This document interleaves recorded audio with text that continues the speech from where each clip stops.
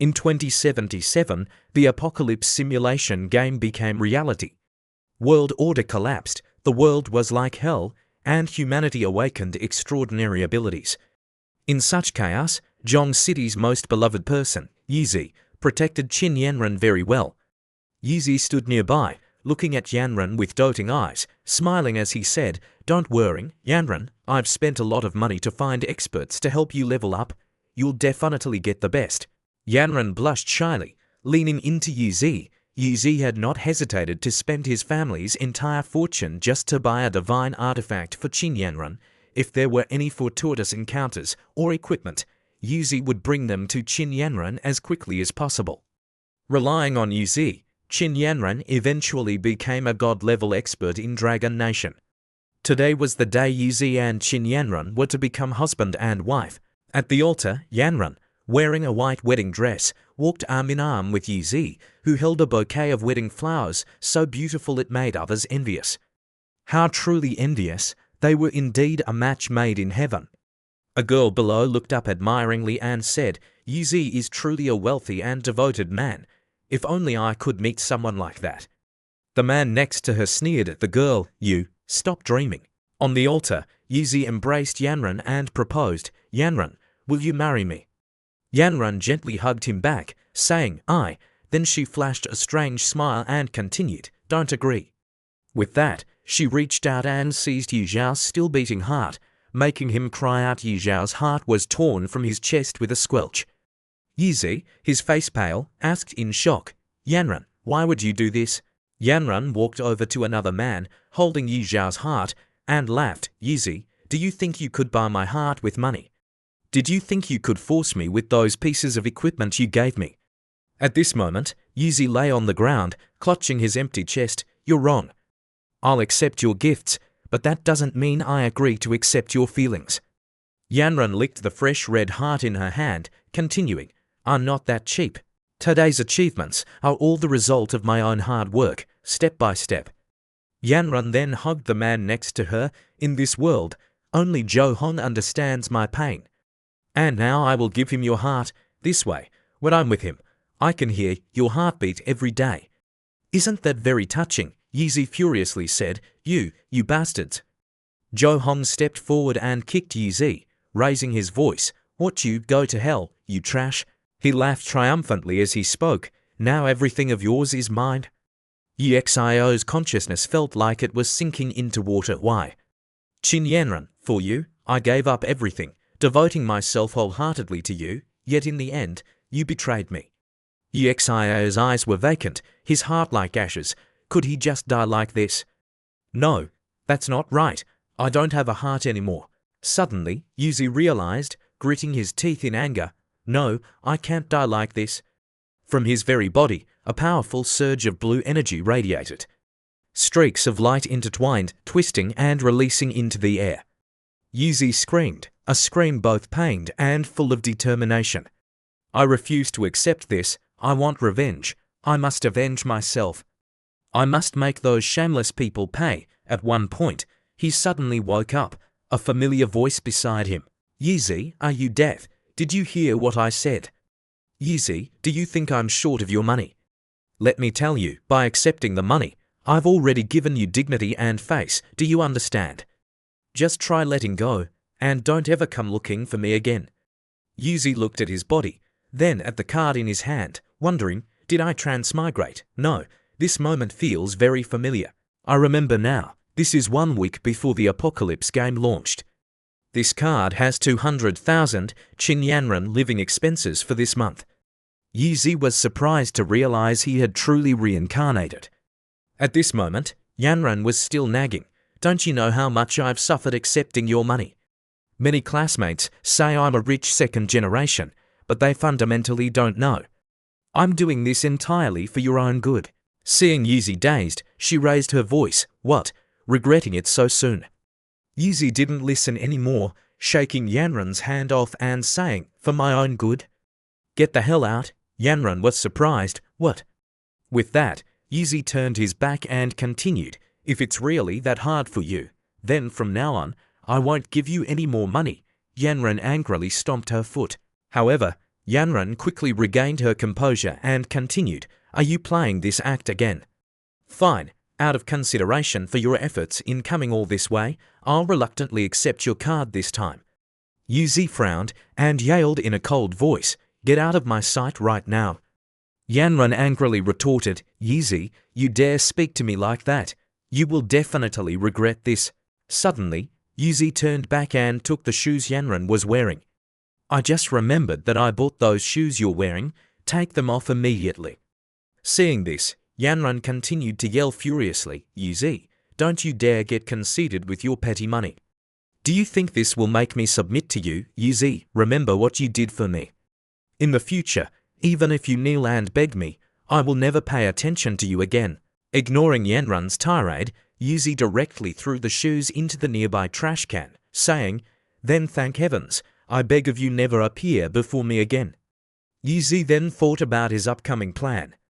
"I have more important things to do, so I don't have time to talk to you anymore. Based on the current time, the closed beta phase of the apocalypse will begin in 1 week. Apocalypse, the mechanical text appeared, "Please wait for check." At this moment, during the first 10 minutes of the closed beta, the top-up system would be briefly activated. While thinking, Yuzi pulled out his phone to make a call. What he had to do before the closed beta was to raise enough capital. On the other end of the line, a successful woman answered. "Isn't this the great lover? Why do you suddenly remember to call me?" Yuzi heard her voice and continued, "Hello, Yulin, haven't you always wanted my shares? 2 billion, one-time payment, do you want to buy them?" Yulin asked in surprise, "What, did I mishear? You want to sell your shares?" Yuzi affirmed, 2 billion, not a penny less. "Within 5 days, all procedures will be completed and the money will be transferred to my account. With your methods, Miss Yulin, there won't be any problem, right?" Yulin laughed contentedly. "No problem, 2 billion it is." "Yuzi, have you finally come to your senses and handed over the Yi Corporation to me?" Yuzi continued to urge Yulin to transfer the money. "Less talk. Call me as soon as it's ready." The next step was just to wait for the apocalypse's closed beta to appear. Hanging up the phone, Yuzi smiled smugly, "This life. I will ascend the throne alone." 1 week later, Yuzi logged into the game, and a notification appeared. "Welcome to the Apocalypse game. The current version of the game is in closed beta. Congratulations to all players who have qualified to participate in the closed beta. This trial will only last for 3 days, and the open beta version will be launched in another 3 days." Exio swiped his hand and appeared in the middle of the forest. The scent was truly familiar. This was the place. The starting point of the Apocalypse game. The starting point of the Apocalypse game. Yuzi opened his status panel to check his username, which was still Knightsy, then reached out to choose his profession. In his previous life, a guild was once defeated by a god-level beast tamer, who single-handedly resolved everything with just one giant abyssal dragon, beast tamer. This life, I will no longer lack resources, so I will choose beast tamer. As he accepted the profession, a blue light radiated from Yuzi. Yuzi smiled, satisfied with his choice. Yuzi continued to the most important step. Next was the most crucial moment, top up. A notification displayed that Yuzi had successfully topped up. "Congratulations on your successful top-up, you've received 2 billion gold coins." After successfully topping up, Yuzi laughed heartily. "This is great, 2 billion has arrived. In less than 3 days, the value of these gold coins will increase tenfold." The system notification continued to appear. "Congratulations, as you are the first player to top up over 100 million, the system will unlock a unique hidden profession reward. The hidden profession has been identified and automatically merged with you." Yuzi glanced at the notification and then realized. A pair of glowing red eyes appeared, and the system notification popped up again. "Congratulations, you have acquired your second profession, God of Wealth." The God of Wealth appeared, surrounded by abundant money. Yuzi looked at his hand in surprise, pondering, "What is this? Could it be that I received this hidden profession because I topped up too much money?" A hidden profession called God of Wealth. The system notification board kept appearing, and a red toad holding a long pipe and coins spoke up. "I can't believe it. The one who unlocked this venerable one is just a kid. Yuzi was stunned, surprised, and wondered, where did this toad come from? The toad loudly and impudently shouted, then took a puff from its pipe and introduced itself. This grandmother is Ebisu, your wealth mentor. You are the 709th god of wealth trained by this grandmother. Still in the game, Yuzi crossed his arms and looked down at Ebisu disdainfully, saying, a toad and a god of wealth mentor. Do you think you're selling financial products? Ebisu ignored the mockery, snapped its fingers, and said, you stinking brat, this grandmother will show you what wealth is. A series of notifications appeared. Innate talent, endless resources, level 1, the most basic ability of the god of wealth is to generate wealth. The gold coins you carry will increase by 1% daily. Innate talent, extreme frugality, level 1, as a god of wealth, you refuse all losses. After you die, your gold coins and items will not be dropped. Innate talent, auspicious blessings, level 1, but people still say money is the most important thing to sustain human life. The more wealth you have, the luckier you become. Luck plus 50, innate talent, unparalleled resolve, level 1. No matter how ugly you are, generous spending will suddenly make you handsome and super charming. Charm plus 50, innate talent, god of wealth's power, level 1. The god of wealth is also a deity, and you will possess the power of a deity. For every 1 million gold spent, a random attribute point is added. Limit 100 times per day. Yuzi was so surprised he exclaimed, holy crap. Yuzi calmed down, turned to look at Ebisu, and continued, no wonder it's a hidden profession. It has so many innate talents. But it seems to have no attack attributes at all. Ebisu crossed its arms and replied, you really don't understand anything. Any innate talent of the god of wealth profession brings wealth. Yuzi rested his hand on his chin, realizing, endless resources increases the gold I carry by 1% every day. So, with a current net worth of 2.2 billion, I can earn an additional 22 million gold coins every day. A notification appeared next to Yuzi, innate talent, endless resources, level 1, the most basic ability of the god of wealth is to generate wealth. The gold coins you carry will increase by 1% daily. Ebisu said, if that's the case, combined with the god of wealth's power, couldn't I gain 22 attribute points every day? What kind of concept is this? The notification board appeared. Innate talent, god of wealth's power, level 1, the god of wealth is also a deity, and you will possess the power of a deity. For every 1 million gold spent, a random attribute point is added, limit 100 times per day. Yuzi joyfully picked up Ebisu and said, holy crap, this god of wealth is too generous. In my previous life, I spent all my assets on Chinyanran. In this life, I've become the god of wealth. I must let the world know the power of money. Ebisu struggled and scolded Yuzi, you stinking brat, damn you, let this grandmother down now. The notification board continued, are you ready to go to Newbie Village? Uxio reached out and chose to enter Newbie Village. With this golden hand, what are we waiting for? Let's speed up our development. Now entering Newbie Village no. 9527, Flower Plain, Yuzi and Ebisu teleported there. Ebisu fell flat on its face and cried out. Yuzi spoke up, it seems like the new server just launched, so there's no one here yet.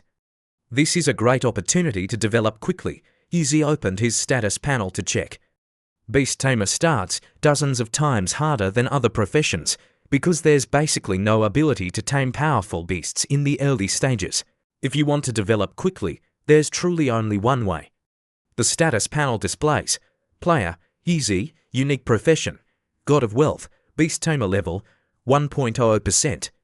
Basic stats, HP 100, MP 100, Hunger 100, basic attributes, Strength 10, Constitution 10, Spirit 10, Agility 10, Special attributes, Luck 50, Charm 50, Talents, Endless resources level 1, Auspicious blessings level 1, Unparalleled charm level 1, God of wealth's power level 1, Equipment, none skills, none items, none gold coins.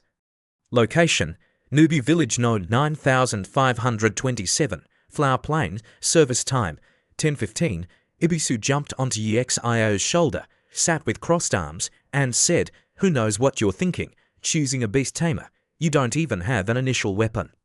Yuzi retorted, "What do you know? The beast tamer, with its ultimate infinite potential, is the most promising profession." From afar, Yuzi saw a group of monsters approaching. Ferocious goblins advanced towards Yuzi. Human flesh smells like human flesh. The status panel showed, Goblin Warrior Level 5, Elite. Upon seeing the names and levels of the approaching monsters, Yuzi exclaimed, "Holy crap, an Elite Level 5 warrior. Am I really that unlucky? With my current strength, should I fight or run?" Without a word, Ibisu quickly ran ahead. Yuzi realized and scolded, "You toad, you run so fast." Ibisu replied while running, "Is there any need to think? You're only wearing pants. You don't even have a weapon. Facing a level 5 elite, what kind of fight do you expect? Hurry up and run. What are you waiting for?" The goblins advanced while shouting, "Food, don't even think about escaping." Yuzi quickly ran, calling for help. "Oh my god, help me." After a period of frantic running, Yuzi and Ibisu finally reached the main city. Yuzi gasped for breath and said, "Luckily, we made it to the main city. It's just the beginning, and my small life almost ended." Ibisu added, "This grandmother has never experienced such humiliation before." The players in the city saw them and whispered among themselves, "Someone actually chose the beast tamer profession. That's right, I can't believe it, and his beast is even a toad. His tamed beast is a toad." Ibisu angrily cursed upon hearing them say, "It's Exio's tamed beast. You're the toad. Your whole family are toads." The group continued to laugh and say, "This beast tamer is so funny." "That's right, he actually tamed a toad." Yuzi didn't care and left. Ibisu spoke from Exio's shoulder, giving directions.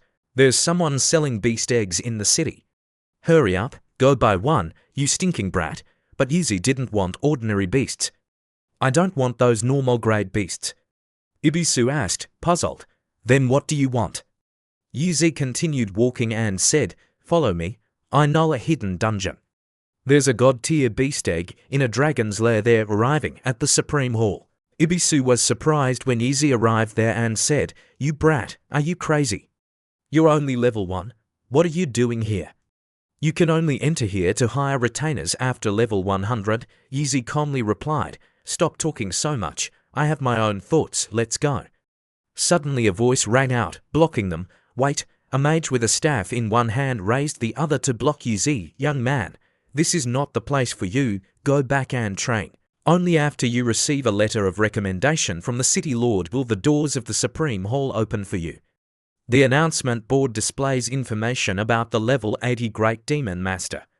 Yuzi looks up and sighs. No wonder it's the Supreme Hall. Even the doorman is a Great Demon Master. Yuzi respectfully replied, "Honorable Great Demon Master, I don't have a letter of recommendation." The Demon Master replied, "Then go back. The Supreme Hall is the glory of the Empire, not a place a kid like you can enter." Yuzi heard this and replied, "Although I don't have a letter of recommendation, Venerable Great Demon Master, it seems you dropped something a few days ago, so I specifically brought it to you." The Demon Master stroked his long beard and coldly said, "Something? What thing? I advise you not to play tricks." Yuzi pointed to the ground and said, "Great Demon Master, please look. What is this?" The Demon Master recognized it and exclaimed, "Gold coins." Yuzi continued to point out the coins on the ground. "Great Demon Master, over here, turn around, there are more there too." Exio slyly smiled and asked, "Sir, Great Demon Master, do you like them?" The Demon Master, with gold coins in his hand, said delightedly, "Oh my god, this." The Demon Master immediately changed his attitude, welcoming Yuzi in, and opened a private room for a war god on the top floor, saying, "A supreme VIP guest, please go upstairs." Yuzi was a bit unaccustomed to the sudden change and said, "That, Master, I still prefer your arrogant demeanor from just now. Could you please restore it?" Hearing this, the Demon Master immediately returned to his original posture. "Young man, hurry up." Exio smiled contentedly and said, "Yes, that's more like it."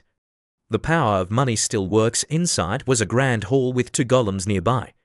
The status board displayed, Supreme Knight Golem of the Hall of Glory, level 100, daily gold cost, Supreme Knight Golem of the Hall of Glory, level 80, daily gold cost. Yuzi looked at the two golems, also surprised. The Supreme Hall truly isn't kidding around. Having level 100 guards like that means you could run rampant in the newbie village, you stinky kid. Yuzi replied, "What's this? It doesn't even catch my eye." A tall armored soldier with two large horns on his head spoke up, "Who allowed you to enter?"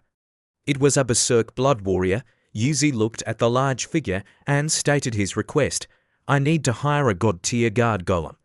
The large soldier immediately replied, "God tier? How precious is a god tier golem? How could it be rented out to outsiders? Besides, with your qualifications, hiring a level 80 bodyguard is already enough. And the price to hire a god tier 1 is not something you can afford." Without waiting for the soldier to finish, Yuzi raised his hand and stated a number, 100 million per day. The soldier took a few seconds to process the number. When he came to, he stroked his chin, calculating the 100 million. In principle, this is truly impossible, but after all, rules are made by people. I happen to know a god-tier spell master. I can help you, ask him. Ebisu stood up in surprise, a spell master. Isn't that a hidden profession? Yuzi continued, a god-tier spell master is the most versatile, with capabilities for both protection, defense, and offense, all in one. Hiring him from the start is a good choice. I choose him. The soldier accepted and replied, I can call him anytime, but first I need to confirm one thing. When will this 100 million gold be paid? Yuzi replied to reassure the soldier, it can be paid anytime upon signing the contract. The soldier, satisfied, took out the contract, then no problem. After the contract is signed, I will summon him right now. Yuzi reached out to stamp his signature. All right, the sooner the better, I'm in a real hurry.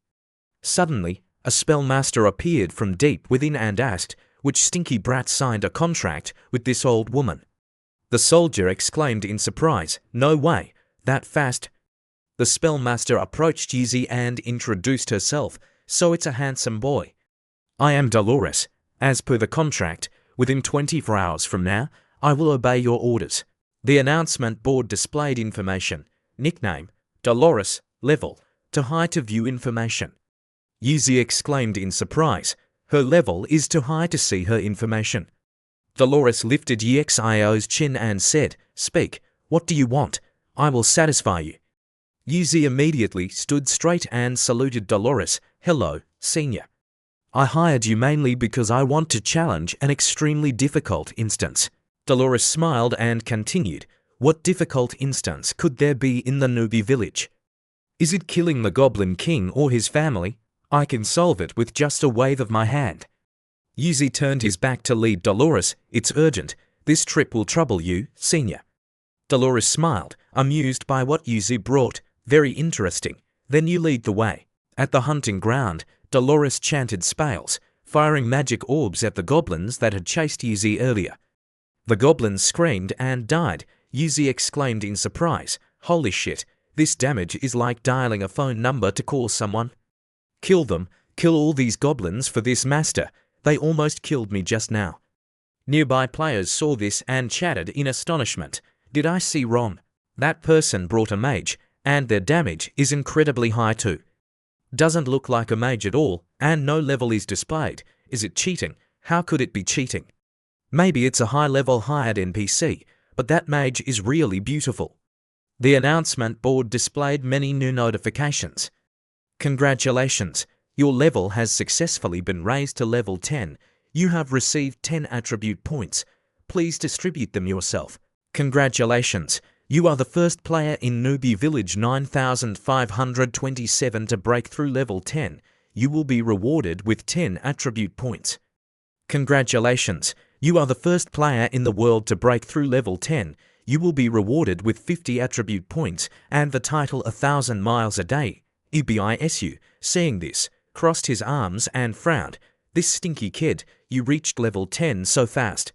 The highest level of other players isn't even over level 5. The announcement board displayed to all players. World announcement. player Yuzi has successfully broken through to level 10, opening the level ranking list. World announcement. Player Yuzi has successfully, players, seeing the announcement, discussed animatedly among themselves. It's only been less than a day since the game opened, and someone has already reached level 10. Who is this Yuzi? It seems he's the one. Truly heaven-defying. I need to go latch onto him? Maybe it's not too late. Isn't this person the GM of the game? He must be in the game to test it, right? Yuzi contentedly ignored the player's chatter and simply asked himself, "Of course, you don't know that in a few days, this apocalyptic game will become reality. Why then, you will know that I am the true God." Back in the hunting area, Yuzi, with Ebisu on his shoulder, and Dolores stood before the mountain range, Yuzi said, "Almost there. The level up attribute points, plus the 100 million spent today, 100 attribute points bestowed by the God of Wealth are about to be in hand. With that, we can reach our true purpose." On the way through the mountains, Ebisu asked Yuzi, "Quite far, isn't it? Is this the hidden instance you spoke of?" Yuzi replied, "Yes, the giant dragon's lair, I'm coming." The announcement board displayed the ranking list. World level ranking. 1 Night Sorrow, level 10, Wagwo, to none, 3 none. Note: level 10 is the lowest level listed on the board. At the goblin hunting ground, a man wearing a white cloak and hood was slaughtering monsters. The man paused, looked at his hand, and wondered, "I've been hunting elite monsters since entering the game. Yet I'm only level 3, but someone has already reached level 10. Is this an exploit in the game? Moreover, I'd never heard of this name, Yuzi, before." His eyes gleaming with eager curiosity and excitement, he said, "Looks like there's another very strong opponent. This is truly exciting." Newbie Village 9527, deep within Whispering Valley at coordinates 110,000 to 154 on the trail, Dolores asked Yuzi if this place in front of them was their destination. A moment later, upon arriving, they found a desolate, deathly landscape. Yuzi and Dolores stood before a large stone platform covered in brightly glowing blue magical symbols. Yuzi placed his hand on the cold stone, and the stone shattered, revealing a notification. "You have entered the hidden area behind the giant dragon's lair. This area is extremely dangerous. Please leave immediately." A majestic entrance gate with a dragon statue above it appeared. No way. What a ferocious aura.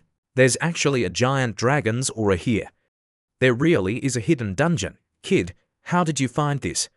The two entered the stone gate. Dolores spoke uncertainly. "If it's a giant dragon, I'm not even 100% confident." Yuzi replied, "I'm not crazy enough to go kill a giant dragon. Let's just go in first, then talk." Yuzi then recounted a story from that year. A level 100 Berserk Blood Warrior had accidentally triggered a hidden quest to explore a dragon's lair and discovered that the dungeon entrance was actually hidden in Newbie Village. But no one believed him at the time. Everyone thought it impossible for such a high-level dungeon to exist in the Newbie Village for characters. Therefore, he could only enter the dungeon alone. Ebisu, sitting cross-legged on EXIO's shoulder, asked, "So how did you know?" Yuzi answered Ebisu's question. "I had to pay a very high price to buy his old combat footage. And I discovered there's an extremely rare dragon egg in this dungeon." Ebisu jumped up when he heard Yuzi say, "What, a dragon egg? Don't tell me you want to steal the egg." Dolores also asked Yuzi in surprise. "Stealing a dragon egg is even harder than directly killing a dragon." "You brat, are you trying to mess with me?" Yuzi retorted to Dolores. "Sister, you're a majestic god-tier spellcaster. You don't need to be so modest." Yuzi gestured for Dolores to follow. "Look, sister, it's just a giant dragon. And sister, you're a majestic god-tier spellcaster. Instantly killing it shouldn't be hard at all." In front of Yuzi and Dolores, a fiery red giant dragon, its body massive and forged like burning steel, was sleeping on its mountain of gold. Holy treasure, glorious giant dragon, 5th tier. Dolores was astonished to see the giant dragon with her own eyes. "So, it's a 5th tier giant dragon. Good thing I brought a teleportation scroll." Ebisu looked ready to bolt. "You guys go ahead. I'll wait for you outside." Yuzi then asked Dolores, "Sister, how confident are you?"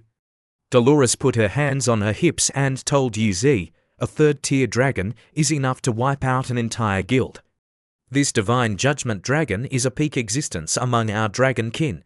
We don't even have a 1 in 10,000 chance of winning. Is it that exaggerated? It seems this egg is even more formidable than I thought. I must get it. She waved her hand, not wanting to continue. I'm not even a little bit confident. I'm retreating first. Yuzi hastily raised the offer. Sister, I'll pay more, double the fee. Dolores turned around and replied, money is useless. It's not that I don't want the money, but I truly can't fight it. Yuzi quickly explained, we don't actually need to kill it, just stall for time. Dolores still refused, stalling won't work either. No one can withstand this 5th-tier giant dragon. Yuzi had no choice but to raise 3 fingers and say, triple the price. Dolores froze, then regained her composure. Damn it, even if I risk my old life, I'll have to hold it off. As she spoke, she raised her staff, her eyes shining brightly. I'll take a gamble. I'll give you 3 minutes.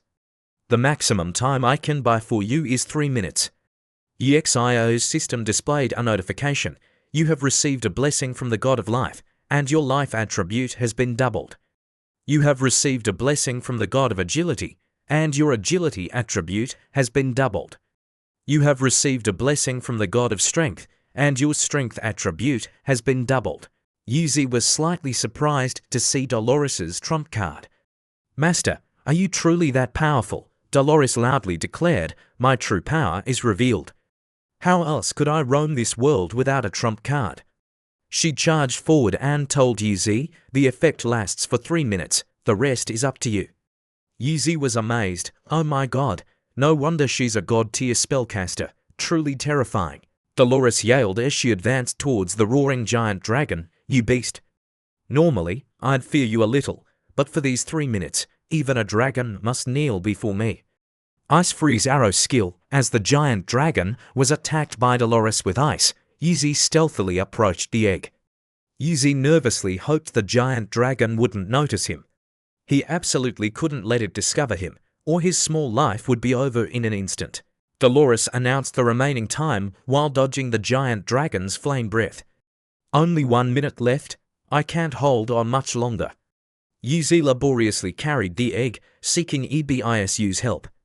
This dragon egg is really heavy, frog. Help me carry it. Ebisu just stood there, looking as if he wanted to refuse.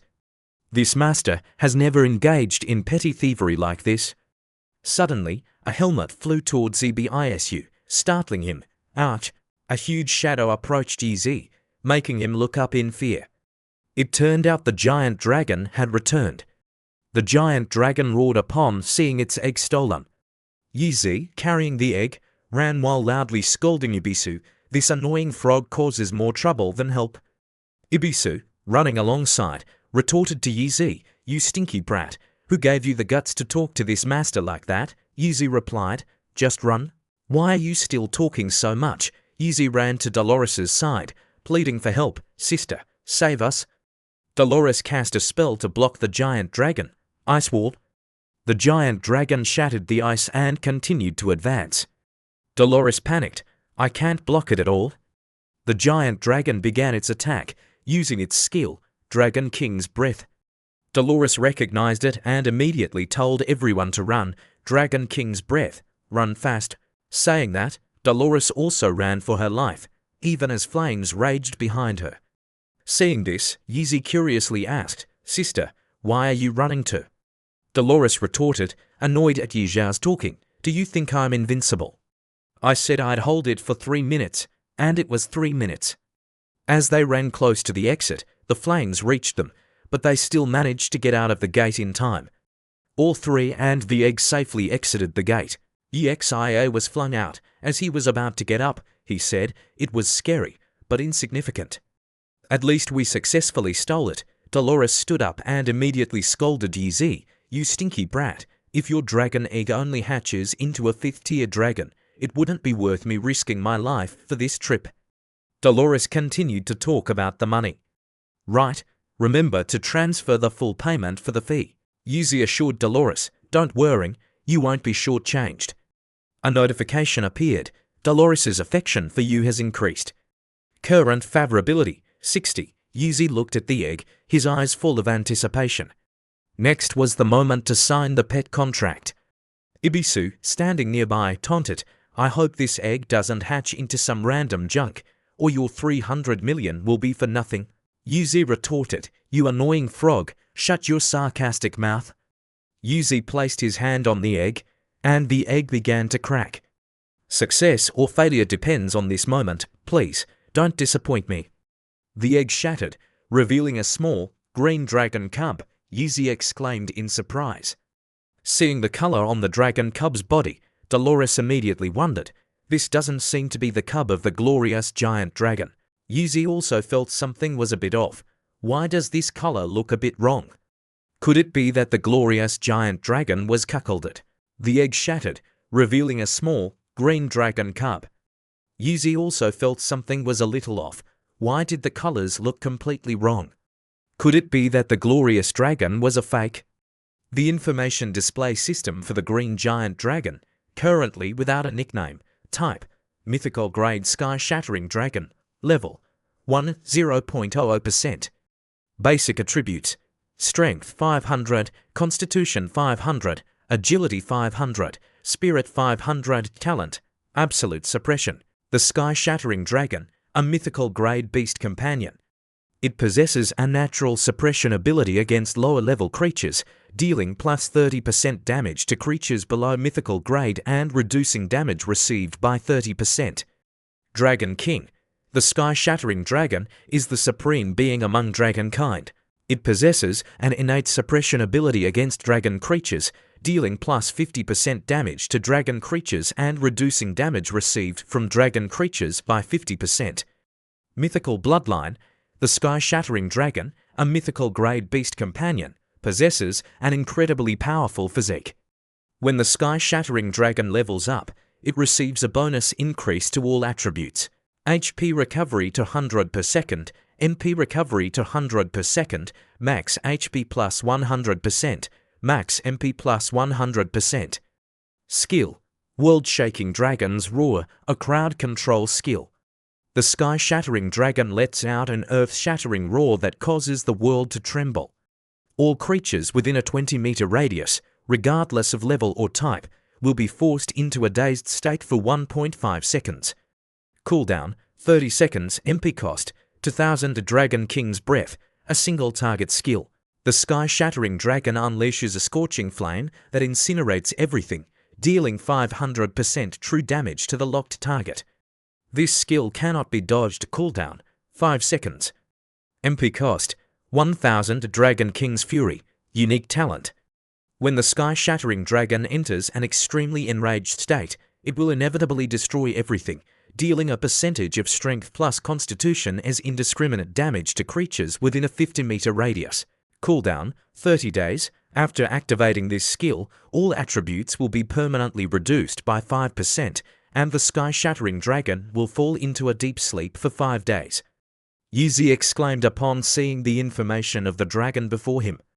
Oh my god, these attributes are to heaven-defying. Yuzi said happily, it's only level 1 and already has 500 strength. Equipping basic gear means its breath attack deals over 2500 damage. Who could possibly endure that? Ibisu, sitting nearby, also marveled at GXIO's luck. You brat, you've really found a treasure this time. Yuzi also felt a bit off about something, then joined in praising the dragon. The attributes of this little dragon are truly astonishing. It also has incredible growth potential. If it truly matures, its destructive power would be unimaginable.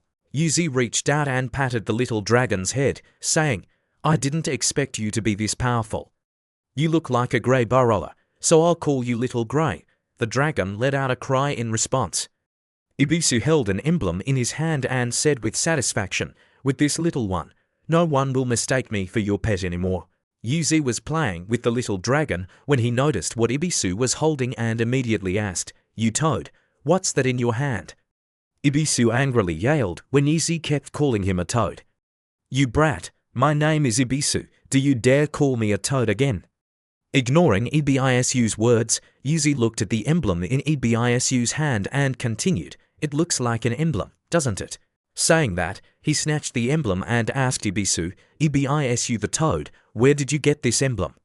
Ebisu angrily shouted, "Give it back to me, you brat! I just picked that up in the dragon's lair." Dolores exclaimed in surprise, "Could this be the Heavenly Annihilation Grade Brutality Emblem?" Emblem information: Brutality Emblem, a grade.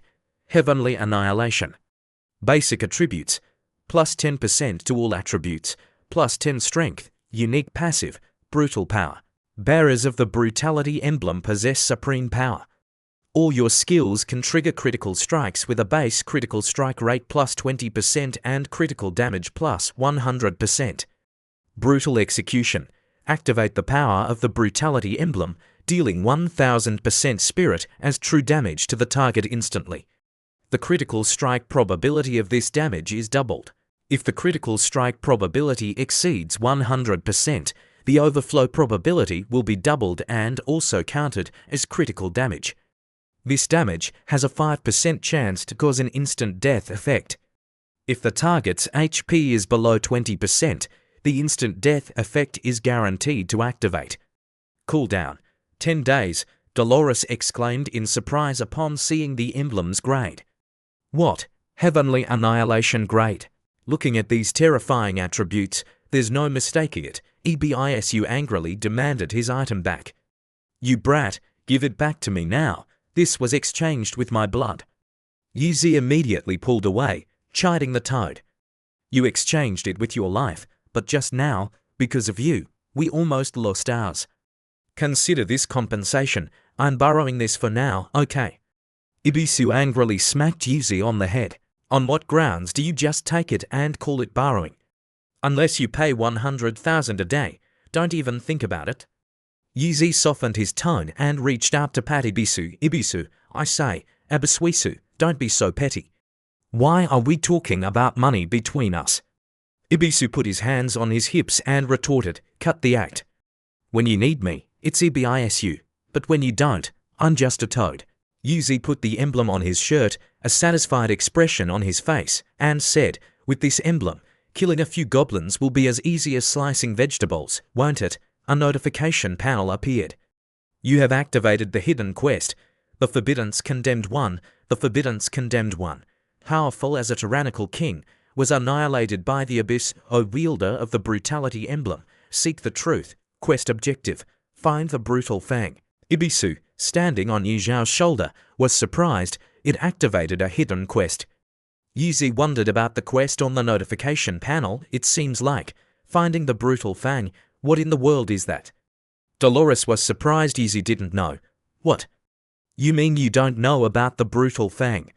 She continued to explain to Yuzi, "It's the dagger of a mythical great assassin, forged from the fangs of an abyssal beast. It's known as one of the most explosive weapons. It seems there must be some connection between this Brutality Emblem and the brutal fang. That sounds powerful, but the Abyssal continent is still very far away." The notification panel appeared again. "Player EXIO, your daily playtime has reached its limit. You will be forcibly logged out in 3 minutes." Yuzi realized, "My playtime is up for today. Looks like I have to log out first." Dolores also said she wanted to leave, then opened a magic circle to depart. "I can't believe the hidden instance in Nubu Village took so long. All right, I'm heading back to the Supreme Divine Temple first. If you need anything, just find me anytime. Remember to prepare some gold coins." Yuzi waved goodbye to Dolores. "All right, Dolores, see you again." After Dolores left, Yuzi continued to check his status board and said, "The Apocalypse game is still in closed beta. It hasn't been integrated with the real world yet. I should still go back and check on my physical body first, or it might be harmed the next day at EXIO's home." News about the game: the virtual Apocalypse game has taken the top spot in the gaming community, reaching the highest level of discussion.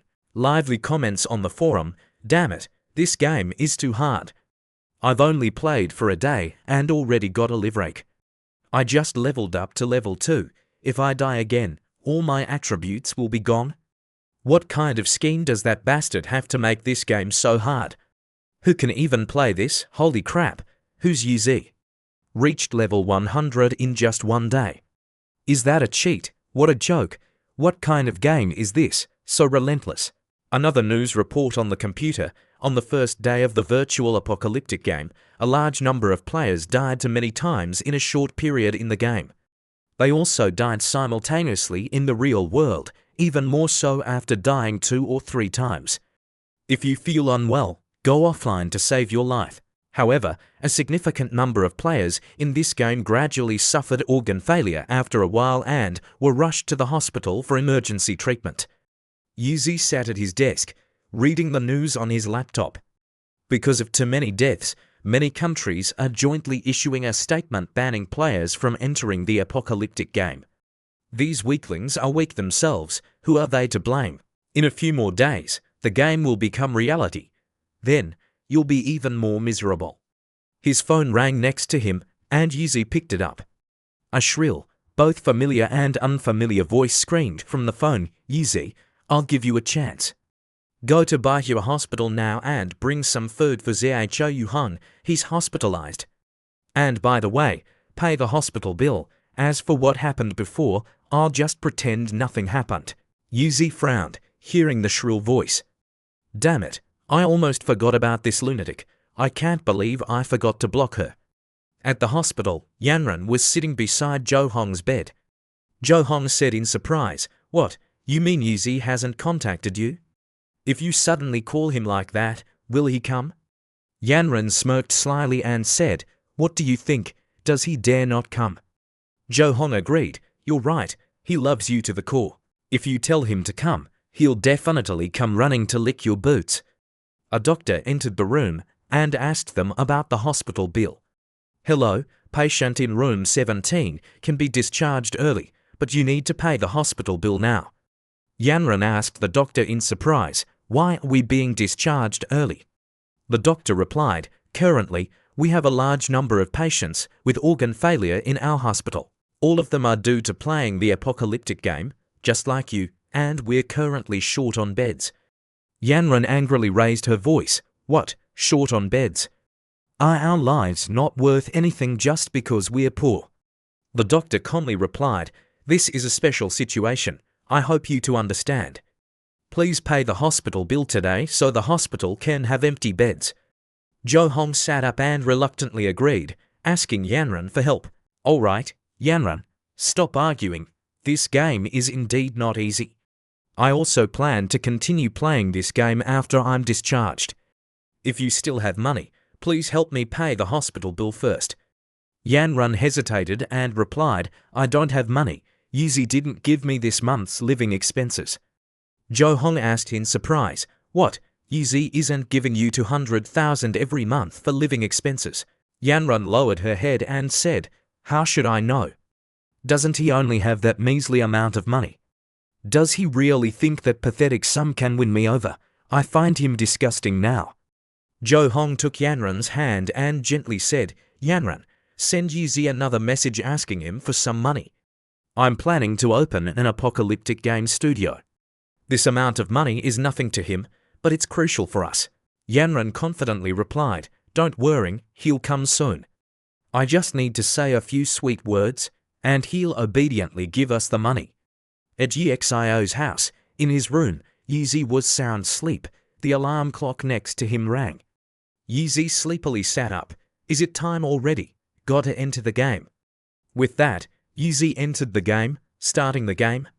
Location: Newbie Village 9527. Yuzi, wearing an extra cloak, walked around the village. Ebisu, with a grumpy expression, rubbed his head after being woken up early and said, "You stinky brat, still not awake. Are you going to make this master get up?" Yuzi replied, "The early bird catches the worm, old man. Old man, we need to level up quickly and leave this beginner village." Throughout the village, many calls for forming parties rang out. Leveling area for levels 1 to 3. Need a priest, no game experience, don't come. Elite party, need players level 2 or higher. Yuzi, level 10. Yuzi was surprised by the change. In just one day, the number of players had increased so much. The players buzzed as they saw Yuzi pass by. Oh my god, it's a level 10 master. He's number 1 on the leaderboard. How did this guy level up so fast? Big bro, do you have a party yet? We have lots of pretty girls. Brother, can you take me with you? I'll show you my fishnets. Even if you change your mask to hide your face, the character string above your head can't be hidden. What an idiot. Yuzi sighed, not knowing what to do. Sigh. What now? Yuzi ran from the crowd, who chased after him, yelling, "Don't run." The crowd followed in the direction Yuzi ran, saying, "Follow the master, he definitely knows where to level up fast." That's right, let's follow him quickly, Yuzi shouted, "Run faster." Yuzi ran out of the beginner village, but the crowd still chased after him. "Don't run," Ibisu, running beside him, said, "Run faster, or they'll catch us." Yuzi hadn't expected this. I didn't expect more and more of them to chase me. The crowd had to stop when they saw Yuzi run into the level 10 trial area. We can't follow any further. That's the level 10 trial area ahead. The monsters there can kill us in an instant. Yes, that place is too dangerous. We can't go in. Someone wondered aloud, could it be that Master Yuzi wants to go through the trial alone? The person next to him said in surprise, "What, alone? No way, that's just too powerful." When Yuzi finally managed to shake off the crowd, he sighed in relief. Finally, I've lost them. They're not completely stupid. This isn't a place they'd dare to come. Yuzi then approached a fortress where a soldier in armor stood with a greatsword in hand.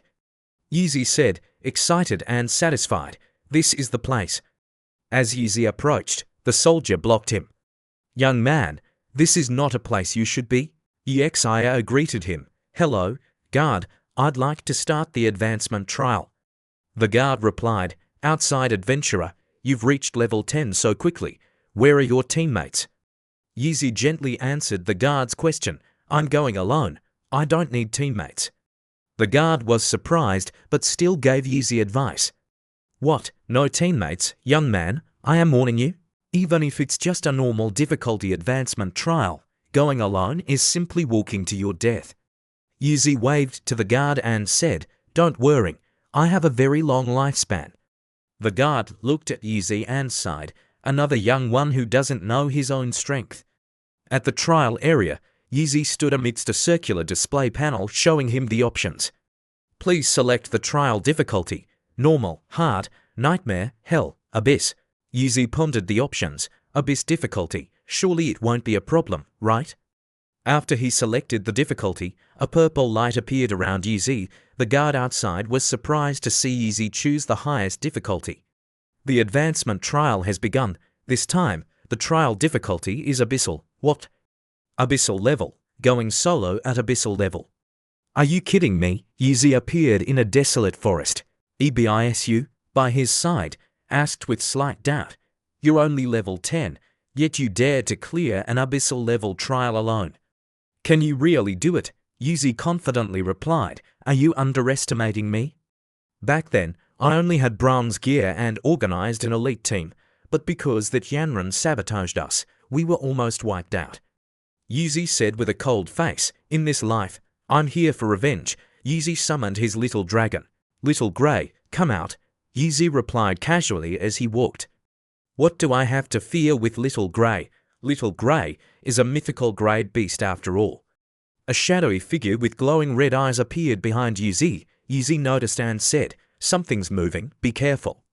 A large snow wolf charged forward, its status panel displayed.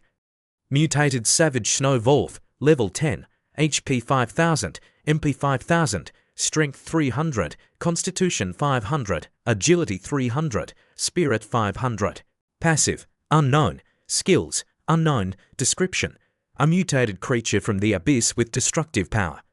Be careful, once you are targeted, the Grim Reaper's scythe will swing towards you.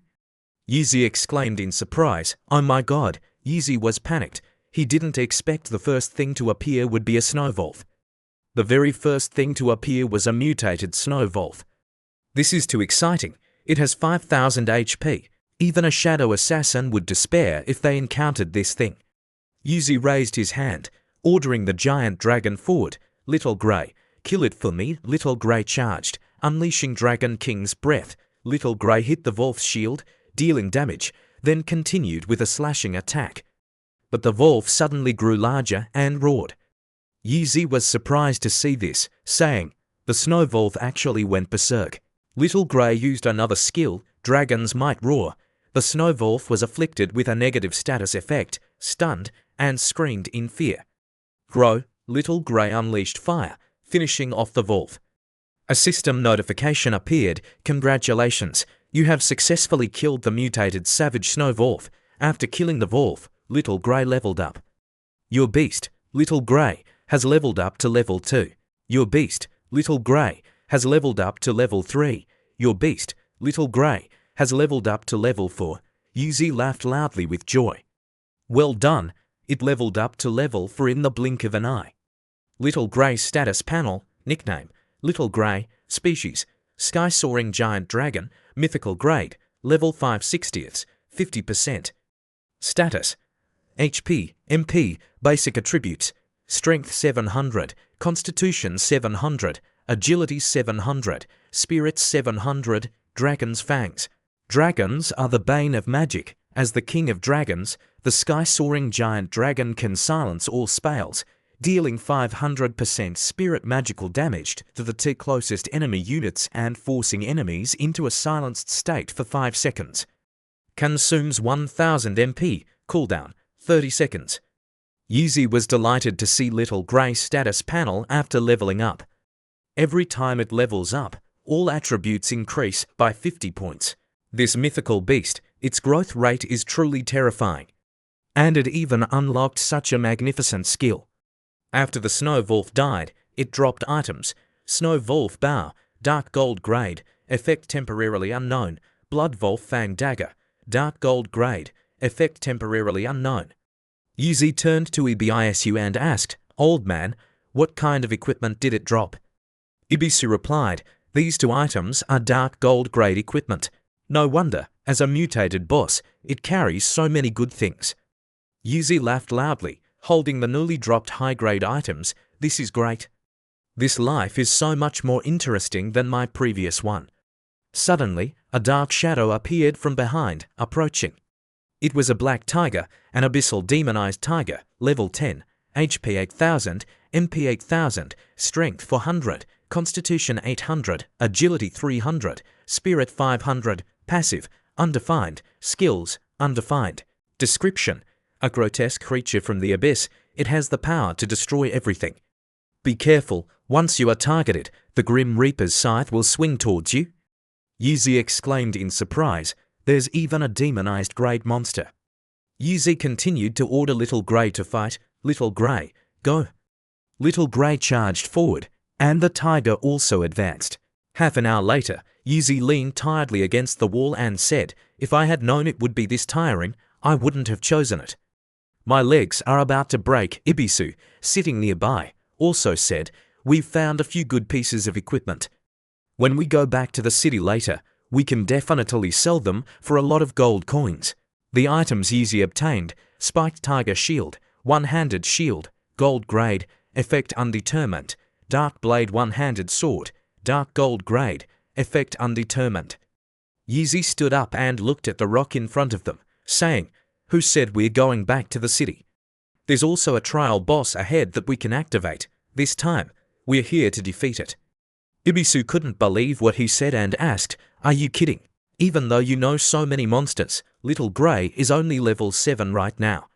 Will it really be okay to face a boss?" Yuzi walked towards the rock and said, "Of course, it's no problem. In the Abyss trial in my previous life, the final boss was only Lord Grade. Now, Little Grey can easily kill 2 demonized monsters."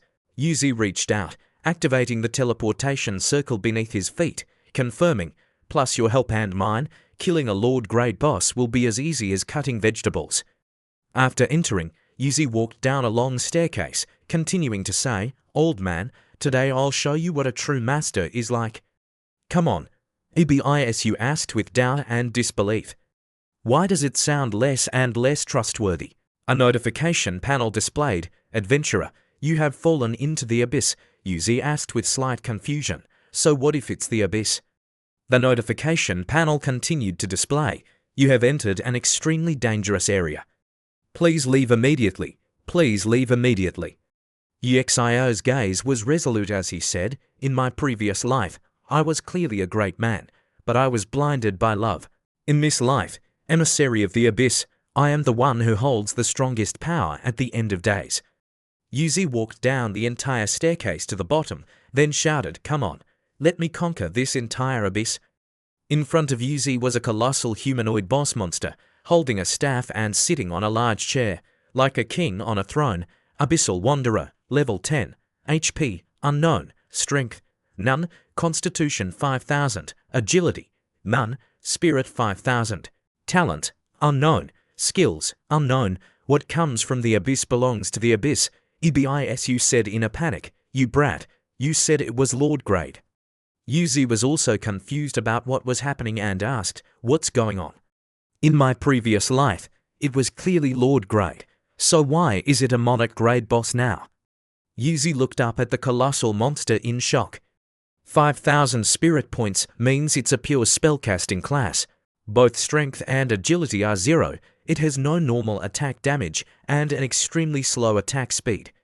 If we get hit by its attack, we are dead for sure. Ibisu, standing nearby, also said, you stinker, if you die, I'm not cleaning up your corpse. Seeing Little Grey wanting to charge, Yuzi quickly raised his hand to stop it, saying, a Monarch Grade boss is no joke. Little Grey, don't use skills randomly, listen to my commands. Yuzi continued to give instructions to Little Grey. Little Grey, this big guy is slow, so change your position frequently. Don't engage for too long, Little Grey cried out in agreement. Little Grey started attacking from the side. Yuzi, standing far away, praised and continued to command, that's right, keep doing that. Little Grey moved in a circle. Little Grey followed Yuxio's words, turned to another direction, and continued attacking. Yuzi laughed happily, praising Little Grey, absolutely do not let it cast any skills. That's right, keep it up, chip away at that big guy until it's dead. Suddenly, the monster's attention shifted to Yuzi. Yuzi was slightly flustered, wondering, what? Why is the vagrant turning towards me? Something feels wrong, isn't it looking at us? As the boss advanced towards Yuzi, Yuzi realized, it seems to be heading towards us. Could it be that once the boss raised its staff and began chanting, a magic circle appearing above it? Ibisu shouted a warning to Yuzi, dodge quickly. Yuzi retorted, not needing Ebisu's reminder, you don't need to tell me that. The boss shot at Yuzi, who was startled but still dodged, cursing, damn it, are you trying to kill me? Another green beam approached, nearly hitting him, making Yuzi cry out, why is this guy only targeting me? Little Grey, hurry up, save me, many beams were shot by the boss. Yuxio dodged and cried for help, I can't hold on much longer. Little Grey used a skill, hitting the boss's shoulder and making it scream. Little Grey flew overhead, crying out, growl. The boss fell after being hit by Little Grey attack. Yuzi spoke up again, if you hadn't died, I'd have run out of breath already. Ibisu scolded Yuzi, next time we come to such a dangerous place, please don't call this old man again, okay? A system notification appeared, congratulations, you have completed the Abyssal Rank Up trial. Congratulations, your pet Little Grey has reached level 10, congratulations, you are the first adventurer to successfully clear the Abyssal trial. You will receive a reward of +5 to all attributes. Yuzi was breathing heavily, panting. Yuzi looked at Ebisu with a displeased expression. Ibisu, I can't believe you're so cowardly and afraid of death.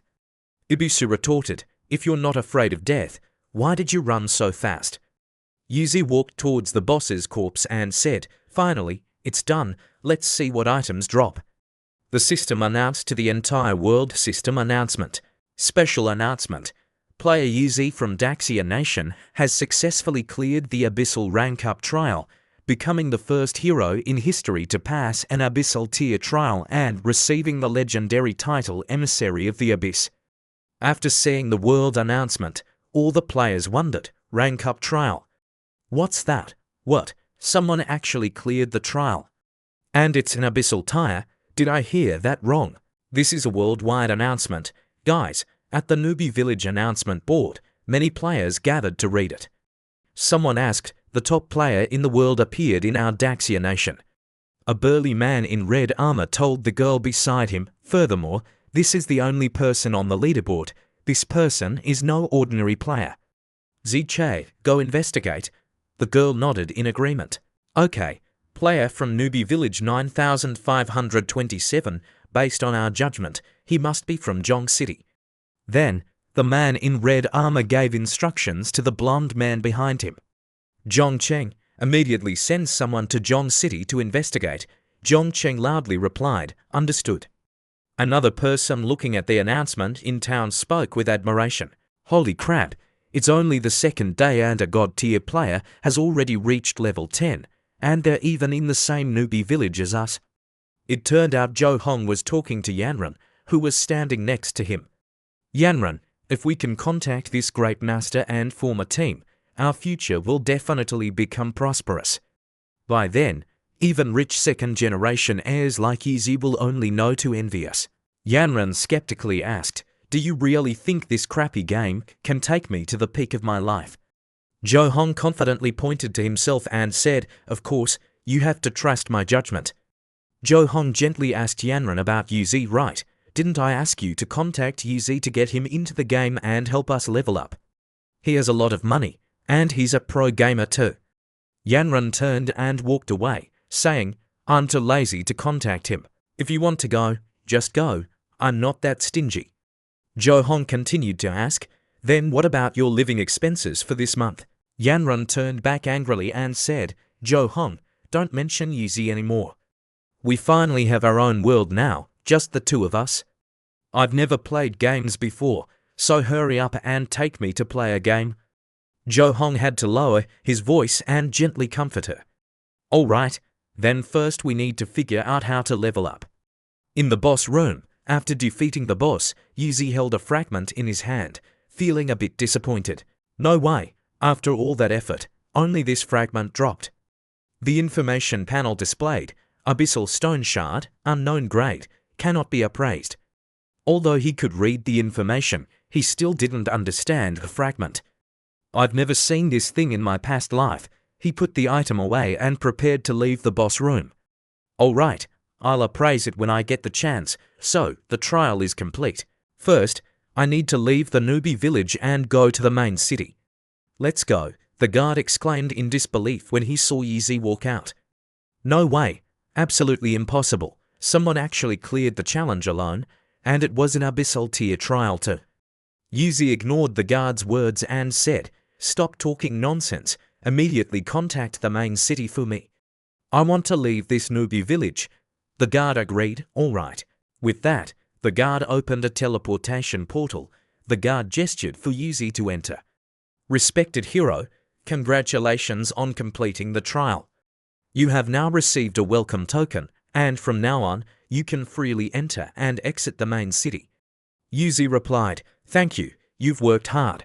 The guard handed Yizi a small box and said, in addition, because you have completed the Abyssal Rank Up trial, you are entitled to an epic grade Valiant emblem item. Yizi happily accepted it. Not bad, another memento. The emblem info panel displayed, epic Valiant emblem, description, proof of a hero. Only obtainable by successfully clearing a purgatory tier trial. This is the Empire's highest honor, basic attributes plus 20, willpower plus 3, passive. Valiant power activates when HP drops below 30%, increasing strength by 10% for 1 minute. Seeing the information, Yizi happily said, epic grade, and it even boosts all attributes. Not bad at all. Yizi reached out, preparing to step into the portal, and said, Little Grey, IBISU, let's go. Main City, here we come, Windleaf Main City. A system notification appeared, you have entered a new area.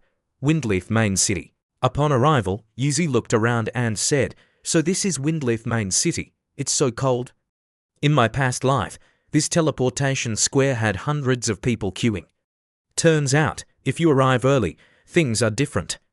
Yizi continued, all right, let's go find Beastmaster Master Gootle first. Ibisu, sitting on Yexio's shoulder, asked curiously, Beastmaster Master, aren't you a beast tamer yourself? Why are you going to him? Yuzi smiled and said, you'll see when the time comes. After walking for a while, Yuzi stopped in front of a house with an old man sitting outside. This is the place. It's Beastmaster Master Gutel. Yuzi approached respectfully and said, Respected Master, I wish to perform a class transfer. Gutel waved his hand, wanting to dismiss Yexio. If you want to transfer classes, go find someone else. Don't bother me. Yuzi replied, I want to transfer to a hidden class, Beast Speaker, but others cannot do it. Gutel looked at Yuzi with a cold expression and said, Do you think anyone can become a Beast Speaker? First, prove your strength outside the city. There's a pack of demon wolves. Bring me back 100 pairs of their eyes. A new notification appeared. Gutel has given you the quest Eyes of the Demon Wolf. Please go outside the city to kill 100 elite monsters, crippled wind wolves, gouge out their eyes, and bring them too. Ibisu looked at in wonder and asked, How do you know there's a hidden profession quest here, kid? Yuzi smiled and said, I'm not foolish enough to kill 100 elite monsters. Gutel still coldly chased him away, truly useless, can't even manage such a small feat. Get out of here and don't bother me again, Yuzi said while fumbling in his pocket. You're mistaken. I don't think I need to kill any wolves, because this item is enough to prove my strength. Yuzi presented the Ga shield emblem. Gutel was surprised. This is an epic tier valor emblem. Yuzi nodded in confirmation. That's right. This is indeed an epic tier valor emblem. Gutel sprang up, unable to believe it. Unbelievable. To think someone so young could pass the Purgatory tier advancement trial. Yuzi countered. It's not Purgatory tier, it's Abyssal tier. Gutel then asked, and you could pass even the Abyssal tier. May I ask, how many people are in your team? Yuzi replied smugly, Only one, just me. Gutel laughed loudly, scratching his head. Just as I thought. From the first moment I saw you, I knew you were a dragon and phoenix among men, with astonishing talent. Truly extraordinary. Yuzi asked in confusion. Didn't you just call me a useless person who wasn't qualified to change my profession to Beast Whisperer when you first saw me? Ibisu was surprised by Gutol's sudden change. Why does this guy change his attitude faster than turning a book page? Yuzi continued to ask about the original topic. If that's the case, can I change my profession to Beast Whisperer now? Gutel cheerfully accepted, of course, but I have one small request. I just want to see what a contracted beast that can pass an Abyssal tier trial looks like. Yuzi replied, No problem. Little Grey was summoned by Yuzi. Seeing the small dragon in front of him, Gutel exclaimed in surprise, Oh my goodness, is that a divine tier contracted beast? And it's even a young dragon, Yuzi replied. That's right. Gutel joyfully shouted, Oh my god, in my entire life, I actually get to see a divine tier contracted beast with my own eyes. This is exactly my dream beast. Gutel asked, slightly worried, Master, are you all right? No need to get so excited. Gutel hesitantly suggested to Yuzi, Could you perhaps not change your profession to Beast Whisperer today? Yuzi asked back, a little surprised, What do you mean? Gutel continued, Because a Beast Whisperer doesn't deserve a divine tier contracted beast. I will personally introduce you to the Royal Beastmaster. Gutel handed Yuzi a letter and continued, This is a letter of recommendation. Go to the address on it, and he will surely give you the answer you want. Yexio happily took it. There's such a good thing. The system notification displayed, You have activated the hidden profession quest, Whisper of the Dragon. Go to the Imperial City and find the Royal Beastmaster. As they left, Ibisu marveled at Yexio's luck. Kid, you truly have unbelievable luck. You actually managed to change to a hidden profession. Yuzi replied, But the Royal Beastmaster is in the Imperial City, and that place is too far from here. Besides, I have many other things to do right now. Ibisu asked skeptically, Do what? Yuzi assured him, Just follow me and you'll know. I have another hidden quest to complete. Ibisu then asked curiously, How does a kid like you know so many hidden quests? Along the way, a girl was walking with knights protecting her. Yuzi approached, recognizing her. Ibisu on Yexio's shoulder asked, Kid, Are you going to sell yourself? Yuzi countered. What do you know? She is the widow of the former city lord, Shirel. She is a wealthy and beautiful widow. When Yuzi approached the girl, a knight stopped him and asked, "Stop. Who are you?" Yuzi politely greeted the girl. "Respected Shirel, why does your face always look so sad? Are you facing any difficulties?" "How may I help you?" Shirel said with interest. "I have indeed lost a personal item." "Young man, if you find it, I would be extremely grateful." The system notification displayed, "You have received a request from Shirel. Bring beautiful flowers to her." Ibisu exclaimed in surprise, "There's really a hidden quest."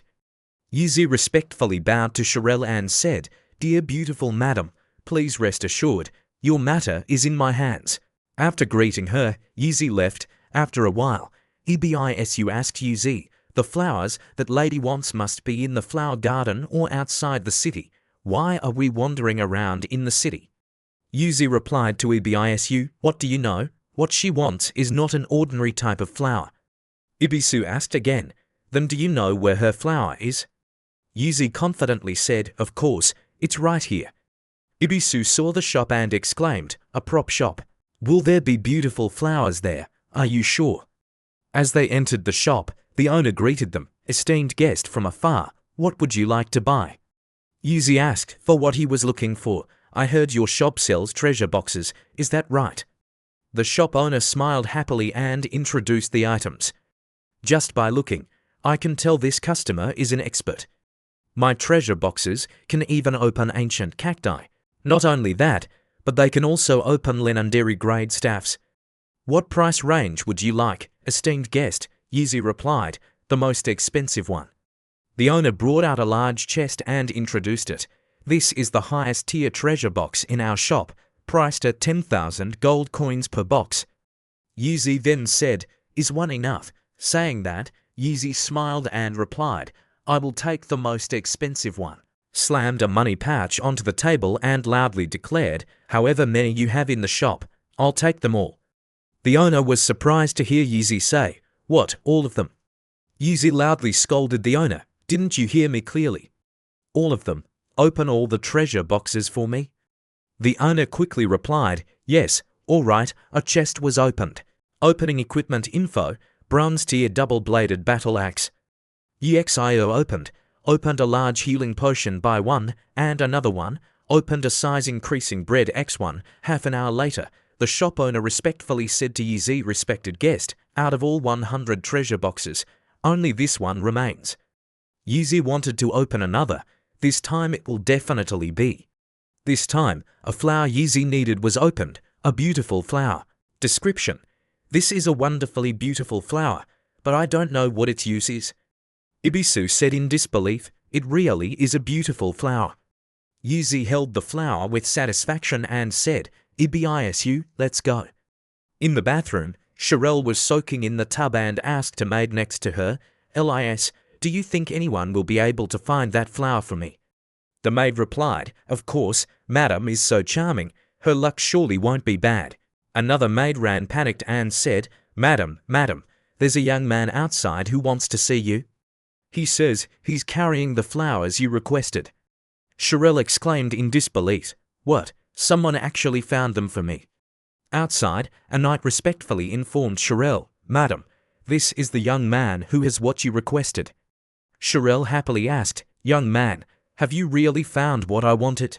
Yuzi presented the box and said, "The real deal, beautiful madam, please take a look." When Shirel opened the box, she joyfully exclaimed, "It really is this beautiful flower. I've been searching for it for a long time. I can't believe I finally..." Shirel held the flower and continued, "How rude of me. I got a little too excited." "Young man, you've helped me with such a big matter. How would you like to be rewarded? Money or a rare item?" Yuzi replied, "Beautiful madam, I don't care about money or items." Shirel gasped. Shirel smiled and continued, "If you don't care about money or items, then I can only offer myself as a reward." Exio's face turned red, and he waved his hands, hastily refusing. "No way, in broad daylight, are you serious? Who could handle something like this? Madam, you've misunderstood." Shirel exclaimed with interest, "Yuzi, still red-faced, continued, I just want you to help me obtain citizen status. Notification displayed. Thanks to your noble conduct and extraordinary charm, Lady Sherelle favorability towards you increased by +20. Sherelle happily laughed and said, you silly boy, so you just wanted citizenship. That's too easy. With that, Sherelle ordered her servant, Eliza, go get my paper, pen, and seal. The servant acknowledged the order clearly. Yes, madam. Yuzi handed a piece of paper to Sherelle, wanting to ask another favor.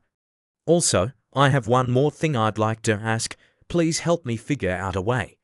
I intend to buy some real estate in this Windleaf City and settle down here. Sherelle took the paper and looked at it, saying, buying real estate and not wanting to wander around is indeed a very wise choice.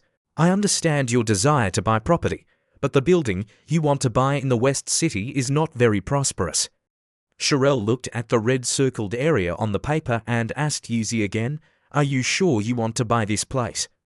Yuzi replied, honored madam, I am very sure about my choice. I hope you can help me get in touch. I would be endlessly grateful. Seeing Yexio's resolve, Sherelle agreed. All right, I'll arrange for someone to contact the real estate agent in the West City area. Yuzi bowed in gratitude. Thank you, madam. You saw the dilapidated land Yuzi chose and angrily said, you little punk, why didn't you buy in the prosperous East City instead of this rundown West City district? Doing business at a loss is not how we get rich, Yuzi retorted. What the hell do you know?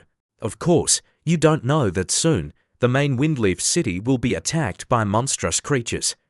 Under the assault of a large number of powerful and demonic creatures, the current city lord will be killed, and most buildings in the East City will be destroyed.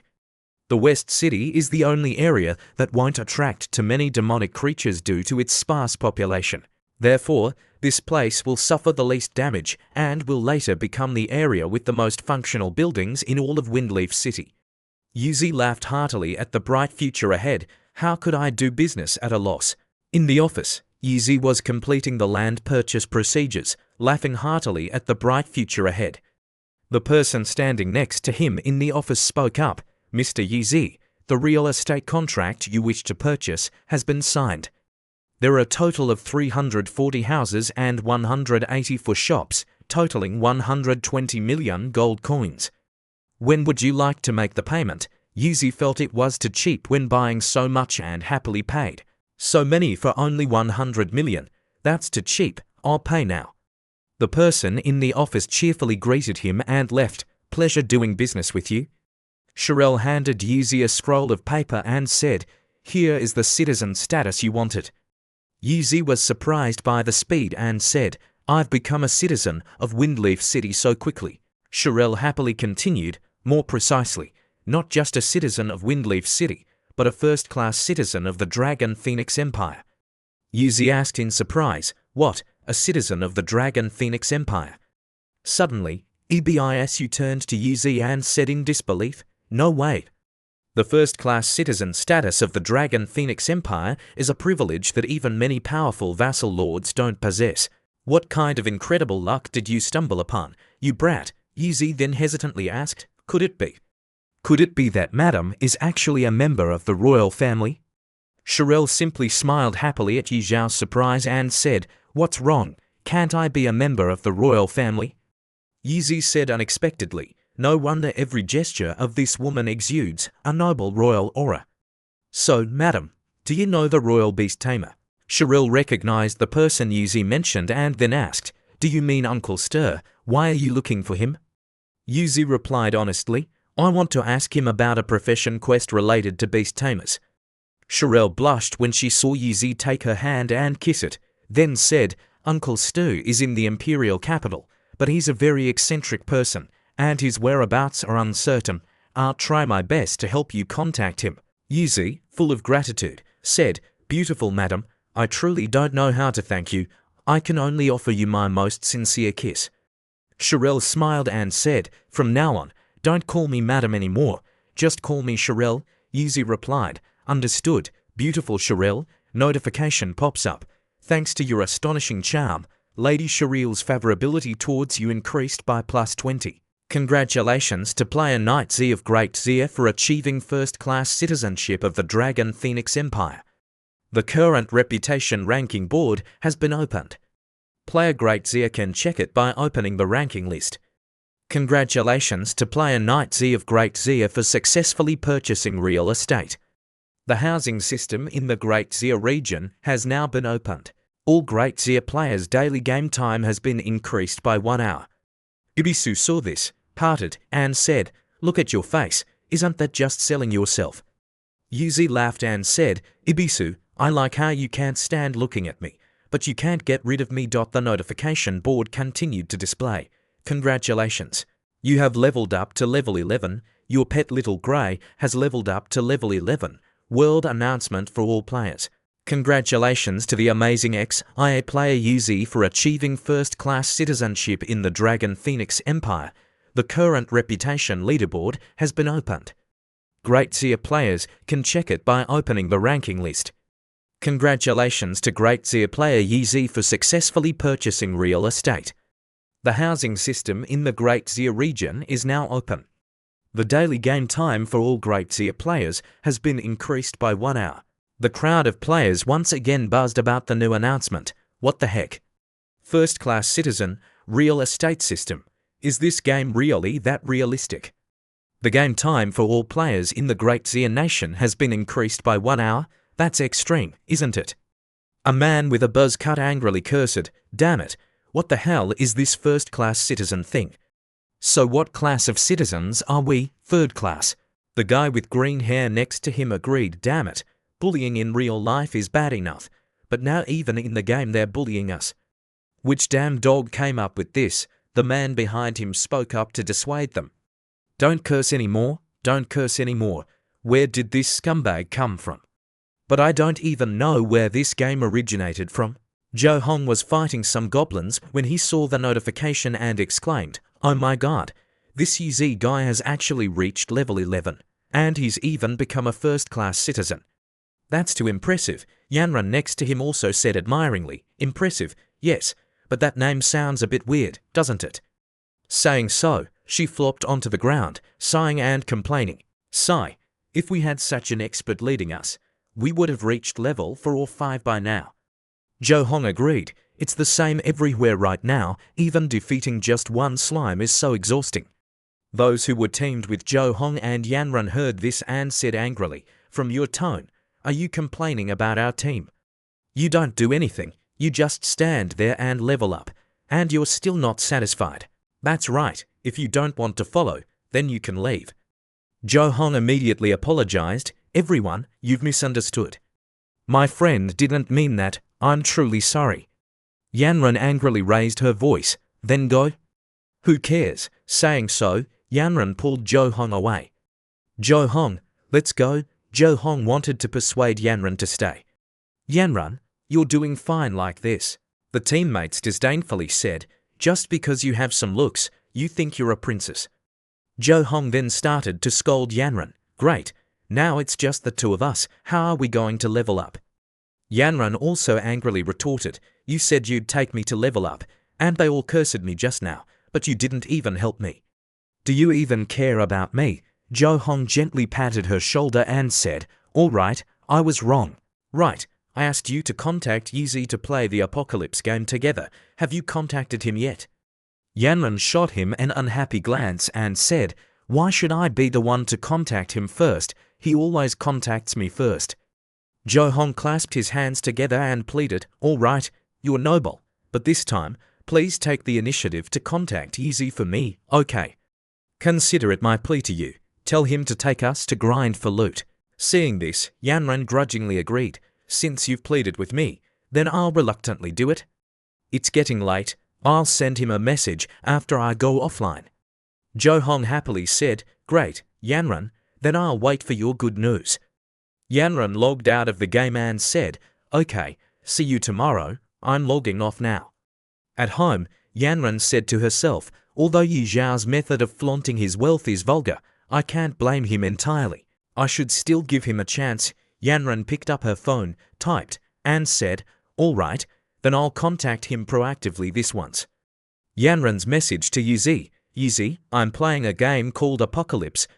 Hurry up and buy some equipment, then take me and Joe home to level up. As long as you can get me onto the leaderboard this time, I'll consider becoming your girlfriend.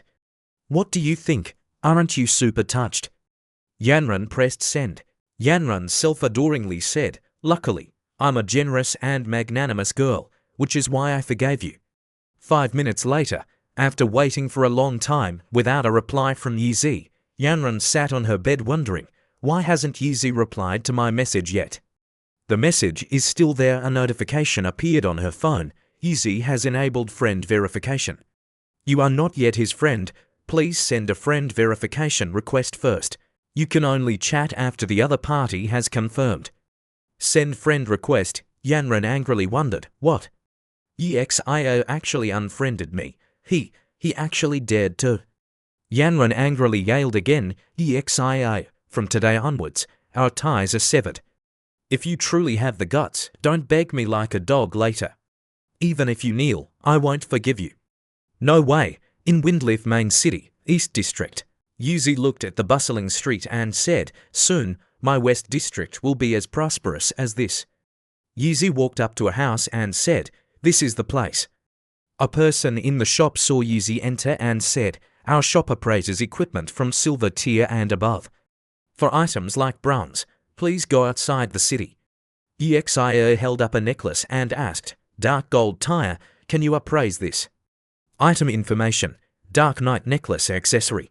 Dark gold tire, effects unconfirmed. The person shrieked in alarm, oh my god, it's really dark gold tire. He smiled and said, dear boss, please rest assured.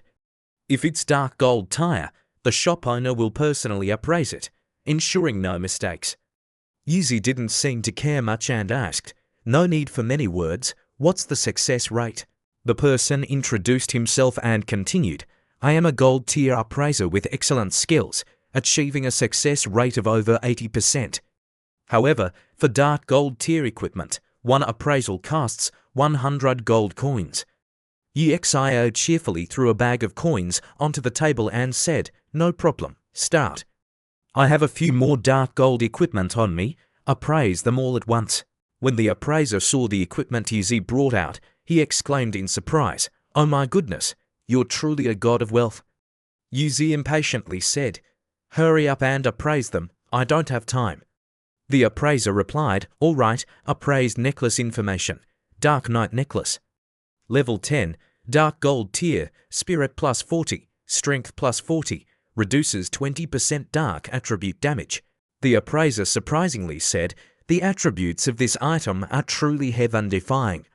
Yuzi, satisfied, told the appraiser to continue, the attributes aren't bad, continue.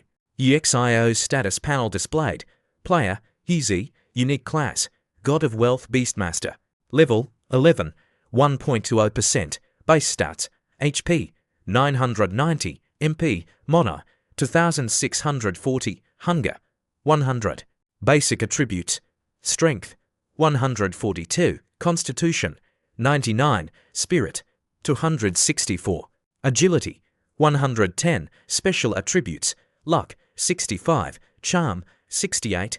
After the appraisal, Yuzi was satisfied with his increased stats. The attributes really increased quite a bit. Ibisu sat cross-legged on EXIO's shoulder, smoking and asking, now that you're strong enough to face things on your own, what do we do next? Yuzi nodded decisively, Sharel hasn't brought any news yet. Let's go to Fog Valley to level up then. In front of Yuzi was a hazy greyish blue sky, a chaotic flock of crows flying, and mountains like sharp fangs. Ebisu recognized the area and asked Yuzi doubtfully, isn't this a level 20 monster hunting area? Yuzi nodded and said, that's right. After walking for a while, a pack of hyenas appeared. Grey hyena, level 21, attributes cannot be viewed due to large level difference. Description: grey hyenas, contaminated by the grey fog, were already ferocious, but now they've become even more bloodthirsty. They will attack any other species in sight and have a fondness for anal probing. Loving reminder, protect your Flower Valley. Yuzi was surprised and exclaimed, huh? Why do these monsters move in groups? That's a bit disgusting. Yuzi ordered Little Grey to attack. Little Grey, go. Little Grey flew towards the pack of grey hyenas, spitting fire. A notification appeared. You have successfully killed a grey hyena, EXP plus 240. You have successfully killed a grey hyena, EXP plus 235. Yuzi leisurely sat beside him, sipping tea and saying, the monsters here are high level, so they'll automatically rush towards us. We just need to hold our ground here. Ibisu, resting his arm, said, you stinking brat, you really know how to enjoy yourself, don't you? As Little Grey diligently eliminated monsters behind Yuzi, Yuzi took another sip of tea and replied, of course. Thinking back to those miserable and beaten down years, living like this is how people should live. 2 hours later, a notification appeared. Congratulations. You have successfully leveled up to level 12. Your familiar, Little Grey, has successfully leveled up to level 12. Yuzi laughed loudly. Finally leveled up. Yuzi walked over to inspect the grey hyena carcasses scattered on the ground, saying with satisfaction, at this rate, it'll only take a few days to reach level 20. Yuzi saw a scroll drop from a hyena and exclaimed, what? What's that? Yuzi was pleased when he realized what he had found. It's a fireball, basic fireball scroll description. After breaking it, you will understand the fireball technique. Ibisu, beside him, was a bit puzzled. You're a beastmaster, and you're using fireball. Doesn't that look ridiculous? Yuzi retorted. What the hell do you know? More skills are always better. Learn it first, then talk. A notification appeared. Fireball learned successfully. Fireball, proficiency, 0, condenses a fireball using magic power, dealing magic damage equal to 150% of the target's spirit stat. Cast time, 1 second, mono cost, 50 cooldown, 5 seconds. After acquiring it, Yuzi tried out his new skill on a charging hyena. Taste my fireball, but EXIA's attack only dealt a tiny bit of damage. He said, slightly annoyed, what's wrong? This damage is too insulting. Ibisu saw this and burst out laughing, clutching his stomach. Your damage isn't even as good as Little Grey's farts. Ignoring Ibisu's mockery, Yuzi raised his hand to the status panel and said, it's getting late, time to log out.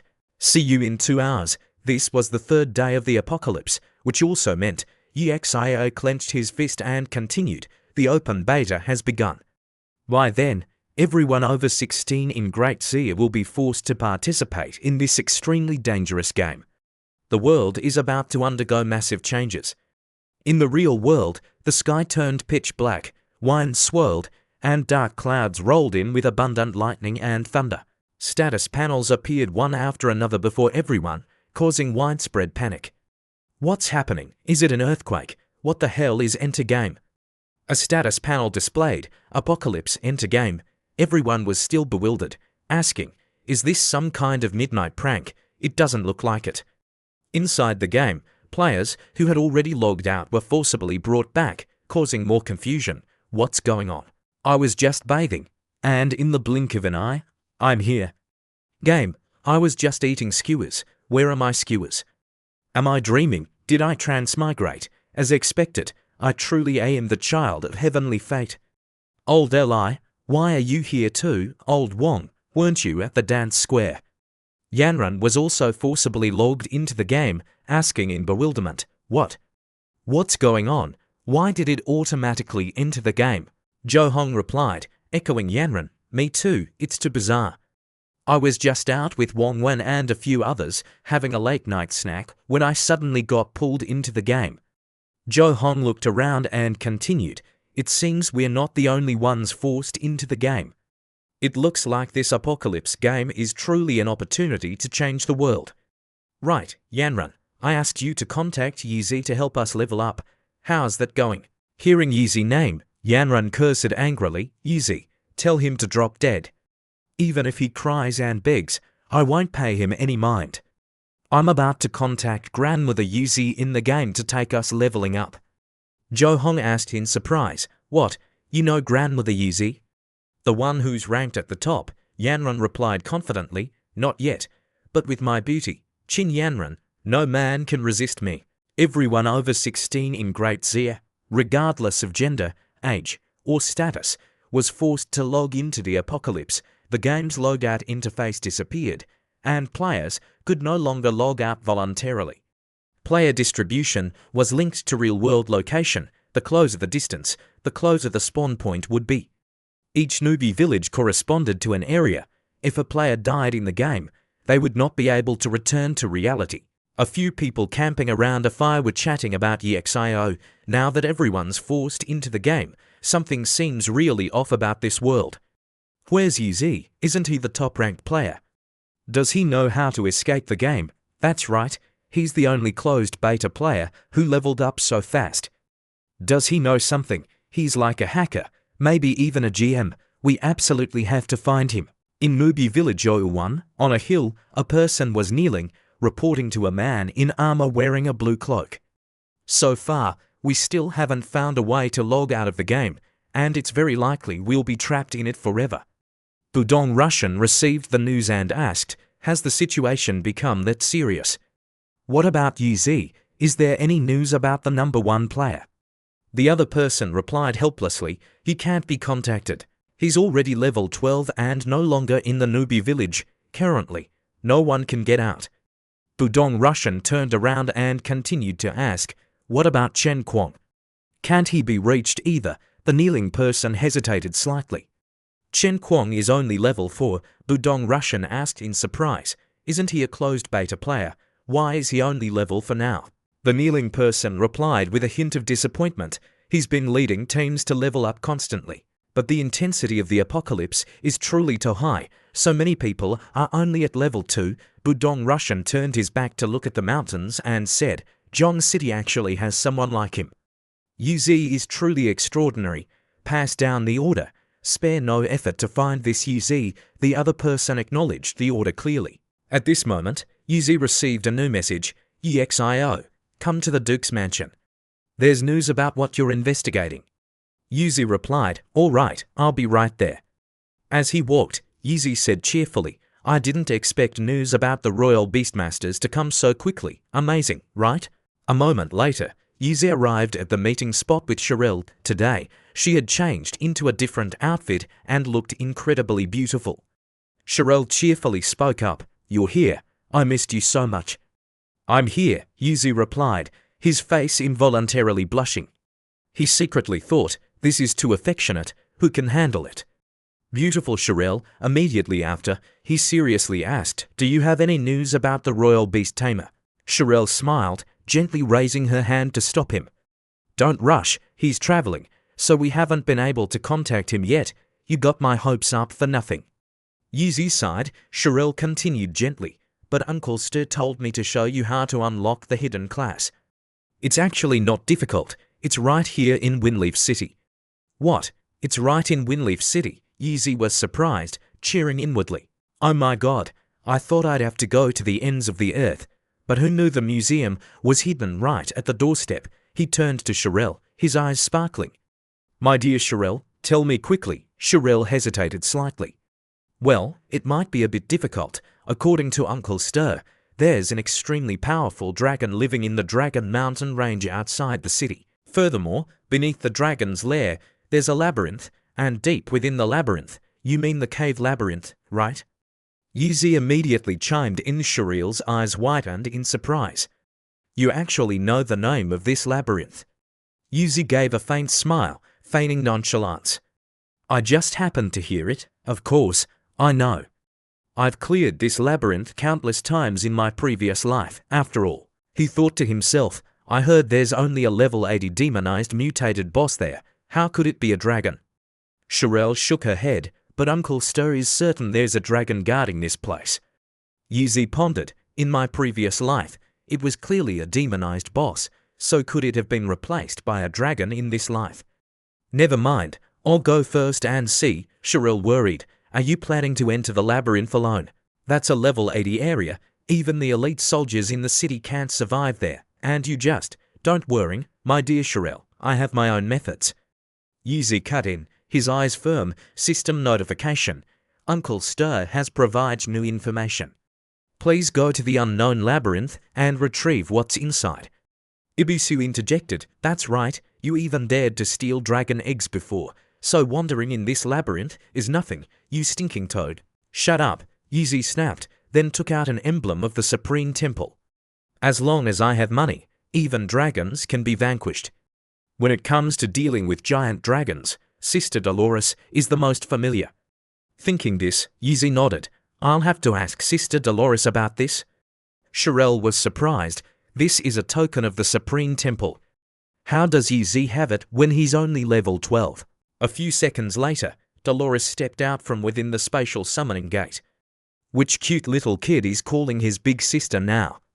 It's my little brother Yuzi, missing your big sister again. Sister Dolores, I have something big to discuss with you, Yuzi said seriously. Dolores narrowed her eyes slightly. Could it be another big dragon? Sister Dolores truly has divine foresight. Exactly, it's a dragon, Yuzi smiled brightly. Hearing this, Dolores almost stumbled. What, another big dragon? Do you have a grudge against the dragon race? My old back still hasn't healed from stealing dragon eggs last time. I'm not going. Find someone else, Yuzi flashed a confident smile. Just like last time, after it's done, there'll be a 200 million reward. 200 million, Dolores was indeed tempted, but still tried to appear firm. Forget it, it's not that I don't want to take this job. The truth is, I'm injured and need to recover. If you're not in a hurry, I'll go with you in a month. Then what if I can provide the location of the Holy Spirit Spring? Dolores's eyes widened in surprise. You actually know the location of the Holy Spirit Spring, don't joke around. If you really know, I'd go with you even if it killed me. Okay, it's settled then. Let's depart now, Yuzi, we're leaving now. Dolores was bewildered but quickly followed.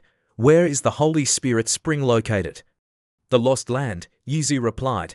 The Lost Land. What's the specific location, do you know? Yuzi didn't answer and continued walking. Shirelle stood in the distance, watching them, her eyes full of interest. Yuzi truly is unimaginable now. Will he become a god-level powerhouse in the future? System notification. Shirelle's favorability towards you increased. At this moment, outside Nubi village, Wong Kong lay motionless on the ground, his body cold. Around him, his panicked teammates surrounded him. Wong Kong, wake up. One person yelled, his voice trembling as if about to cry. It turned out Wong Kong had just been cut down by Glyn for the second time. After respawning, his body couldn't endure anymore. His internal organs were severely depleted. Can this game really kill people? Someone stammered, his face pale. Help me, I want to go home. A girl screamed in panic. Stop yelling. Who here doesn't want to go home? Another person said, his eyes glazed over. It's just that no one knows how to escape this game. Someone suddenly spoke up, in a low voice, as if sharing a secret. I heard someone has reached level 12. Maybe we should go find him. On the other side, Yu Zhao's group had reached the Dragon Mountain Range.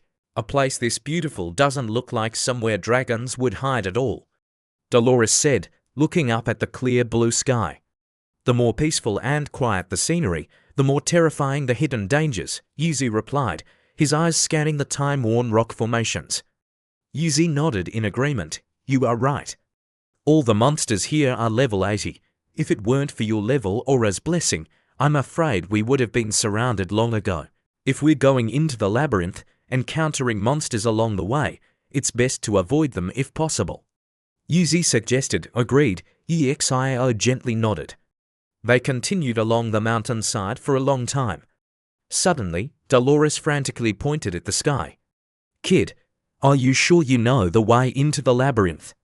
Up in the sky, there's a 5th-tier dragon flying. I don't want to become roasted meat.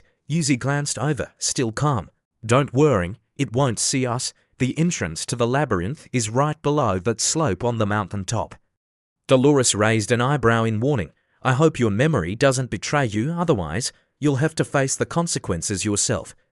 After walking a bit further, Yuzi reached out and pointed ahead, a slight smirk on his lips. Look, isn't that it? Before them stood a towering stone door covered in green moss, on which an ancient formation shimmered with faint light. This is the place, Yuzi affirmed. Dolores stepped forward, placed her hand on the stone door, and frowned. It's definitely the star-destroying teleportation formation, but strangely, there's no residual magic power around. It might not open. Let me try. Yuzi suddenly stepped forward. Without waiting for anyone to react, he took out a small knife, lightly cut his palm, and placed it on the formation. A faint red light slowly spread from his hand, and the formation immediately flared to life. Dolores's eyes widened. Yuzi, how did you know how to open it? The stone door trembled slightly, then slowly opened before everyone's astonished eyes. It really opened, because of a little brat like you. Yuzi replied confidently, I have my own methods, let's go. Dolores glanced at him, her voice full of mystery. Just how many secrets do you have, Yuzi? The system suddenly chimed. You have entered an extremely dangerous area. You have entered the dark cave labyrinth. The labyrinth has only one exit. Please find the exit within the time limit. Otherwise, you will be trapped inside forever. Reminder, this labyrinth contains many demonic creatures. Please be careful. Countdown. 180 minutes. Ibisu frowned and complained. Yuzi, couldn't you have taken me somewhere safe? A demonic area with only 3 hours, Yuzi pondered silently. In my previous life, the time limit was 3 days. As expected, there's an anomaly. The time has been shortened. Dolores warned seriously, Yuzi, I must remind you, this action is far more terrifying than facing a 5th-tier dragon. Are you sure you want to retrieve those items? Yuzi replied nonchalantly, Sister Dolores, you are a god-level spellcaster. What are you afraid of? Dolores pouted, secretly annoyed. To be looked down on by this stinking brat, she forced a laugh, afraid? What are you joking about? I am a dignified god-level powerhouse, an elder of the Supreme Temple, a peak existence among spellcasters. So why would I be afraid of a small, bizarre labyrinth? Yuzi nodded in agreement. That's true, let's go in quickly. Right, Dolores, do you know the concealment spell? Dolores immediately flared up.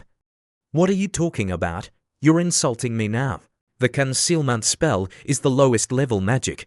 I wouldn't even bother looking at those things back when I was studying. EXIO quickly soothed her. Calm down. If it can just conceal our tracks and aura, that would be best. Dolores snapped her fingers confidently. Too easy. The three of them immediately entered a stealth state. Yuzi couldn't hide his admiration, as expected of a god-level being. Truly amazing. After that, they continued deeper inside. Yuzi, relying on his past life's memories, calmly explained, Dolores, there are a total of 5 ghostly beasts in the maze, including 3 level 60 reptiles, 1 level 80 boss, and another regular level 60 ghostly monster. We have to be careful. Dolores's eyes widened in surprise. You know about this too? Could it be that you truly possess precognition to know such things? Yuzi humbly replied, I indeed know a few things. He secretly thought to himself, I've cleared this maze about 100 times in my previous life. How could I not know this? Dolores was still skeptical. That's uncanny. What else do you know? Yuzi gently shook his head. That's it. A moment later, the group stopped in front of an altar covered in spike traps and guarded by 3 demonic creatures. Yuzi lowered his voice to instruct, Dolores, we have to bypass them without disturbing these monsters. Later, you must pay close attention to my footsteps. Dolores raised an eyebrow, slightly annoyed. What? Are you teaching me how to do things? What's your level? And what's my level? I've traversed more mazes in my life than you've walked roads, young man. Yuzi chuckled softly without arguing. Master Dolores, I'll jump first. You watch carefully. He swiftly leapt behind the monsters. Dolores's jaw dropped as she exclaimed, Oh my god, he went straight behind a level 60 elite monster and wasn't detected at all. I'm not a master. He is. Your whole family are masters. She then carefully mimicked EXIO's movements and footsteps, perfectly jumping across. The journey continued, and soon it was time to prepare for battle. Not long after, they reached the end of the maze, where a boss and a large chest stood nearby. Yuzi hid behind a rock, observing carefully. Look at that, it's indeed nothing like it was in my past life. He checked its information. Maze Guardian, demonized boss, rank, unidentified, level, unidentified, description, unidentified, attributes, unidentified. Yuzi helplessly turned to her, Dolores, can you tell its level? Dolores calmly replied, "It's a level 100 corrupted ghostly boss. Its strength is nothing special." "Then I'll go open the chest first. Dolores, you look for an opportunity to strike." Dolores nodded, lightly swung her staff, and shot a beam of light that enveloped Yuzi. "All right, don't worry. I'll add an absolute defense charm for you too." Yuzi glanced at Ebisu, reminding him, "Better safe than sorry. Ibisu, don't mess around. Be careful not to disturb this demonized boss." Ebisu pouted in response, "You worrying about yourself first." Yuzi cautiously approached the large chest, murmuring to himself, "The hidden class scroll is almost mine." When he opened the chest, he only saw 2 items, a piece of paper and a stone. He cursed under his breath, "Damn it, no way. Even the contents of this chest are different." A sense of unease welled up. He looked up and met the demonized boss's piercing gaze. Dolores immediately reacted, using bone chill shock to freeze it, shouting, "Why aren't you running? What are you trying to do?" Yuzi was startled, quickly grabbed the items, and ran. "Dolores, help me quickly." Dolores swiftly cast the 5 thunder ray, striking the demonized boss with a bolt of lightning, stunning it for a moment. Yuzi seized the opportunity to examine the 2 items. The parchment seemed to have a special function. The Heavenly Annihilation Grade Cooldown Reset Stone, active skill cooldown reset. The cooldown reset stone possesses immense power, capable of resetting the cooldowns of other items regardless of their level. Cooldown, 3 days. Ebisu eyes widened in astonishment. "You stinking brat, you've stumbled upon dogshit luck again." Yuzi couldn't hide his excitement either. "Holy crap, it's Heavenly Annihilation Grade, reset cooldowns. Then the cooldown of the Brutal Medallion would only be 3 days, wouldn't it?" At this moment, the demonized boss was stunned, dropping to one knee. Dolores turned to ask, "EXIO, what about this boss?" "Kill it or not," Yuzi decisively replied, "Kill it." "Dolores, go all out for me." Dolores nodded spiritedly, "Then I'll go on a rampage." She continued to unleash 5 thunder magical incantations, causing the demonized boss to roar in pain and anger. EXIO frowned in confusion. What's this boss screaming about? Demonized bosses also looked suspicious. Is it calling for backup? Yuzi suddenly had a bad feeling. Could it be? At this moment, the cave suddenly shook, and a colossal dragon claw tore through the rock wall. He exclaimed in panic, "It's calling the giant dragon." They gasped, "It's the giant dragon." Dolores roared, "Why aren't you running? What are you waiting for? Run quickly. Why do we always have to run for our lives?" Yuzi panted in reply, "Because we can't beat it. It makes no sense at all. How can this demonized boss summon that colossal dragon?" Ebisu yelled, "You stinking brat, it's about to catch up." "Why don't you ask yourself?" Dolores surmised. "I guess they might be neighbors." She hastily cast a slowing skill, but the demonized boss was already in a berserk state, completely immune. Damn it, this guy's gone crazy, so he's not affected by the slow effect. "Run faster," Ibisu urged. "Hurry up, you stinking brat, it's almost caught you." Yuzi suddenly stopped, gritting his teeth. This guy has entered a berserk state. He wants to fight us to the death. If that's the case, I'll send it packing. Dolores glared at him, scolding, "It's level 100, and you're only level 12. "Don't do anything stupid," Yuzi calmly retorted. "I have the cooldown reset stone plus the brutal medallion. So, how about I use it to test its firepower?" Dolores yelled, "With those odds, you still dare to bet? You clearly don't value your life anymore. Go die, you idiot." Yuzi remained resolute, activating the brutal medallion to attack, but only dealt 240 to damage. He turned pale and muttered, "No way, only that much damage. Is my luck really that bad?" Ibisu scoffed, "You rotten brat, you're dead. I'm not cleaning up your corpse for you." But right then, the demonized boss suddenly coughed up blood, and a large hole appeared in its body. Brutal extermination, 930 to 1642, the system immediately announced. Targets HP below 20%, forced activation of instant death effect. Congratulations on successfully killing the level 100 corrupted demonized boss. Congratulations. You have leveled up to level 13. Congratulations. Your little grey has leveled up to level 13. Congratulations, you have leveled up to level 20. Congratulations. Your little grey has leveled up to level 20. Your level has reached the current limit and cannot be increased further for now. Yuzi burst out laughing, feeling exhilarated. 20 in an instant. This feels amazing. Dolores was stunned, unable to believe it. Isn't this too absurd? A level 100 corrupted ghostly boss was killed by a new player at level 12. At the same time, in Newbie Village, a server-wide announcement rang out. World announcement. Player Yuzi from Daxia Nation has successfully killed the level 100 corrupted ghostly boss, demonized boss, completing the first kill of a level 100 corrupted ghostly boss. Reputation plus 500 points, attributes plus 50 points. Daxia Nation's battle zone receives a special announcement. Everyone around buzzed with discussion. What? A level 100 boss was killed. What the hell is going on? This is simply absurd, utterly unreasonable. Are we playing the same game? Holy crap, that's insane. First kill of a level 100 boss. Is this really something a human can do? This is just too broken. I think this game definitely has some kind of exploit. Otherwise, Yuzi might not even be a player. There's definitely something fishy going on, damn it. If he agrees, I'd willingly acknowledge him as my foster father. Normally, I don't admire others, but now I just want to say I want to kneel before this father Yuzi.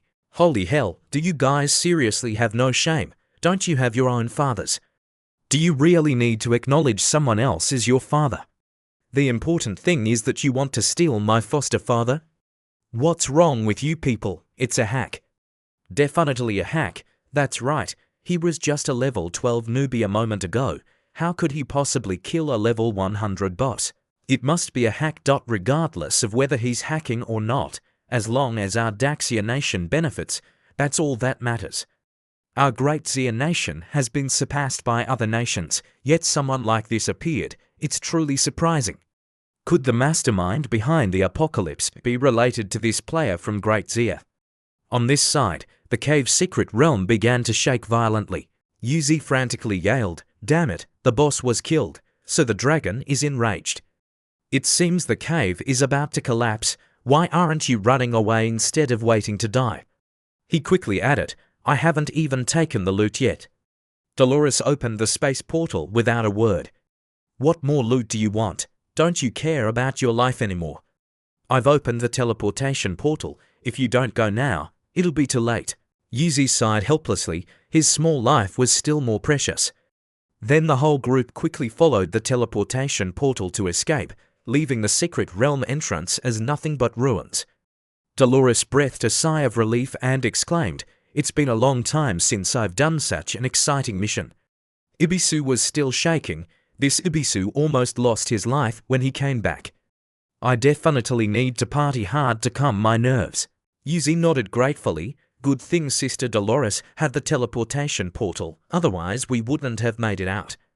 Suddenly, the sky darkened. Yuzi looked up, startled to see the gigantic dragon that was guarding the entrance earlier, staring down at them. Divine Fire Giant Dragon, unknown level, unknown attributes.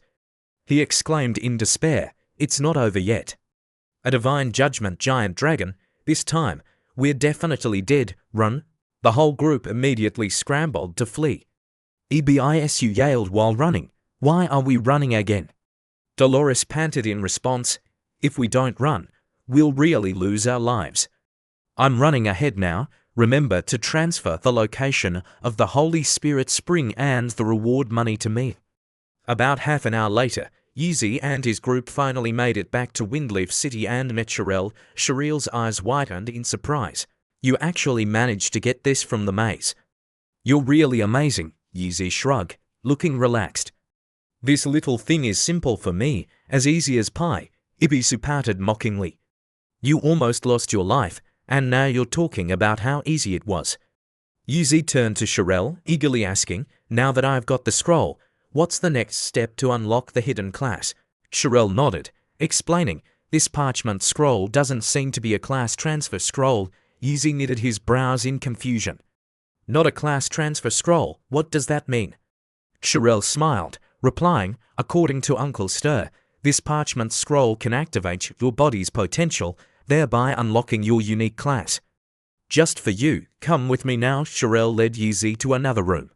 He looked around, secretly amazed. He never expected there to be such a secret room in this manner. In his previous life, he hadn't even discovered it.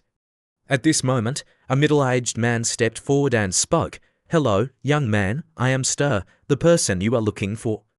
Yuzi bowed respectfully, solemnly saying, "Greetings, Master Stir. I am the one with the hidden class, here for class advancement." Stir nodded, his voice deep. "I originally thought no one in this world would advance their class this way anymore, but I was mistaken. If that's the case, I will complete your class advancement." "Are you ready?" Yuzi replied immediately, without hesitation. "I'm ready and can't wait any longer." Stir smiled. "Excellent. This parchment scroll will awaken the primal power from deep within you, and you must follow your heart's guidance. Do not fear, do not resist." As the crystal orbs around Yuzi lit up, Stir unexpectedly exclaimed, "This is impossible." All 5 crystal orbs activated. Shirel asked curiously, "Uncle Stir, is this the ultimate class advancement you just mentioned?" Stir nodded, confirming, "That's right. Do you see the 5 crystal orbs next to him? They are a sign of potential. When I advanced my class back then, only 3 activated. Not only does this break the limits of humanity, activating all 5 crystal orbs is one thing, but it's even overflowing. Is this young man not human?" Upon hearing that, Shirel's eyes sparkled with interest. Could Yuzi truly not be immortal? A system notification sounded. "Congratulations, you have completed the Beast Tamer class advancement quest, Dragon's Judgment. You have successfully advanced to the unique hidden class, Dragon Speaker. Due to the supplement of mysterious energy, your class grade has increased. Due to the supplement of mysterious energy, you have broken through the class grade limit and successfully advanced to the unique God tier hidden class, Divine Beast Holder." Yuzi felt the surging power and exclaimed excitedly, as expected of a hidden class, "A surge of power is rising within me. Class, Divine Beast Holder. Innate talent, Power of God Tier 1. You possess the primal body of a supreme god, all final attribute growth plus 100%. Innate talent, Source of Magic Power Tier 1. As a controller of divine beasts, you have initially merged with the power of the gods. Spirit value plus 100%. Strength value plus 100%. Innate talent, Divine Beast Tamer's Tome Tier 1. You possess the primal power of the gods, understand all things, and have obtained the blueprint to craft pure Beast Tamer equipment. Divine Beast Claws. Innate talent, Divine Beast Aura Tier 1. As a controller of divine beasts, the beasts under your command have been baptized by divine power. Beast Taming Attribute plus 30%. Innate talent, Divine Beast Taming Tier 1. Your beast taming control ability has reached its peak. All your beasts receive 30% of your ultimate attributes. Divine Beast Holder. This attribute is truly defying heaven. Stir's eyes widened in disbelief. Unbelievable. Someone actually advanced their class to become the legendary Divine Beast Holder. This is controlling the supreme power of divine beasts. Each time an attribute increases by 1 level, it's a massive 40 points. Yuzi smiled contentedly. This attribute increase is truly unimaginable.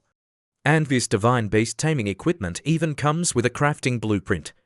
How interesting. Not only that, the equipment can be further upgraded. It's already epic tier right from the start. It's just that the materials required for crafting are all very rare.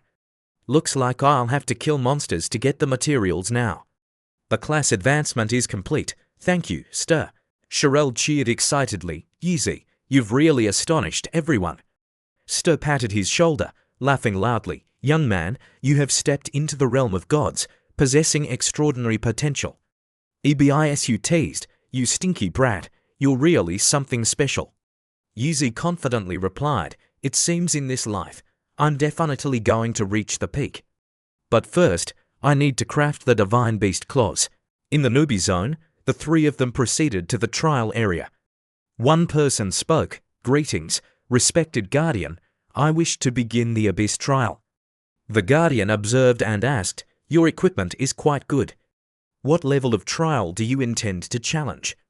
The leading man confidently replied, "I will challenge the Abyss level trial alone." The Guardian nodded, not overly surprised. "Another solo challenger for the Abyss level trial." The man laughed loudly. "What I like most is a challenge. Even if I die, I won't regret it." The two accompanying women stood outside, instructing, "Boss, we'll be waiting for your good news out here." The man nodded firmly. "Don't worry, you won't have to wait long." The Guardian opened the trial portal, smiling. These visitors from another world are indeed extraordinary. But just 5 minutes later, the man stumbled out, frantically yelling, "Help! Save me!" The red-haired girl asked in surprise, "Boss, what happened to you?" He panted, his face drained of color. "It's too terrifying, the mutated monsters inside." The blue-haired girl quickly helped. "Boss is gravely injured. Quickly use the healing medicine." The red-haired girl immediately took out the medicine. Here. It seems not everyone can overcome the abyssal trial alone. At the same time, in Grand Calamity Valley, during the level 20 abyssal trial, EXIA leisurely sat, opening his message board. "Teacher Lee, the homeroom teacher messaged you all. Is anyone else in our class playing this game? Please reply to her. The school is compiling student numbers." Wang Jun replied, "Just now I saw Zhou Hong and Qin Yanran. It seems everyone has already entered this game." Liu Lin expressed gratitude, and Zhou Hong just thanked you. "If you hadn't reminded me in time not to leave Newbie Village, I would have died at the hands of monsters long ago." Wang Jun agreed. That's right. I also reminded my family. I just saw the news. Many people have died in this apocalypse. It scared me to death." Lily sighed in relief. "Yes, fortunately, we have Zhou Hong. It seems our class had no casualties this time. I heard Wang Ming from the other class was killed by monsters on the plains. Zhou Hong was modest. It's nothing big. Yanran and I both participated in the closed beta, so we just know a bit more than everyone else." Wang Jun suddenly asked, "By the way, has anyone seen Yizi?" "I haven't seen him in a long time," Lily worried. "No, I haven't seen him." "Could something have happened to him? This apocalypse is very dangerous, but there's still no sign of him." Wang Jun hesitated. "Yizi, could it be?" Lily quickly interrupted. "No way. Isn't Yizi really powerful at playing games?" Yizi closed the message, thinking to himself, "I don't want them to know my identity, so it's better to stay hidden and peacefully grind levels." He turned to Little Grey, encouraging, "Little Grey, go for it." Little Grey immediately unleashed its dragon claws, dealing 2,350 for damage, shattering the rock golem. From its corpse dropped 2 items, an unidentified two-handed rock claymore of black gold grade. Yizi cheered excitedly. "You did great, Little Grey." But before his joy was complete, footsteps echoed. Yizi turned in surprise, discovering another rock golem, an Abyss Guardian, level 20 monarch. HP unknown, strength 3000, constitution unknown, agility 2000, spirit 3000, talent unknown, skills unknown. What comes from the Abyss must belong to the Abyss? Yizi exclaimed in surprise, a monarch tier boss. Fortunately, it's only level 20. He brandished his greatsword and shouted, "Little Grey, you charge first, I'll provide cover." Ibisu chuckled to himself. Where would you get cover from? On the other side, in the trial zone, their leader had died. The red-haired girl frowned in doubt. "Boss, did the boss actually die in the trial?" "Impossible." The blue-haired girl said furiously that Yizi must have exploited some loophole to pass the abyssal trial. "It's very likely." Just then, a system-wide announcement. System announcement. Player Yizi from the Grand Xia Nation has cleared the level 20 abyssal trial, becoming the first hero in history to clear the level 20 abyssal trial.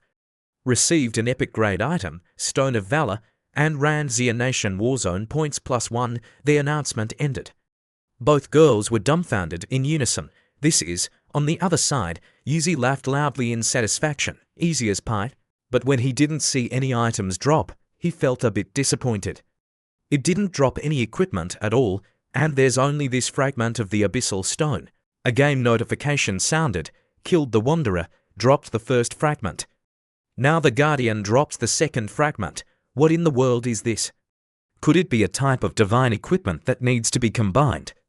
Ibisu suddenly interjected, Yuzi, are you dreaming? Yuzi sighed, open the teleportation gate. Forget it, I'll just take it as it comes, returning to the city. As soon as he stepped out of the gate, 3 guards immediately gathered around to warmly welcome him. Congratulations, brave warrior, you have passed the trial, and here is your reward. They handed him an epic-grade heroic stone. Description: possesses extraordinary power and can be used to enhance hero emblems, so it's an item to enhance the hero emblem. What are we waiting for? Let's enhance it right now. Legendary grade hero emblem. Description: proof of a brave man. Only those who have passed the abyssal trial are qualified to obtain it. This is the Empire's highest honor. After being enhanced by the heroic stone, the emblem will become much more powerful. For basic attributes plus 50, all resistance attributes plus 5%, resolve plus 3, passive hero power. When HP drops below 30%, strength increases by 10% and spirit increases by 10% for 5 minutes. Yuzi shouted excitedly, success! It's a legendary grade emblem. Wearing this legendary grade emblem to the level 30 zone will be as easy as slicing vegetables. Yuzi, little grey, let's charge. Suddenly, a system-wide game announcement. System maintenance. Please exit the game immediately. Yuzi was stunned. What's going on? Do I have to log out of the game and return to the real world? Other players also exclaimed in unison. What the hell is system maintenance? Can we finally log out of the game? I want to go home. I want to go back to my mom. This is great. Finally, we can return to the real world. Very soon after, all players were forcibly logged out. In the real world, Yuzi turned on the news. Following Dozier, Nation was also engulfed in the apocalypse. Experts speculate that this supernatural game will gradually sweep across the world. Everyone who goes to sleep will enter the game. The apocalypse has become a problem that all humanity must face. Where will the future lead? Player Fierce Tiger escaping the cage has died. Is the abyssal trial truly that terrifying? What will be the future of ordinary players? Where will they go? And where will they end up? This is the latest news report on the developments of the apocalypse, and we'll also discuss rapid leveling up. Today, we are very fortunate to have invited the high-level player, Qingfeng Kuiju. Hello, player Qingfeng Kuiju. You led your team through a difficult advancement trial and are now out. Please share your experience. Does death in the actual trial directly affect reality? The answer is being broadcast live. Yuzi showed a curious expression. Qingfeng Kuiju, this ID sounds a bit unfamiliar. Interesting, isn't it? I want to see what's special about him. He continued to glue his eyes to the screen. Qingfeng Kuiju, as the first player to clear the hard difficulty trial and also the first player to clear the advancement trial after Night C. What are your thoughts? Qingfeng Kuiju replied, I can only say that I was lucky. Furthermore, I want to correct one thing. I did not clear the advancement trial alone. I accidentally led my team to clear the advancement trial. What are your thoughts on the current situation, that entering a sleep state means logging into the game, and that this is indeed a fact?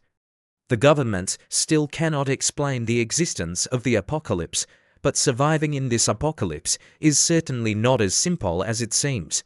However, we also know that Yuzi is also a player from Dozier Nation. He has cleared the abyssal trial, and twice at that. As a top player, what do you think about this? But I must say that I cannot compare to EXIO, because even if all other players on the current leaderboard combined, they may not necessarily be his match. Elsewhere, a young master intently watched the live broadcast. Even if all the others on the leaderboard combined, they may not necessarily be his match. If I can get someone like him to help me, I will gain absolute power in this apocalypse game.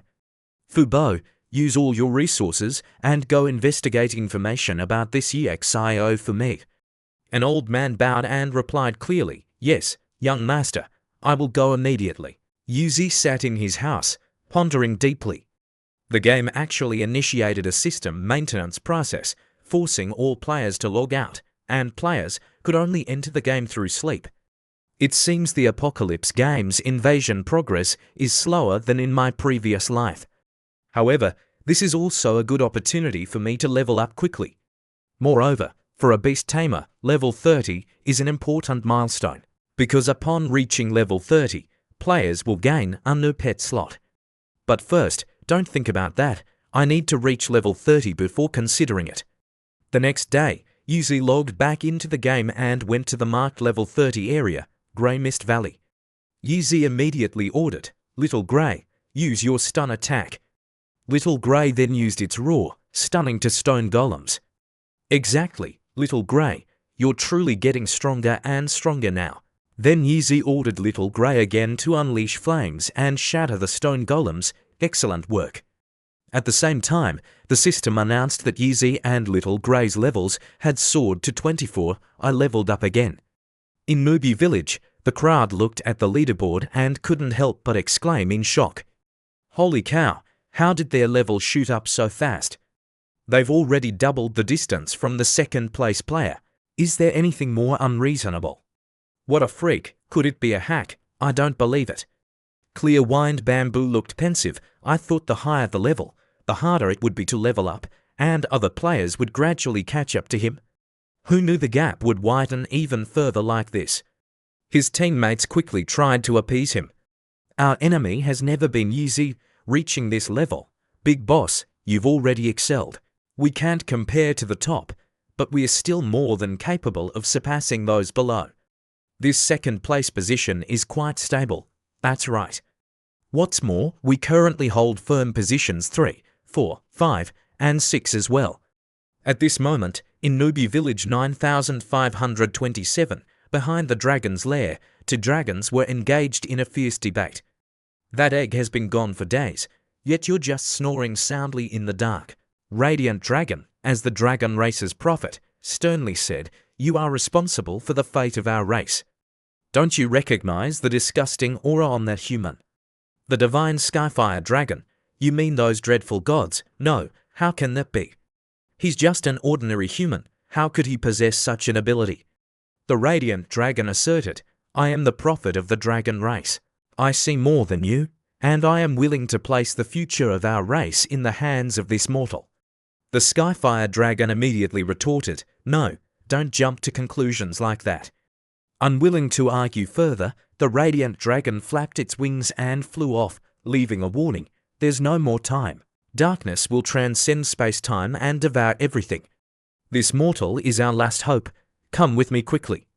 The Skyfire Dragon remained doubtful, repeating the question full of suspicion. This is our last hope, you say. Will our dragon race truly entrust the survival of our kind to a mortal?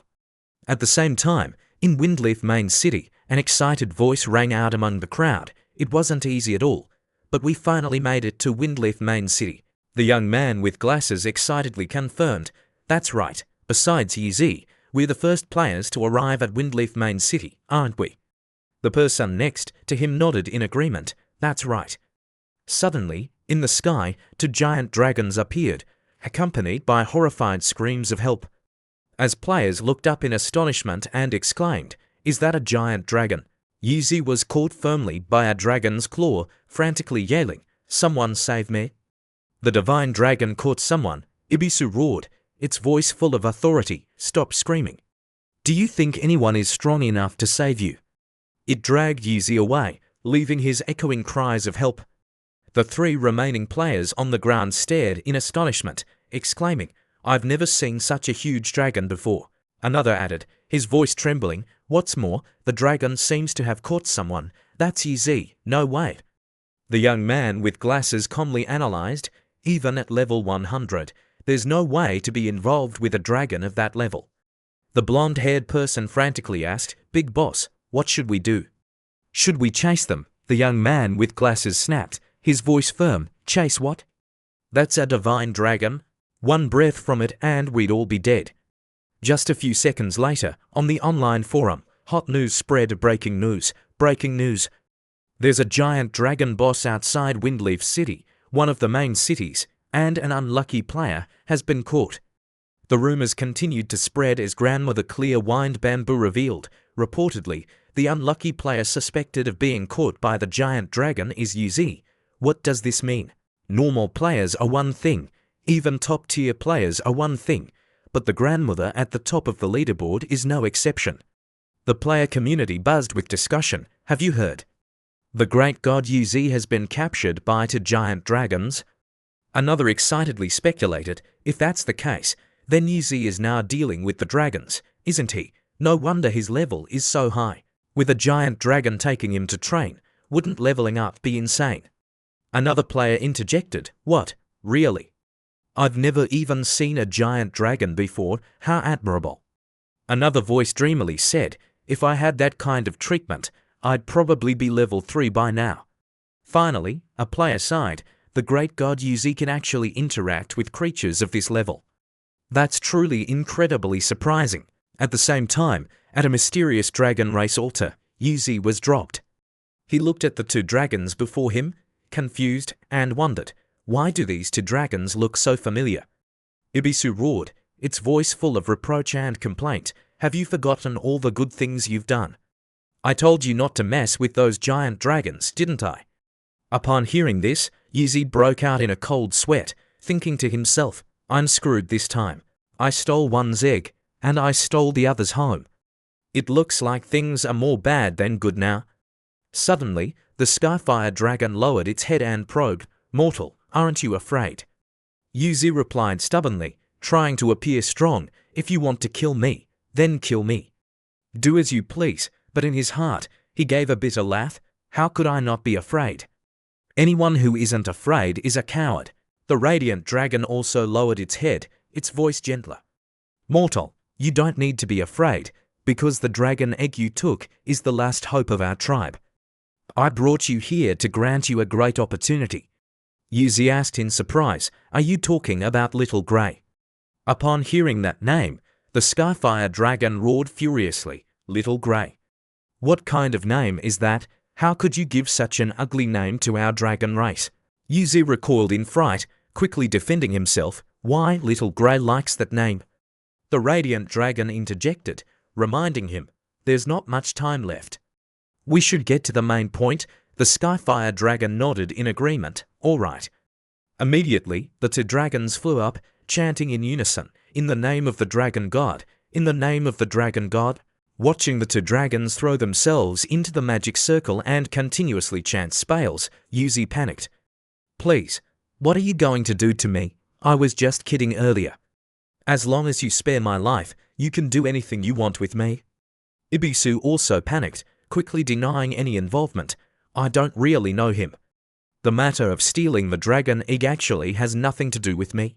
The energy from the two giant dragons was absorbed by the dragon eye in the stone statue. Finally, the two giant dragons disappeared, transforming into two streams of light that entered the dragon eye.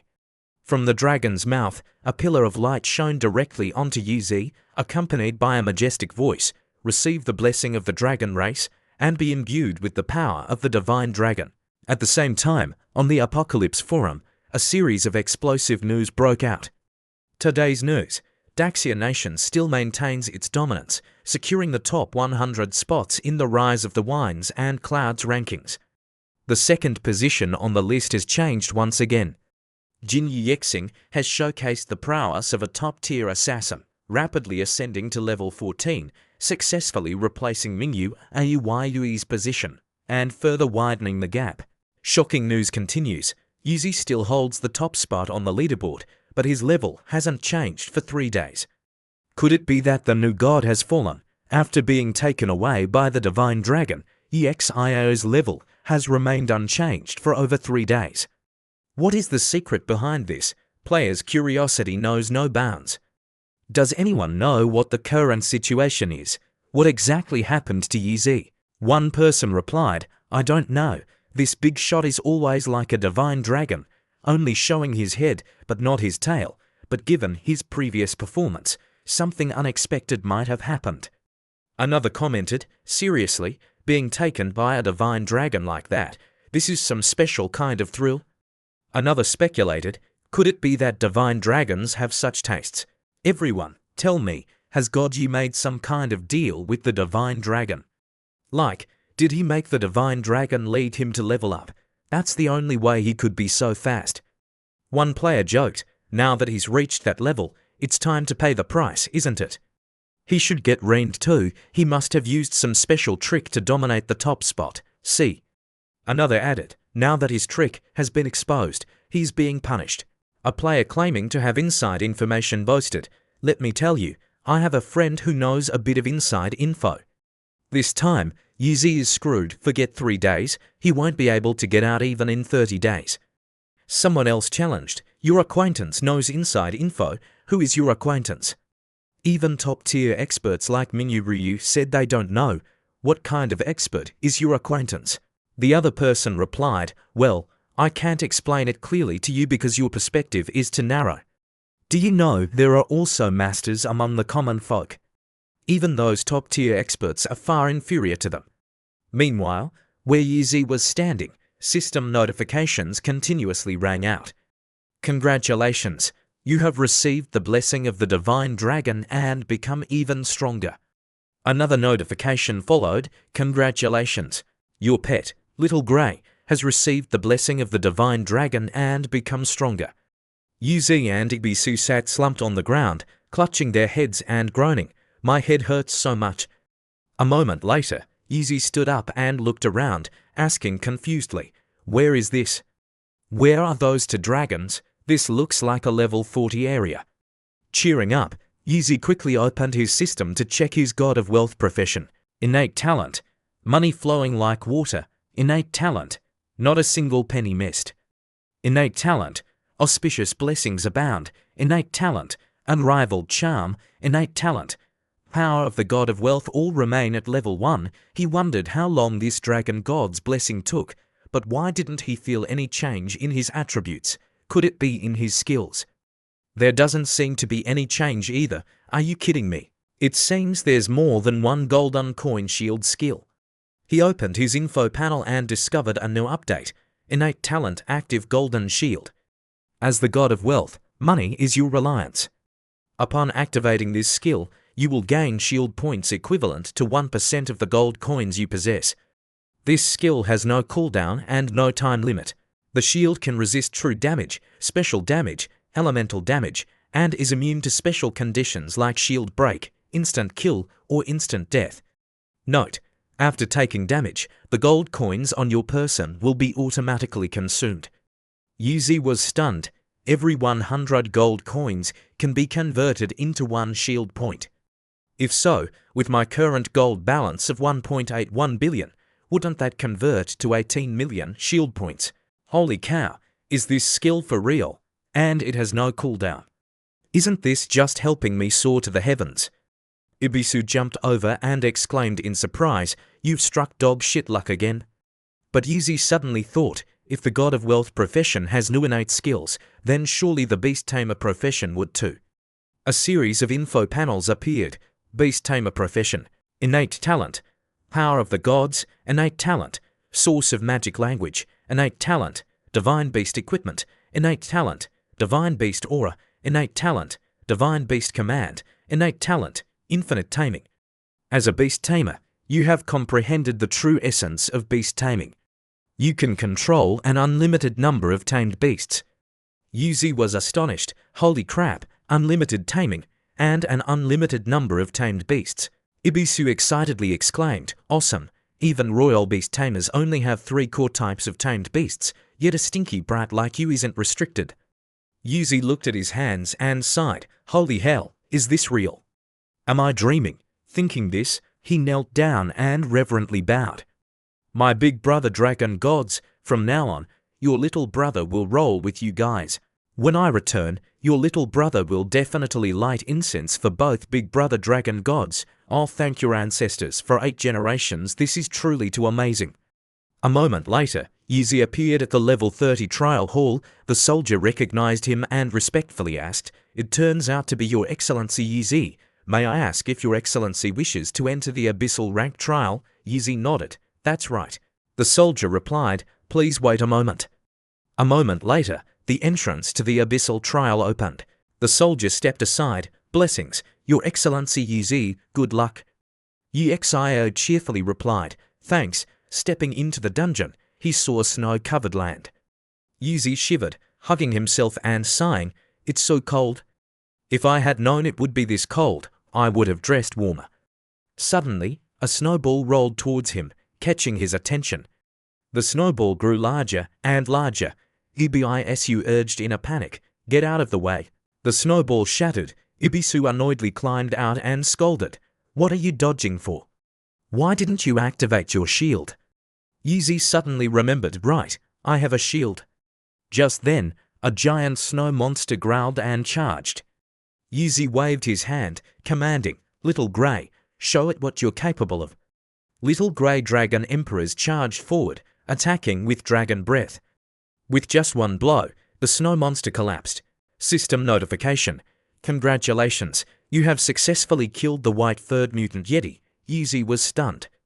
It died in one breath. Ibisu, did you see that clearly? Ibisu was also stunned, speechless. A series of information about Little Grey appeared.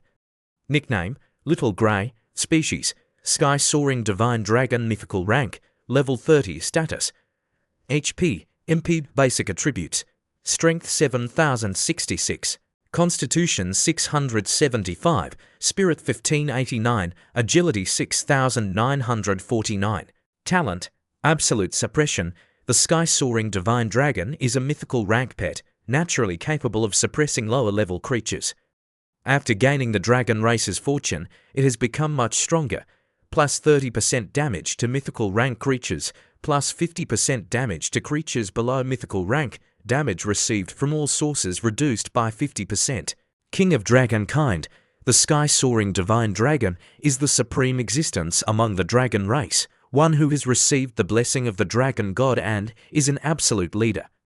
Against dragon creatures, it applies suppression, dealing plus 100% damage and reducing damage taken by 50%. Mythical bloodline. The Sky-Soaring Divine Dragon is a mythical pet with immensely powerful strength. When the Sky-Soaring Divine Dragon levels up, it receives increased gains for all attributes. HP recovery plus 501% HP per second. MP recovery plus 500 plus 1% MP per second. HP increase plus 200%. MP increase plus 200%. Skills. Dragon's Roar of Might. When the Sky-Soaring Divine Dragon roars, causing the world to shake, all hostile creatures within a 50 meters radius are stunned for 2 seconds, regardless of rank or creature type. 30-second cooldown, consumes 5% magic points. Dragon Emperor's Wrath is a unique talent skill. When the Sky Dragon falls into an extremely enraged state and is determined to destroy everything, it will deal percentage strength plus physical true damage indiscriminately to creatures within a 500 meters radius, with an 80-day cooldown. After activating this skill, attributes will be permanently reduced by 5%, and the Sky Dragon will fall into a deep sleep for 5 days. Dragon Emperor's Breath, a single target attack skill. The Sky Dragon breathes out all-consuming flames, dealing 500% strength plus true spiritual damage to the locked target. This skill cannot be dodged. 5-second cooldown, consumes 2% magic points. Dragon Emperor's Fangs. The dragon is the bane of magic. The Sky Dragon is the monarch of the dragon race, silencing all magic, dealing 500% magic damage strength plus spirit to the 5 nearest enemy units and forcing enemies into a magic sealed state for 10 seconds, consuming 10% magic points. 30-second cooldown, Dragon God's Power. The Sky Dragon receives the Dragon God's Blessing, all attributes plus 100%.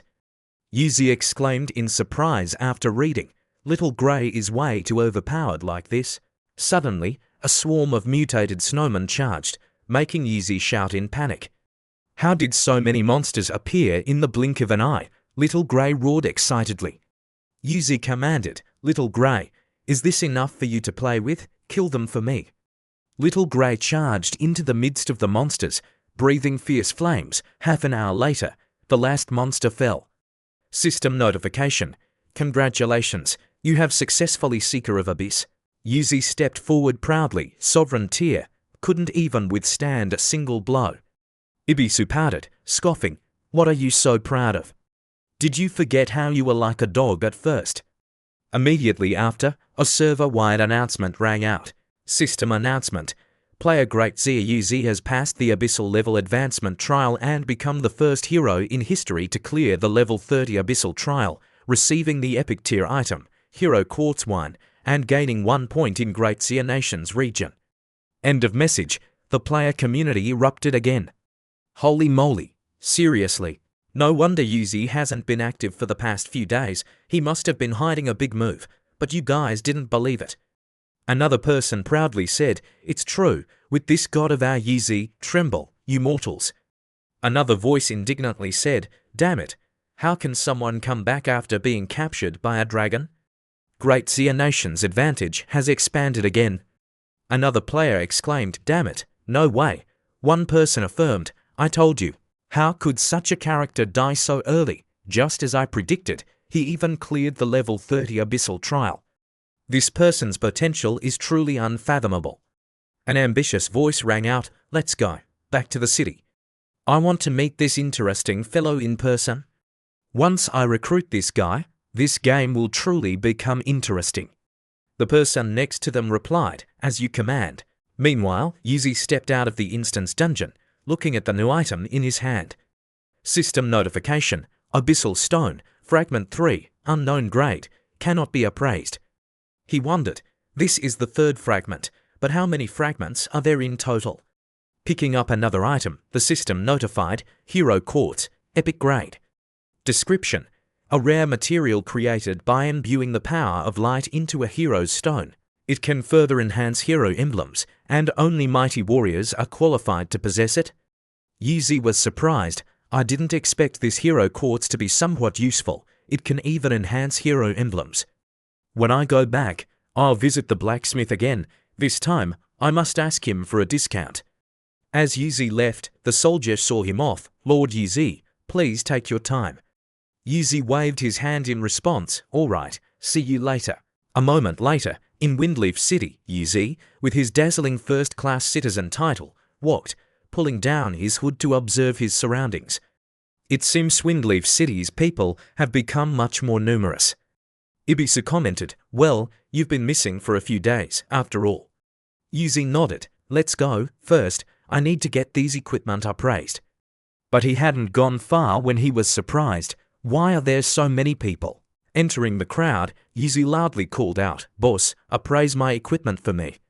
The boss didn't even look, grumbling, "Get out and queue up quickly, don't bother me." Suddenly, he turned around, startled to see the first-class citizen title, and quickly changed his attitude.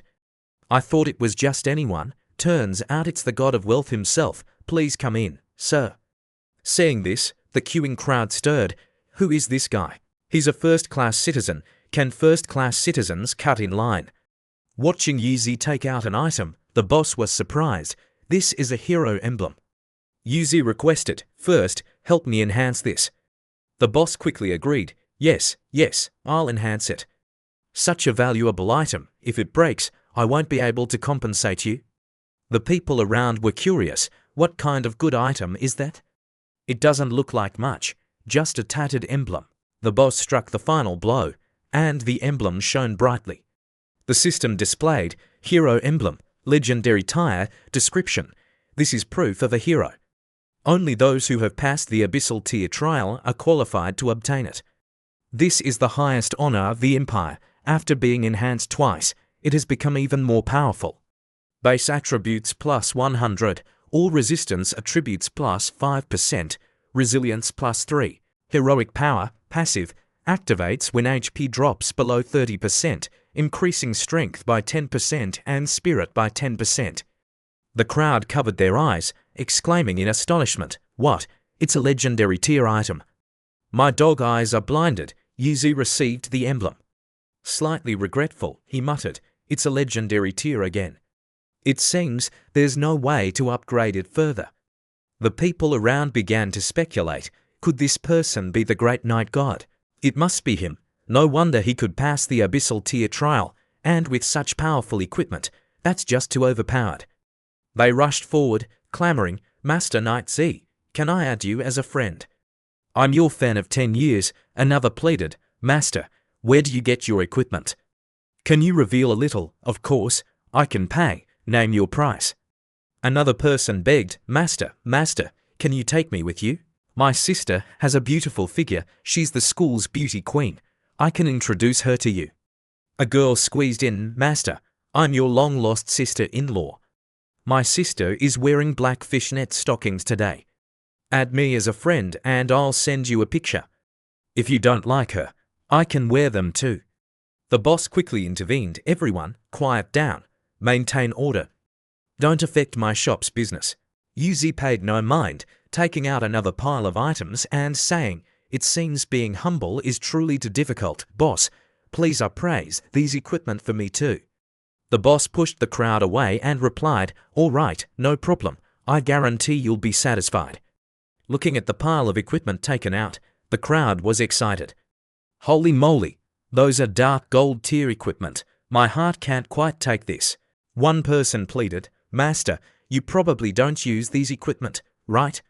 How about it? Name your price. Oh great God, my dad owns 3 listed companies. Money is not an issue.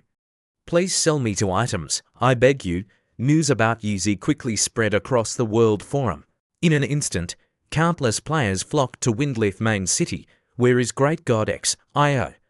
Today I must acknowledge him as my master. If anyone's going to, it should be me first. What are you? Knight Z, here I am. I want to have a baby with you.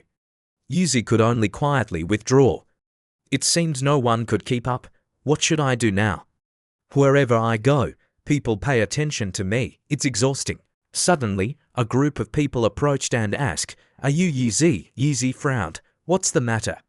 The other person quickly explained, don't misunderstand, we mean you no harm, we're just here to propose a transaction. A transaction? You want to buy dark gold equipment? The other person nodded, that's right, roughly speaking.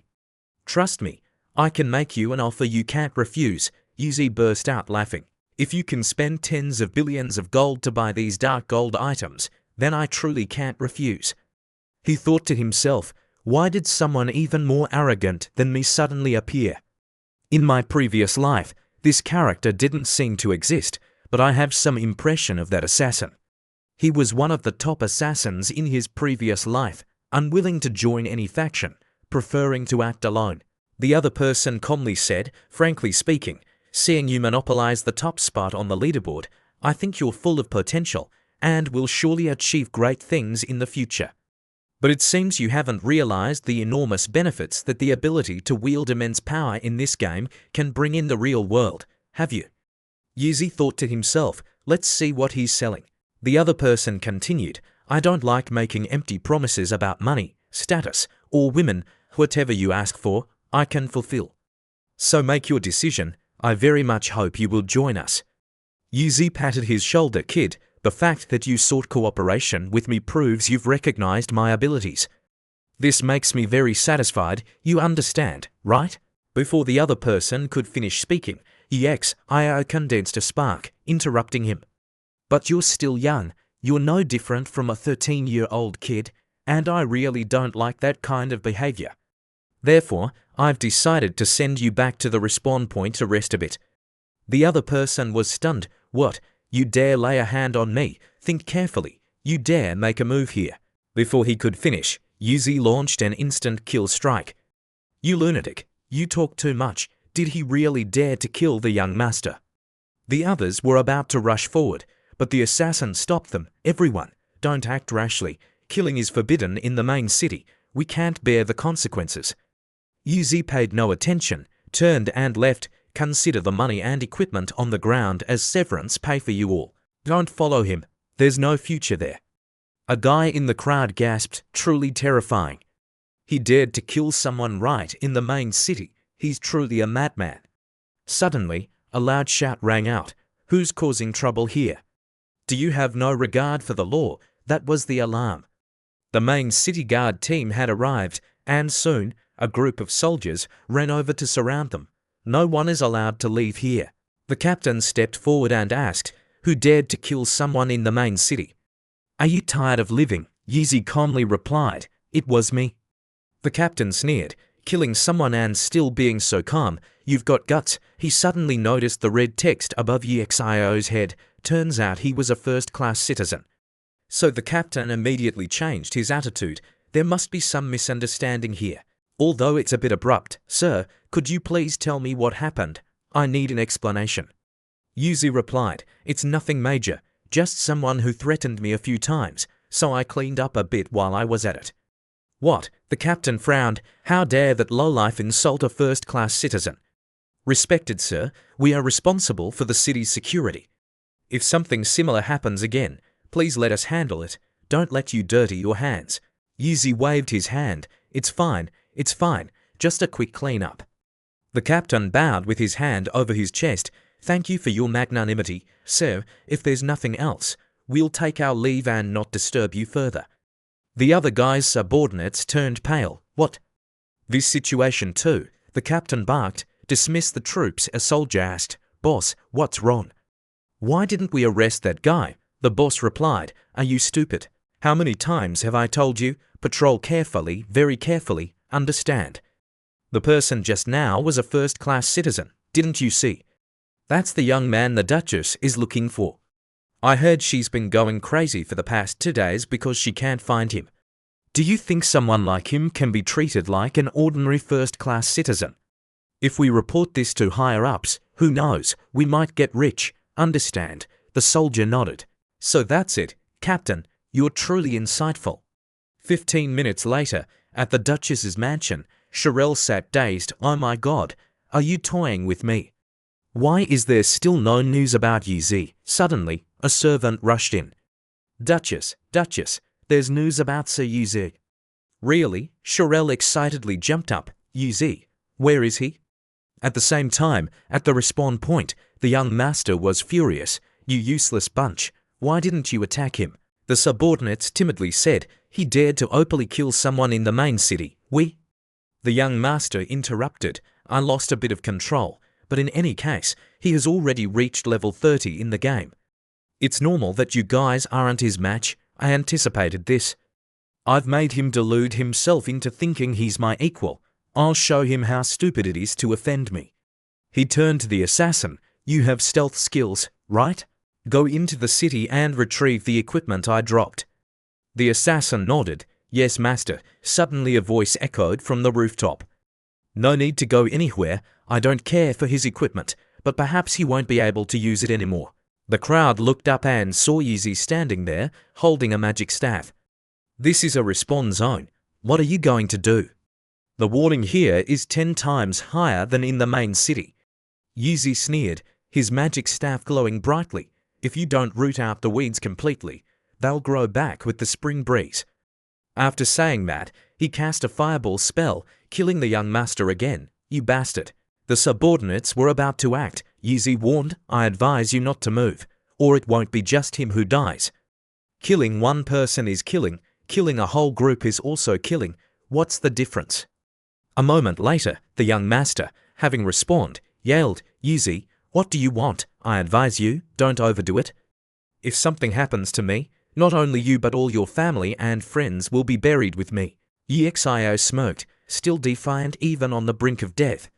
This kind of threat is useless against me. He cast a fireball spell again, killing him once more. The surrounding crowd was horrified. Look, great God, Yuzi is killing someone at the respawn point. Killing someone at a respawn point, isn't he just asking for trouble? A moment later, seeing that the young master didn't respawn, the subordinates worried. Young master, damn it, the young master can't respawn. He's been forced offline. At this moment, the black-robed law enforcement officer led his men over. Who dares to kill someone here? The assassin smirked smugly. No matter how strong Yuzi is, he won't escape the judgment of the black-robed law enforcement officer. Great God, Yuzi is done for. Yuzi was stunned, thinking to himself, did I alarm the black-robed law enforcement officer? At my current level, a direct confrontation with him would result in great losses. He jumped down, raising his hands in surrender. I killed him. I'll go with you. The law enforcement officer chuckled coldly. At least you're sensible.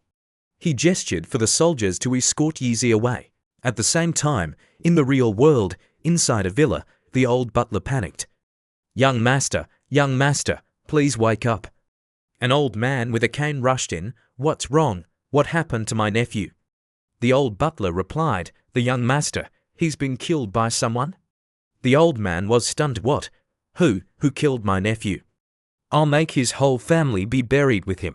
30 minutes later, at the Dragon Phoenix Imperial Court, the judge asked, "Yizi, first-class citizen of the Dragon Phoenix Empire, why did you violate the laws of Windleaf Main City, killing someone at the respawn point?" Yizi calmly replied, "Because that person brought people to harass and threaten me. To protect the honor of a first-class citizen, I had to kill him." The hall buzzed. Yizi admitted it. He killed someone at the respawn point 5 times in a row. Too ruthless, giving the opponent no chance, truly terrifying. Even the respawn point isn't safe. Offending the Great Master Yizi probably means losing one's life. So, in this game, if he wants to kill someone, that person has to die. The judge roared, "Order! Yizi, the killer, as this is your first offense, I sentence you to permanent expulsion from East City. You are forbidden to enter this area." Yizi was about to defend himself when a voice rang out. "Officer, the person Yizi killed was merely a refugee who dared to insult his honor. Logically and reasonably, this is legitimate self-defense. Isn't such a sentence too unfair?" Everyone turned towards the voice. "It's the Duchess." Shirel entered with 2 guards. The law enforcer immediately changed his attitude. "Respected Duchess, Officer Aotearoa greets you." Shirel said, "No need for formalities. Sir Yizi is my close friend. I don't want him to suffer injustice. What do you think, Lord Aita?" The law enforcer replied, "The Duchess is right. My previous judgment was too hasty. According to Windleaf Main City law, vagrants who insult first-class citizens shall be executed." Shirel continued, "If so, why haven't you uncuffed Yizi?" The law enforcer quickly ordered, "Uncuff him immediately." Shirel said, "Sir Aotearoa, if Yizi is innocent and there's nothing else, may we leave?" Aita replied, "Anytime, respected Duchess." Shirel said, "Excellent, Yizi, let's go." Yizi nodded.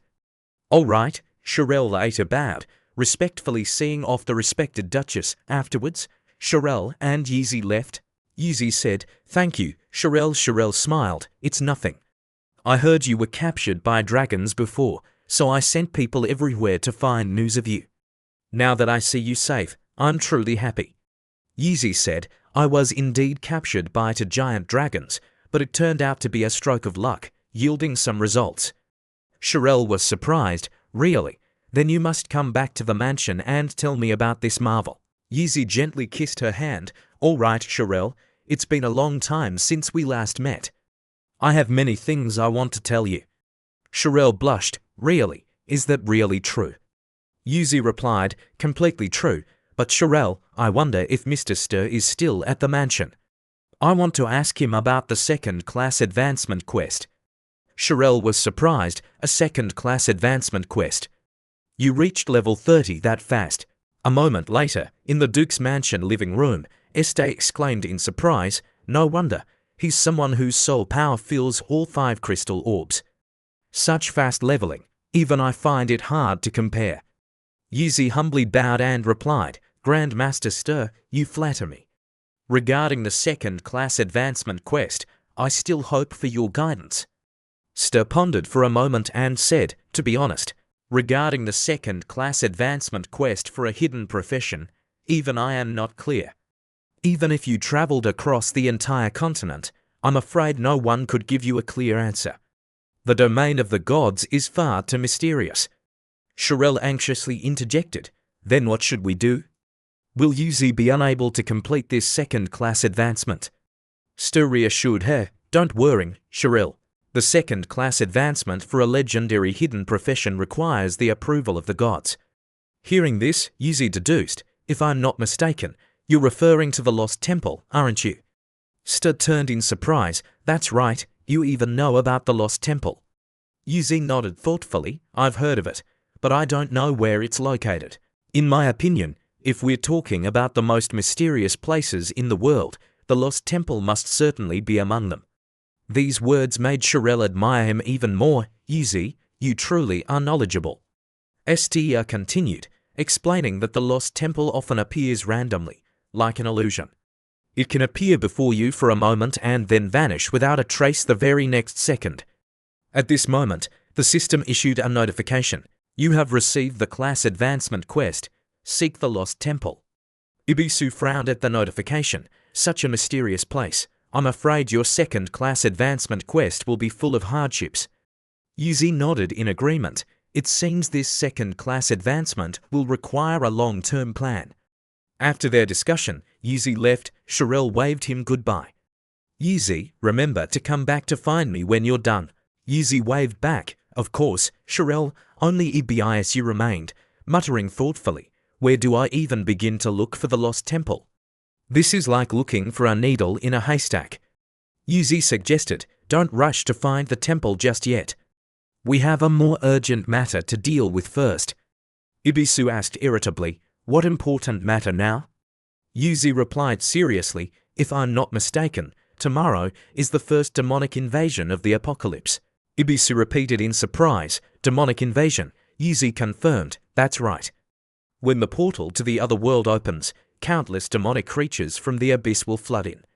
At that time, all creatures in Windleaf City will be slaughtered, and all structures in the city will be destroyed.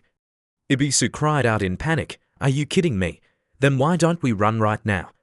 Just the two of us want to protect the assets in the city. Don't be delusional, Yuzi reassured him. Relying on you alone certainly won't work.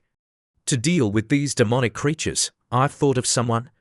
Saying this, Yuzi opened a teleportation portal and called out loudly, Dolores, are you there? Seeing Yuzi poke his head in, Dolores frowned. Why is it you, you troublesome brat? When you come looking for me, it's never for anything good, she asked cautiously. Have you found another unlucky dragon's lair? Yuzi quickly waved his hand. Dolores, don't worry, this time it's not about dragons. Something is happening right here in Windleaf City, nowhere else. Dolores was still suspicious. Are you sure? Then she turned away, disbelieving, and continued to probe. But in this main city of Windleaf, what kind of danger could possibly require my intervention?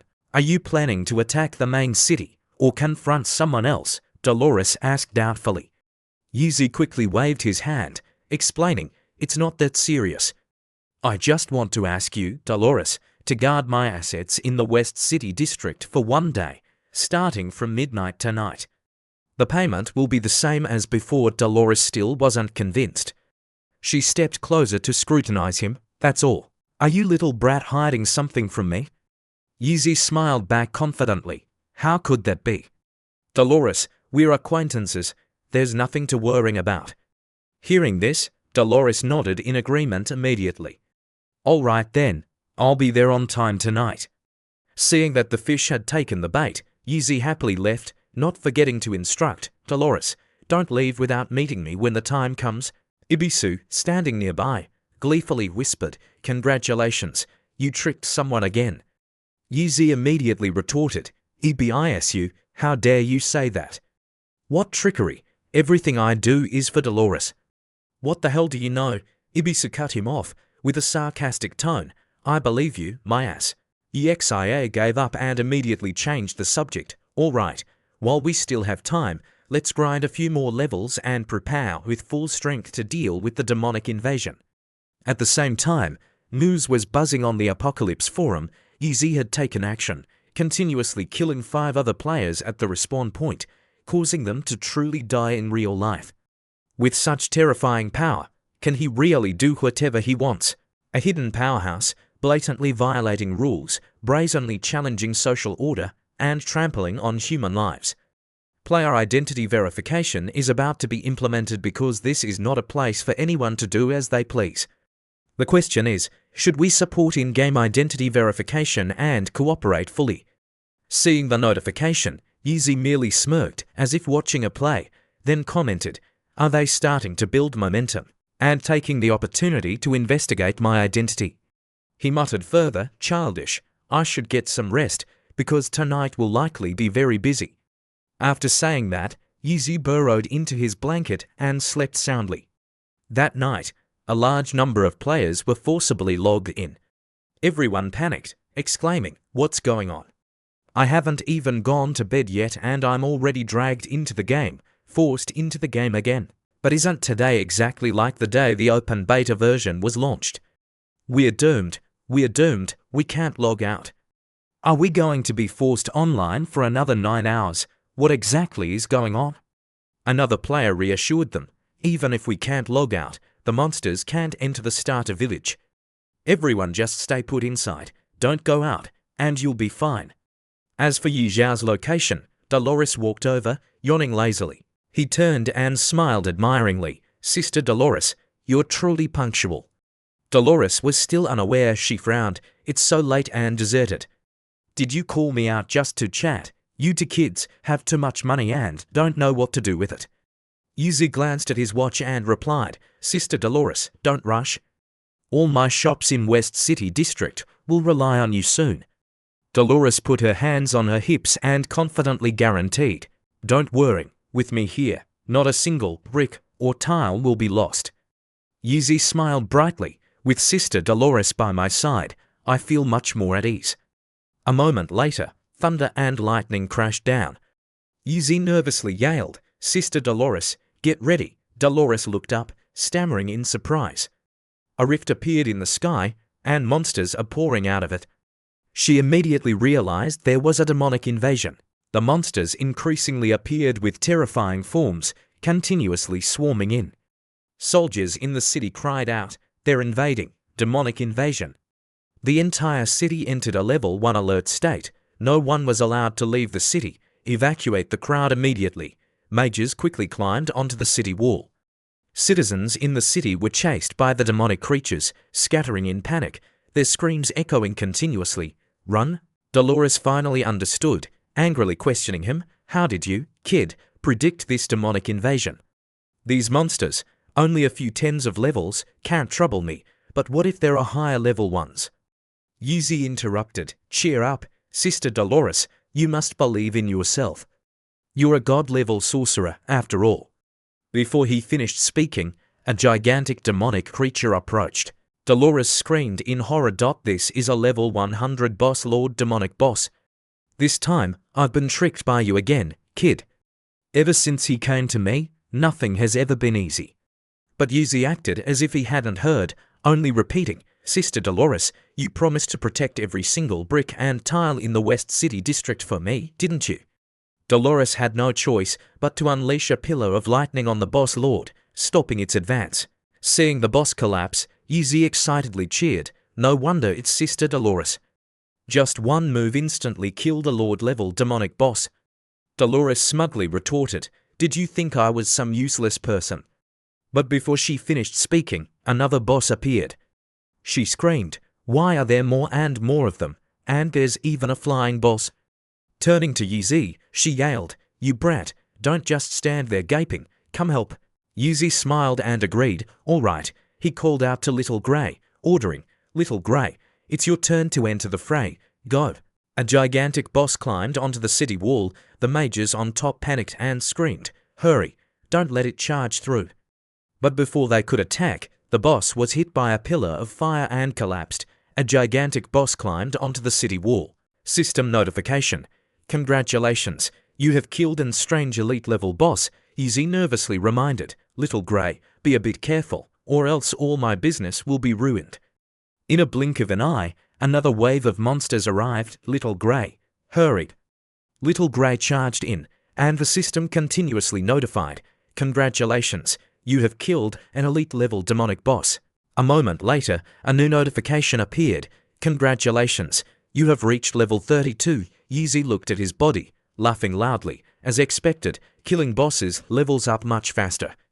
He turned and said, Sister Dolores, West City District is counting on you. You must protect it, while Little Grey and I will go hunt some more bosses. Dolores turned her head and yelled, you brat. Do you really think I have 3 heads and 6 arms? Anyway, you have to increase my pay immediately. EXIO immediately sealed the deal, no problem. After fighting for a while longer, Yuzi picked up a dropped item and muttered, there's even epic grade equipment here. The system displayed, Kuroda's ring type, epic grade, reserved effects. Yuzi ordered with satisfaction, not bad, Little Grey, kill a few more bosses. At the same time, outside Windleaf City, a group of people were scattered and chased by a boss. their screams echoing loudly, "Run faster! I don't want to die yet! Someone save me! What the hell are these damned things? Little sister, don't scare me! How can I live without you? Demonic monster, I'll risk my life against you!" A tank warrior charged forward to block a swing from the boss. He was Great Storm, level 8, but he groaned after just one hit. "Boss, I can't hold on much longer." Green-Wined Emerald Bamboo quickly gave the order, "Everyone, find a way to escape.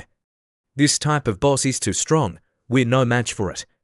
Great Storm turned his head and shouted, "Boss, quickly lead the others and run. I can only block this beast for another 5 seconds. Boss, go quickly, don't worry about me." Before he finished speaking, he was flung away by the boss. The group quickly ran over and shook him, calling out, "Storm, how are you? Storm, wake up." Green-Wined Emerald Bamboo watched the boss charge again, despairingly thinking, "Are we all going to die here?" Suddenly, a brilliant pillar of fire shot out, wiping away nearly 8,000 health from the boss. Seeing it collapse right before him, Green-Wined Emerald Bamboo was stunned. The boss was instantly killed. It seems to be just a young dragon. Little Grey paid no attention to the group, let out a low growl, and then unleashed a series of fire pillars, burning the other bosses. The group watched in astonishment. This young dragon was terrifyingly powerful. One person exclaimed, "Oh my God, have you heard my prayers?" After dealing with it, Yuzi waved his hand, ordering, "Let's go, Little Grey. It looks like there are a few more bosses over there." The voice made the group turn around and immediately realize it was Great God Yuzi. It really is Great God Yuzi. Green-Wined Emerald Bamboo quickly ran after him. "Great God Yuzi, please wait." Yuzi stopped and asked, "What do you people want?" They thanked him profusely. "Great God Yuzi, thank you for saving us." "That's right, thank you, Great God. In the future, if you need anything, even if it means going through fire and brimstone, we won't refuse." Yuzi smiled lightly and waved his hand. "There's no need for that, it was just on my way." He paused for a moment, then added, "By the way, West City District is much safer now. If you don't want to continue fighting bosses, you can go there." Hearing his guidance, the group admired him even more. Great God Yuzi is truly amazing. One person joked, "If I were a woman, I would definitely bear him a son." Enough, stop bickering. Quickly pick up the equipment and items and head to West City District now. Yuzi continued on his way, muttering, "Killing these ordinary monsters takes too much time. Little Grey, let's go. We'll head to the main gate of the city. That's the main battlefield for the demonic invasion." At the same time, in West City District, the devastated scenery gradually appeared. The Green-Wined Emerald Bamboo group entered, exclaiming, as Great God Yuzi said, "West City District is indeed much safer." One person wondered, if this place is already safe, why is Great God still patrolling outside the city? Could it be that he wants to power level by killing bosses? Suddenly, everyone cheered, "Look quickly, Great God has leveled up again." On the monument, Yuzi had reached level 35. The entire group stared in astonishment. "What? Level 35 already? Oh my God, I remember yesterday the Great Master was only level 31. That's too insane. How many bosses did he have to kill to get like that?" While they were discussing, a meteorite streaked past, making them jump and look. What is that? It seems to be falling towards the main gate of the capital city. Just as they predicted, the meteorite plunged directly into the main gate area. At this moment, Yuzi had arrived at the main gate of Windleaf City, witnessing the desolate scene and sighing, "It's truly too tragic." He glanced in another direction and discovered an unidentified Bone King boss. Exia hesitated slightly. "That's a level 100 Lord level boss. I'm afraid it'll be difficult for me to take it down alone." At the same time, on the city wall, the mages were in an uproar. "Lord Aeta, the defensive wall at the main gate has been completely breached. The archer team cannot hold on, and the healing team can't keep up. We're about to be overwhelmed." One person suggested, "Should we abandon the first defensive line and retreat to the rear? Please give us your orders, Your Excellency." Before he could reply, a bolt of lightning struck from the sky. The crowd cheered in joy. A god-level expert had made a move. They were saved. Dolores landed and questioned, "Kid, did you call me here in a hurry just to kill this level 100 Lord level boss?" Yuzi smiled brightly. "Sister Dolores is truly intelligent. Please think of a way to get me close to that Lord level boss. I have a way to kill it." Dolores frowned and warned, "Even I wouldn't dare to say such words. Are you serious, kid?" Yuzi smiled confidently, "Absolutely serious, more real than pearls." Seeing his determination, Dolores reluctantly agreed. "All right, if that's what you want, I'll take you there, and even buff you up." But after being buffed, Yuzi didn't rush forward. Instead he haggled. "Sister Dolores, you're a god-level spellcaster. Why don't you clear the way for me first, so I can confront the Lord-level boss directly?" Dolores replied in exasperation, "All right, consider yourself formidable, kid. I'll clear the way for you." A pillar of lightning struck down, defeating the group of bosses in front. Dolores urged, "Go now, take advantage of this moment." Yuzi rushed forward, exclaiming, "Sister Dolores is truly powerful." At the same time, the mages below cheered, "Lord Dolores, if you have made a move, Windleaf City is surely saved." Dolores didn't want to waste words, shouting, "Stop talking. Quickly move everyone to guard the north area. Leave this place to us." "Yes, Lord Dolores, we leave this place to you." Suddenly someone yelled, "Lord, there's a beast tamer around level 30 preparing to attack the Lord level boss." A mage frowned and shouted, "Stop meddling in other people's affairs. Just follow Lord Dolores's instructions and move everyone to the north area immediately." A moment later, Yuzi approached the boss, but the size difference between them was too great. Dolores worriedly urged, "Kid, everything depends on you next." Ibisu cried out in panic, "You stinky brat, if you die, don't drag me with you. I'm not picking up your corpse." Yuzi, sweating, defiantly replied, "Don't worry, I'll take care of the entire death package. Next is hunting time." The boss recognized its target and swung its gigantic battle axe. Dolores quickly erected a barrier, shouting, "Kid, hurry up and make your move." EXIO still playfully pulled out a medal. "Sister Dolores, don't worry, watch closely." He raised the brutal medal towards the boss. A charged attack pierced through the skeleton king's body. The system notified, "Brutal instant kill, immediate death." The skeleton king shattered into pieces. Yuzi laughed joyfully. Success. Ibisu was stunned. Unbelievable, this Lord-level boss was actually insta-killed by that stinky brat. The global system announcement rang out. Global system announcement. Player Yuzi from Great Zia has successfully eliminated the level 100 Lord-level boss, achieving the first kill of a level 100 Lord-level boss. Reputation plus 1000, attribute points plus 200, Great Zia Warzone points plus 1. End of announcement. Congratulations to player Yuzi for leveling up to 40. The crowd was dumbfounded, unable to believe their eyes. Where's the boss? Was it insta-killed? No way. It's a Lord-level bosser. Who could possibly insta-kill it? Someone exclaimed. Grandmother Yuzi just left the city. He must have gone to kill a boss. How terrifying. Grandmother is too strong. I wonder if he accepts younger brothers. Boss, how about we join Grandmother Yuzi? The contrast in this broken game is too great. One person sighed, I want to too, but Grandmother Yuzi probably wouldn't accept. I've decided to form a fan club and become Grandmother EXIO's #1 fan. At EXIO's location, a series of items dropped, accompanied by notifications. Shield of the God Tamer, Epic Grade, effects currently unidentified. Burning Stone, Grade Undetermined, Blazing Firestone, Grade Undetermined. Starcaller's Scepter, Epic Grade, effects currently unidentified. Holding the scepter, Yuzi sighed in admiration. No wonder it's a Lord-level boss. The drops are truly different. EBISU climbed onto the pile of bones, exclaiming, EBISU, did you find something good again? He picked up an item, grinning, Ibisu, you're really lucky. What good stuff. The system introduced, Damaged Horn of the Berserk God, Divine Artifact Grade, effects currently unidentified. Yuzi nodded in satisfaction. Not bad. The harvest from this demonic invasion is even richer than a legendary quest. Suddenly, a spatial rift opened, and the crowd watching cheered. The demonic monsters have all retreated. We're alive. The demonic invasion is over. We won. We're alive. Truly alive. Victory. We won.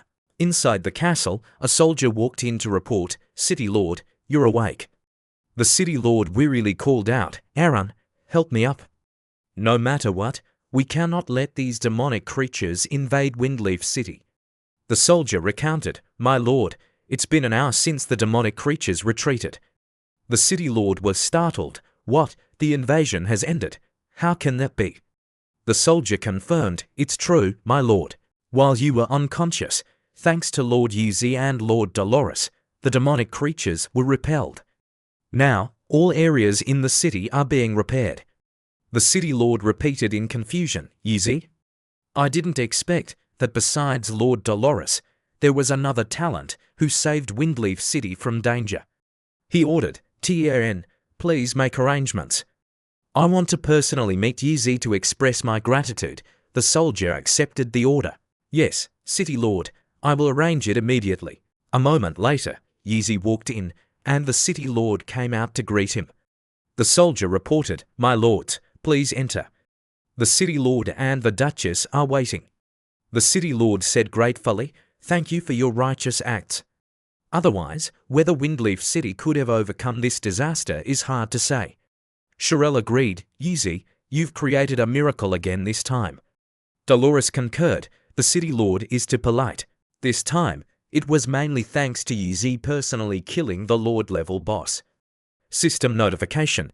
Aliens favorability +20. You have gained the respect and recognition of the Windleaf City Lord. Obtained title, Windleaf City Friend. Yuzi bowed humbly. "It was nothing. Sister Dolores is just exaggerating. This demonic invasion was as easy as flipping a hand." "City Lord, you don't need to worry." Dolores understood.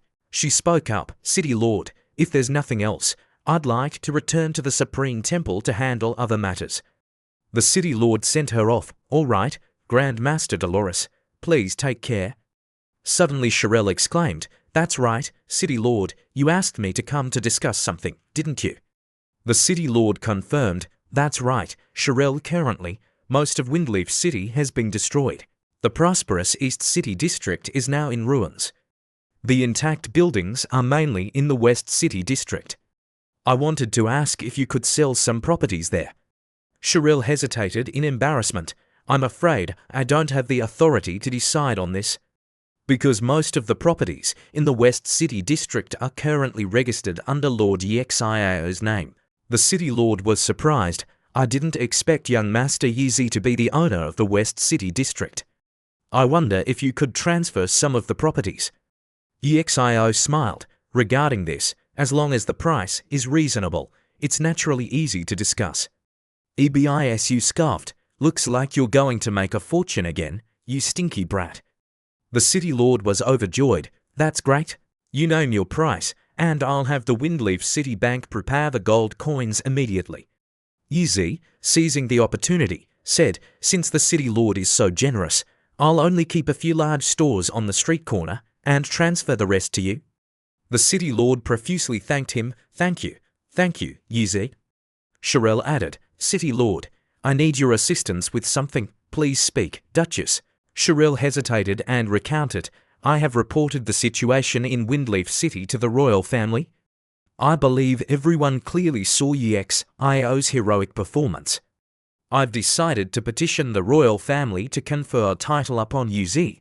Yuzi was secretly overjoyed, unable to believe it.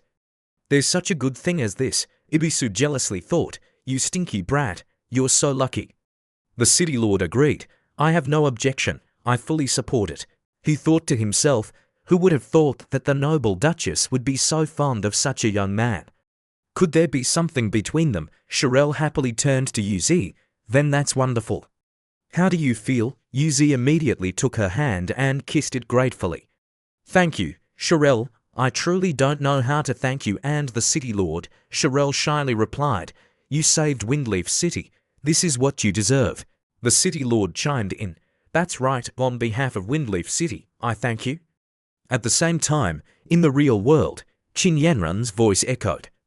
Jo Hong, answer me. Stop causing trouble, or I'll get angry. Jo Hong, you absolutely must not die. You good for nothing. You used all my savings to buy equipment, yet you couldn't even deal with the demonic creature. What am I supposed to do now? In a panic, she suddenly remembered. That's right, I can still find Yizi. Jo Hong is a good for nothing. I misjudged him before. He deceived me, otherwise, Yizi and I wouldn't be in this predicament. Now I understand that Yizi is the best person for me in this world. That's right, I must find him. Yizi loves me so much. As long as I sincerely apologize, we will definitely go back to how we were before. This time, whatever he wants, I'll give it to him. As long as I humble myself, he will come back. Yizi, I'm coming, wait for me. In the game, the crowd unanimously decided, I've made up my mind. After tomorrow's online session, I'll move to Windleaf City immediately. Other cities are too dangerous. Only the Great Master Yizi can protect us. I'm going too. Has anyone formed a team yet? It'll be safer to go together. I'm willing to pay for a city transfer scroll. The price is negotiable. At GXIO's place, the crowd was excitedly bidding. I want to buy this room for 5,000 gold. I'll offer 10,000 gold. Sell it to me. Yizi looked at this scene, bewildered by how many people had flooded into Windleaf City in such a short time. It's a bit late to go for a trial now. I should get my equipment forged first. A moment later, Yizi arrived at the appraisal shop. The NPC hesitated. Your Excellency, Yizi, you're here. He got straight to the point. I've come to forge and appraise some equipment. The NPC looked awkward, pointing to a pile of wreckage nearby. I'd really like to help you, but my shop has been destroyed. Yizi immediately suggested, how about this, you come with me. I'll provide the forging station and appraisal tools. A moment later, Yizi led the NPC to a house and invited him in. The NPC hesitated. Your Excellency, Yizi, this place is, he secretly replied, just go in and see for yourself. Upon entering, the NPC's eyes lit up and he exclaimed, Master Yizi, this is the finest forging station. I never expected to find such luxurious forging and appraisal tools in West City District. May I ask who owns this shop? EXIO smiled and immediately replied, if you agree, this shop will be yours. The profits can remain the same as before. This is my property. It's been closed for a long time. You've come at just the right time. The NPC turned around in astonishment. Really? I am extremely honored. Currently, many appraisers in Windleaf City are unemployed. For you to take me in like this, I am truly grateful. Thank you, Master Yizi. Yizi humbly waved it off and took out a divine artifact. No need to be polite. The urgent matter at hand is appraising this equipment. Can you confirm if this item can be successfully appraised? The NPC hesitated. This requires a divine appraisal tool. Even if I use the best appraisal tool, I cannot guarantee that I can appraise this divine artifact successfully. Yizi reassured him, handed over the item, and said, just give it a try. The NPC began his work. If Master Yizi trusts me so much, I will do my best to try. But the appraisal failed. The NPC sighed. As expected, it didn't work. Even the appraisal technique couldn't be sustained. Yizi, slightly disappointed, asked, is it that difficult? The NPC replied, yes, no one has ever successfully appraised a divine artifact. I am truly ashamed for not being able to help you.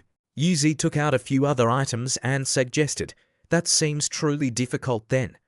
First, let's appraise these 3 epic equipment pieces. The NPC nodded, all right, epic equipment is certainly no problem. A moment later, Yizi arrived at the Lord's manor and saw a guard blocking someone, telling them that the city lord was busy and could not see them, and asked them to leave. Yizi approached and asked, is the city lord here? The guard quickly replied, Master Yizi, the city lord is working inside, please come in. Yizi nodded, all right. Upon entering, Yizi met the old city lord, who was surprised. EXIO, what brings you here so suddenly? Yizi replied, I'll get straight to the point, city lord, I want to find a lost race. The old city lord stroked his beard, a lost race? They've been gone for hundreds of years. This is like looking for a needle in a haystack. Yuzi stated firmly, yes, I know, but it's worth a try anyway. The city lord asked, so, what do you want me to do? Yuzi raised 5 fingers, offering a bounty. Whoever finds the lost race will receive 5 million gold coins and 3 dark gold equipment pieces. The old city lord was astonished, such a large reward. This matter must be very important to you. I will immediately send people to search. Yuzi thanked him. Thank you very much, city lord. He waved his hand. It's nothing, Yuzi. Don't be so formal. The next day, the player community buzzed with excitement. Look, everyone, Master Yu Zhao's level has increased again. What? Master Yuzi is still grinding levels. The system announced that player Knight Z of the Great Zia has cleared the level 40 Abyssal Trial, becoming the first hero in history to achieve this feat. Rewards, an epic item, a hero's crystal, and 1 Great Zia War Zone point. After the announcement, players exclaimed, Master Yuzi has cleared the level 40 Abyssal Trial. That's incredibly impressive, but I wonder if the leveling speed will slow down after level 40, rewind 15 minutes. At the level 40 Abyssal Trial, a giant monster swung its claws to attack, and Yuzi immediately erected a defensive barrier. As usual, Little Grey defeated it with a single move. Ibisu said, fortunately, you have your coin armor protecting you, otherwise, you'd be dead for sure. Yuzi laughed, are you kidding? Thanks to the dragon god's blessing, Little Grey's attributes soared. Checking the dropped items, Yuzi picked up a fragment. Another fragment. He now had 4 fragments. How many more were needed to complete it? At this moment, the old city lord messaged, Your Excellency, Knight Z, please come to the manor immediately. There's a clue regarding the information you requested. Yuzi was surprised. What? News about the lost race, and so quickly. At the same time, in a certain forest, a group of people excitedly cheered. With this short stature, they must be the lost race. We need to report this to Master Yuzi right now, damn it. That's right, I'm rich. Don't run, I found them first, Master Yuzi, wait for me. The dark gold equipment and gold coins are mine. 20 minutes later, Yuzi returned to Windleaf City and met the old city lord. Sir, is there really news about the lost race? The city lord nodded, signaling to a soldier, yes, this young man will tell you. The soldier stepped forward. Greetings, Your Excellency, Knight Z. In the dense forest outside the city, I saw a group of strange goblins. I believe they are the lost race you are looking for. Yuzi asked, you mean goblins near Windleaf City? That close, are you sure? The soldier replied, 1,000 times certain. He recounted, when the fiends invaded, I accidentally ran into the forest to seek refuge and discovered them. If it weren't for Master Yuzi stopping the fiends, I wouldn't have survived. Yuzi waved his hand. Don't be polite. Lead me there immediately. The soldier asked, do you need additional troops to accompany you? Yuzi shook his head. No need. I'm enough by myself. At the same time, outside Windleaf City, a group of goblins appeared. 2 leaders wore armor and carried weapons, while the rest only wore loincloths. 2 players hiding behind a tree whispered, I need to capture a dwarf alive and then find Master Yuzi to claim the reward. How about we work together? Gold for you, dark gold for me, nice rain, isn't it? The leading dwarf heard them and threw a hammer, dealing damage. The other player scoffed, only 80 damage from 1 hammer, too weak. But the hammer exploded with lightning, dealing 87,231 damage, knocking out both of them. Nearby players were terrified. Damn it, over 80,000 damage from 1 hammer. Are these even people? The goblin race is too monstrous. A dwarf said, these damn humans always have bad intentions. Just looking at them is disgusting. THOR, we shouldn't pass through human territory. The goose doesn't want to be tracked like monkeys.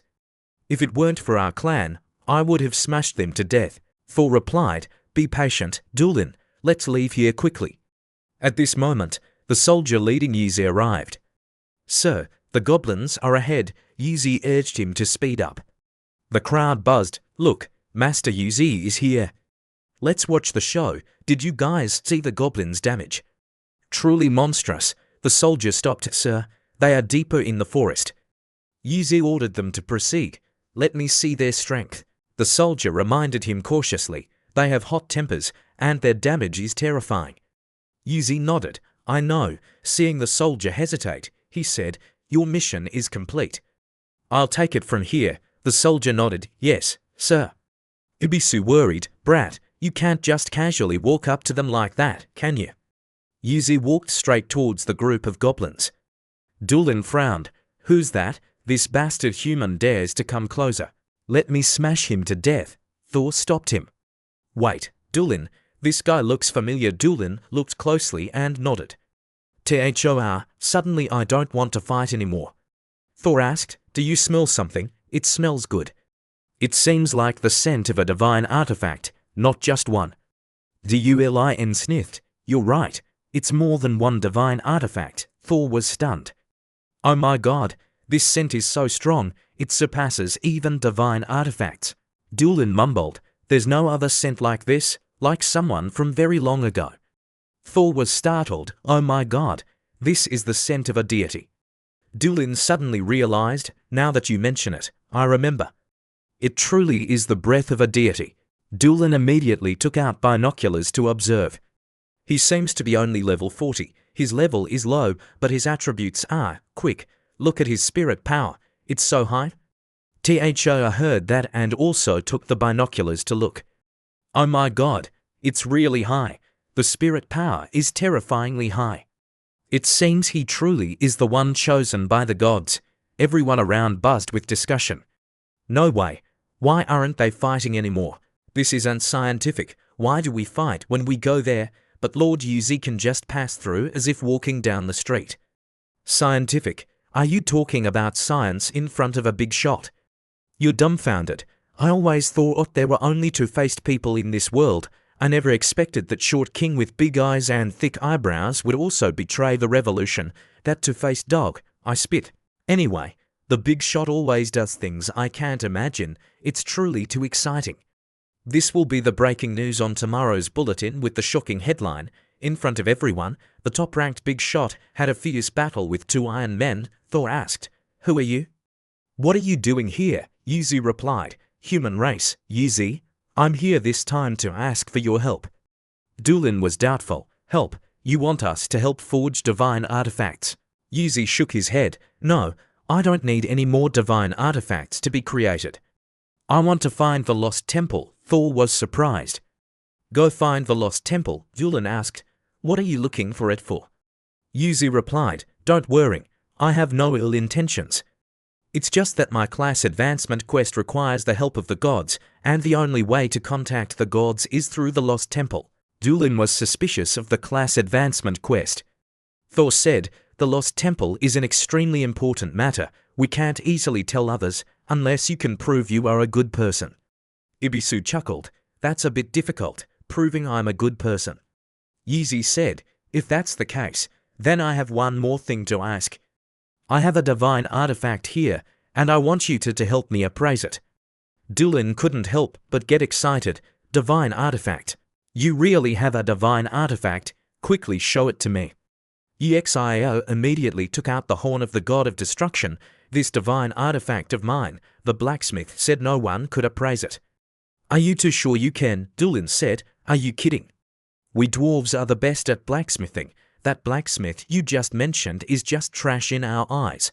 Thor spoke up. That's right. First bring out the divine artifact. Let me study it. He looked at the horn with a bit of surprise. This thing doesn't seem like a forged divine artifact.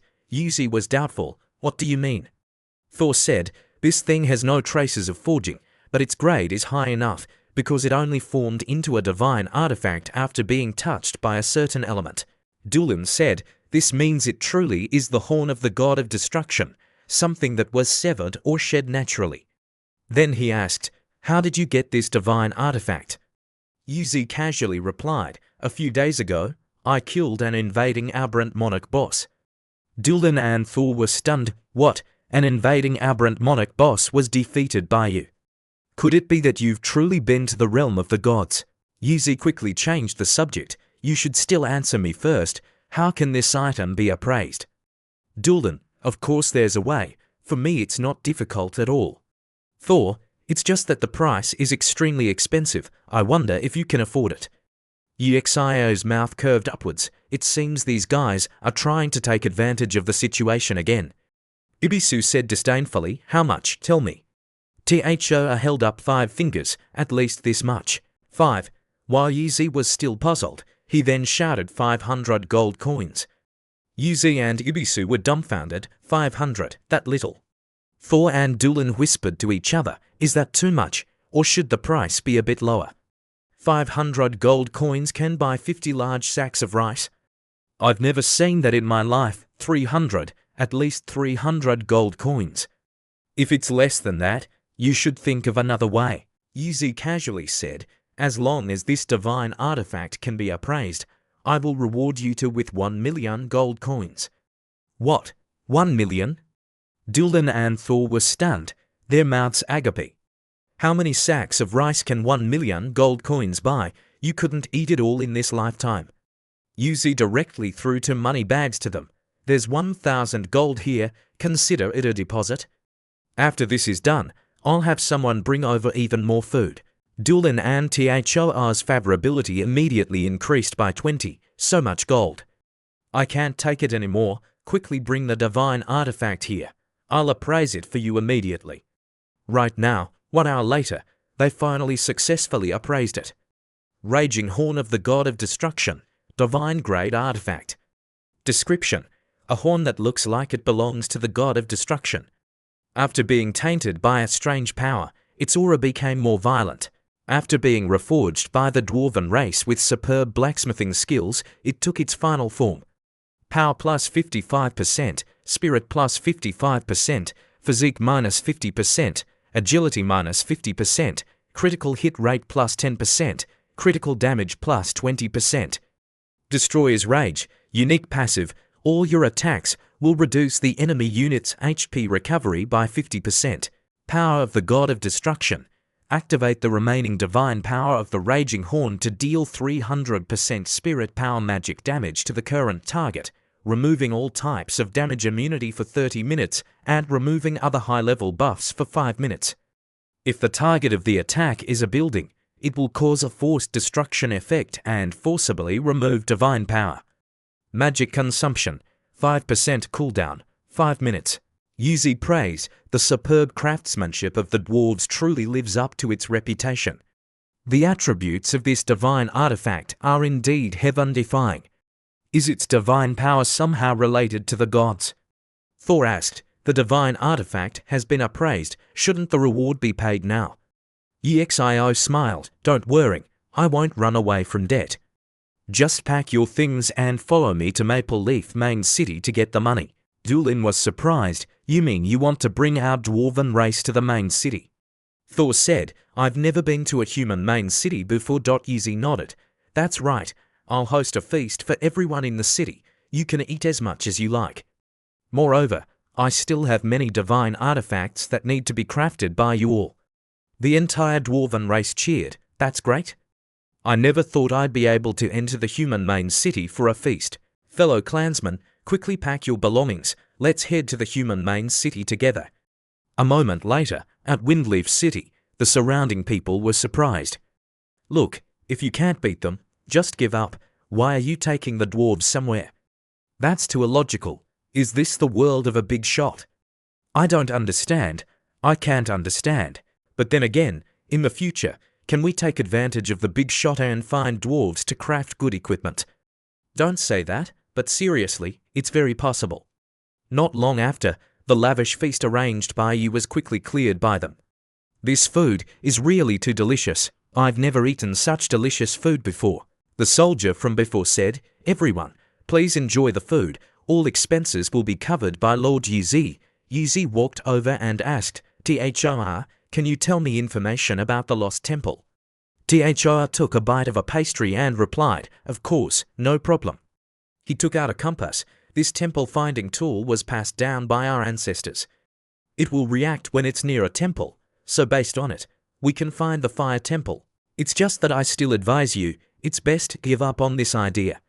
Yuzi was doubtful. Why is that? Thor replied, because a very terrifying creature has occupied it. Yuzi wondered, What kind of creature is that, exactly? Thor replied, honestly, I've never seen anything like it either. Years ago, our ancestors, guided by the fire god, fled the fire god temple. That's because a terrifying creature appeared there.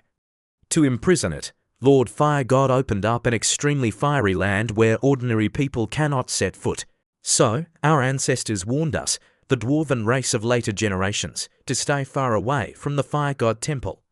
Yeezy understood, so that's how it is, but the fire god temple is connected to my class advancement, so I can't not go. Thor said, in that case, I admire your courage. If you must go, then these 2 items might help you. He then took out a red stone. Yeezy questioned, this is?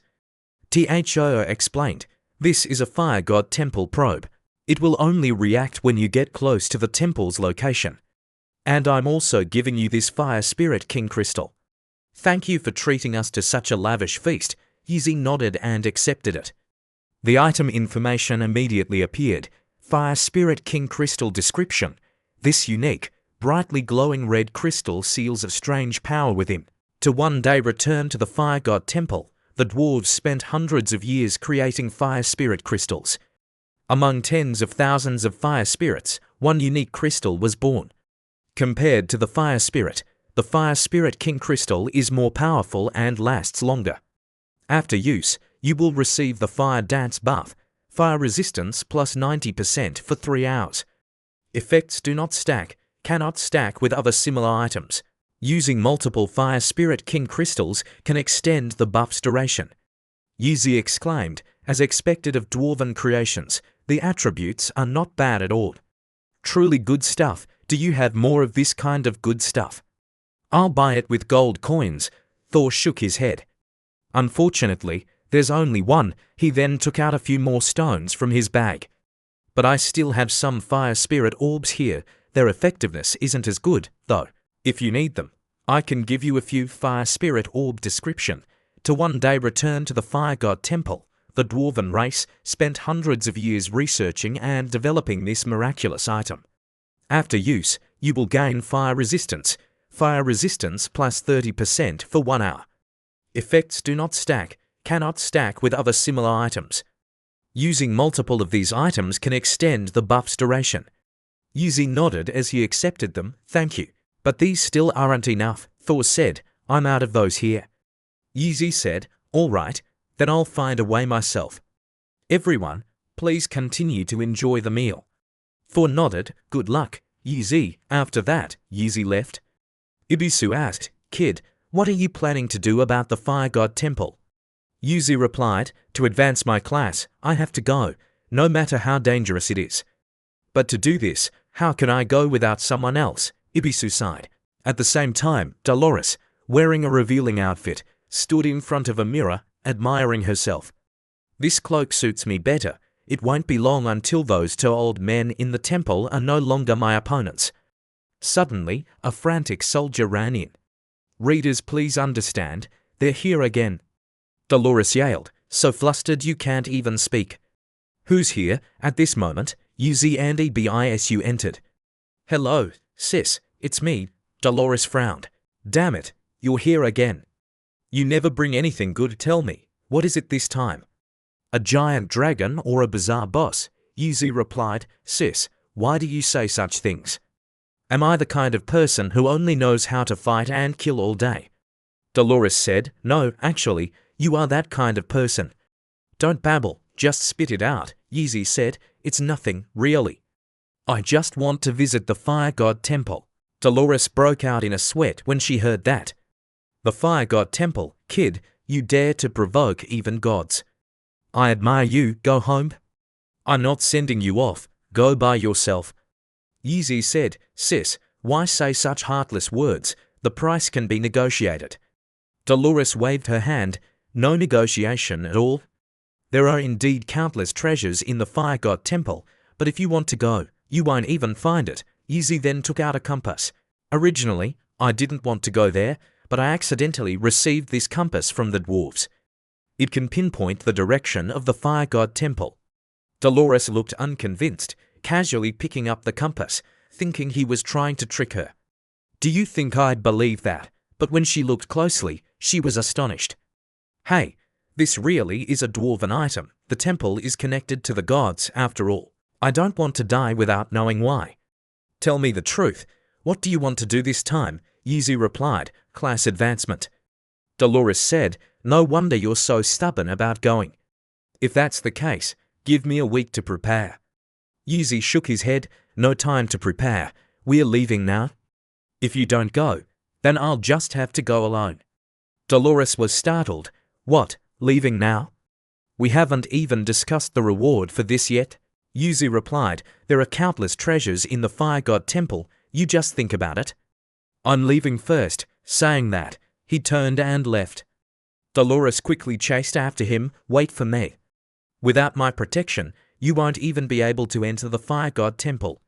After that, they hurried on their way, taking 2 days to reach the scorching land. Ebisu complained, smelly kid, are you reliable? Why is it still so far? This old man is about to die from the heat, Dolores said. I'm about to die from the heat too. We've been traveling for 2 days, you might have been tricked by those dwarves. Yuzi looked at the compass and said, no way. The compass's reaction is getting stronger and stronger, we must be very close now. Suddenly, a giant fish leapt out from the lava river. Yuzi was startled. It's this loach again, sis, I'll leave it to you. Dolores said, I never want to eat grilled loach in my life, so I'll cool you guys down. Saying that, she cast a freezing spell on the fish. But the fish quickly broke through the ice, and at the same time, dozens more loaches jumped out from around them. Dolores frowned. Why are there so many? Kid, something doesn't seem right. Yuzi said, the compass's reaction is getting even more intense. EXIO's group was stunned. Is this the gate to the fire god temple? Yes, this is my first time seeing it too. At this moment, the school of loaches simultaneously rushed towards them. Dolores immediately cast 5 Thunder Blast to attack, while Yuzi cast Gold Coin Shield to create a protective barrier around himself, then ran towards the Secret Realm gate. No, they're rushing over. Ibisu clung on tightly. We have to break through. Sister, cast a speed buff on me, cover me as I charge through. Don't worry, Dolores said, all right, kid, don't forget my reward. The loaches continuously spewed fire, each attack dealing 150 fire damage. Ibisu cried out, we've clearly used fire spirit orbs, but we're still taking such high damage. Run faster, kid, I'm about to be burned alive. Yuzi roared, gathering all his strength to run. No one can stop me, not even a god. Finally, though a bit disheveled, he successfully entered the temple. Yuzi looked around and saw that the temple was incredibly dilapidated, seemingly about to collapse at any moment. Suddenly, the guardian statue spoke. Intruder, state your intentions. Yuzi replied, I've come to explore the ruins of the divine temple. The stone statue's eyes glowed red, and it chuckled hoarsely. Intruder, you need to receive my blessing to activate your potential. So, kneel before me. What are you waiting for? Yuzi wondered, does the second advancement also require receiving a blessing? The statue replied, offer your most sincere praises and blessings, submit to me, and I will bestow blessings upon you, sheltering and protecting you. Ebisu reminded him, kid, there seems to be something strange about this statue. Yuzi sneered, just a mere statue wants this young master to kneel. The statue roared, presumptuous. To kneel before the great god of fire and craftsman, Hephaestus, is your ultimate honor. Now, immediately offer your sincerity to me, kneel down. As soon as it finished speaking, 2 streams of fire descended. Yuzi frowned. How can a living, great person be humiliated by a broken statue? He then took out the horn of destruction. So what if it's a god? This young master also has divine artifacts. At this moment, Little Grey suddenly came out. Yuzi wondered, Little Grey, why did you come out by yourself? Little Grey directly charged at the stone statue. Yuzi quickly called out, Little Grey, come back.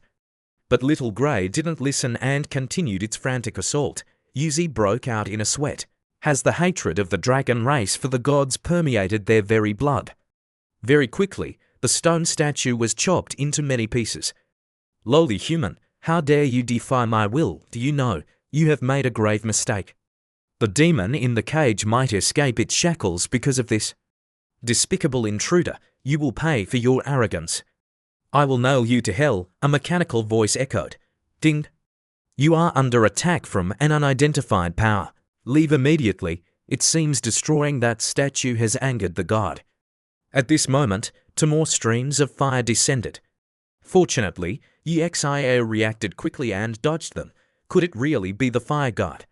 Facing a god, I have no chance of winning. Am I really going to die here?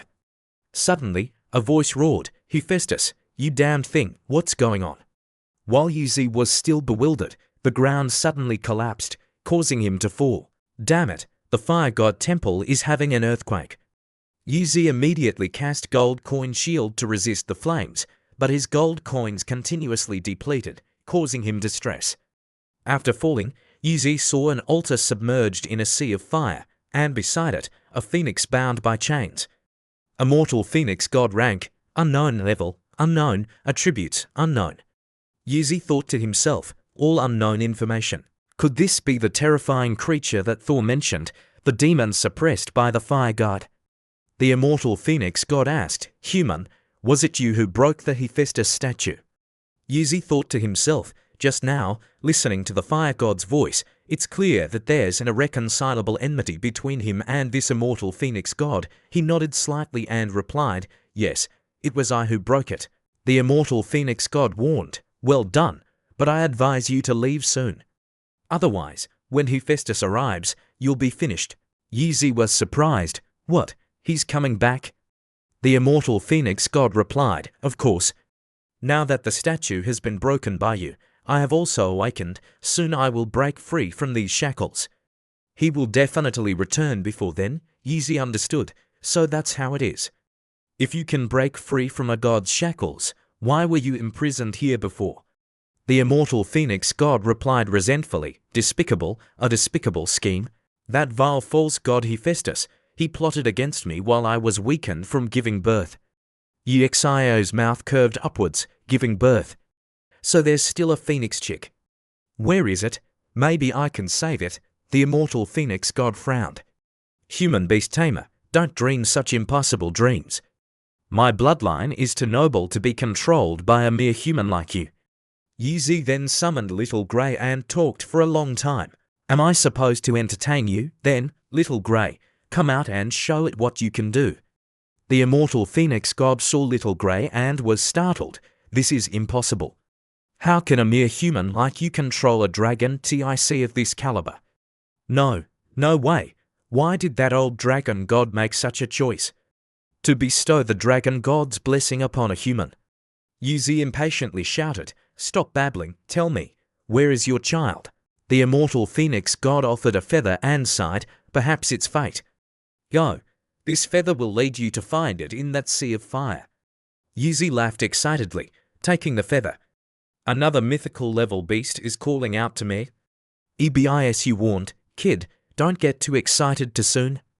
Now you really have to go down into that sea of fire.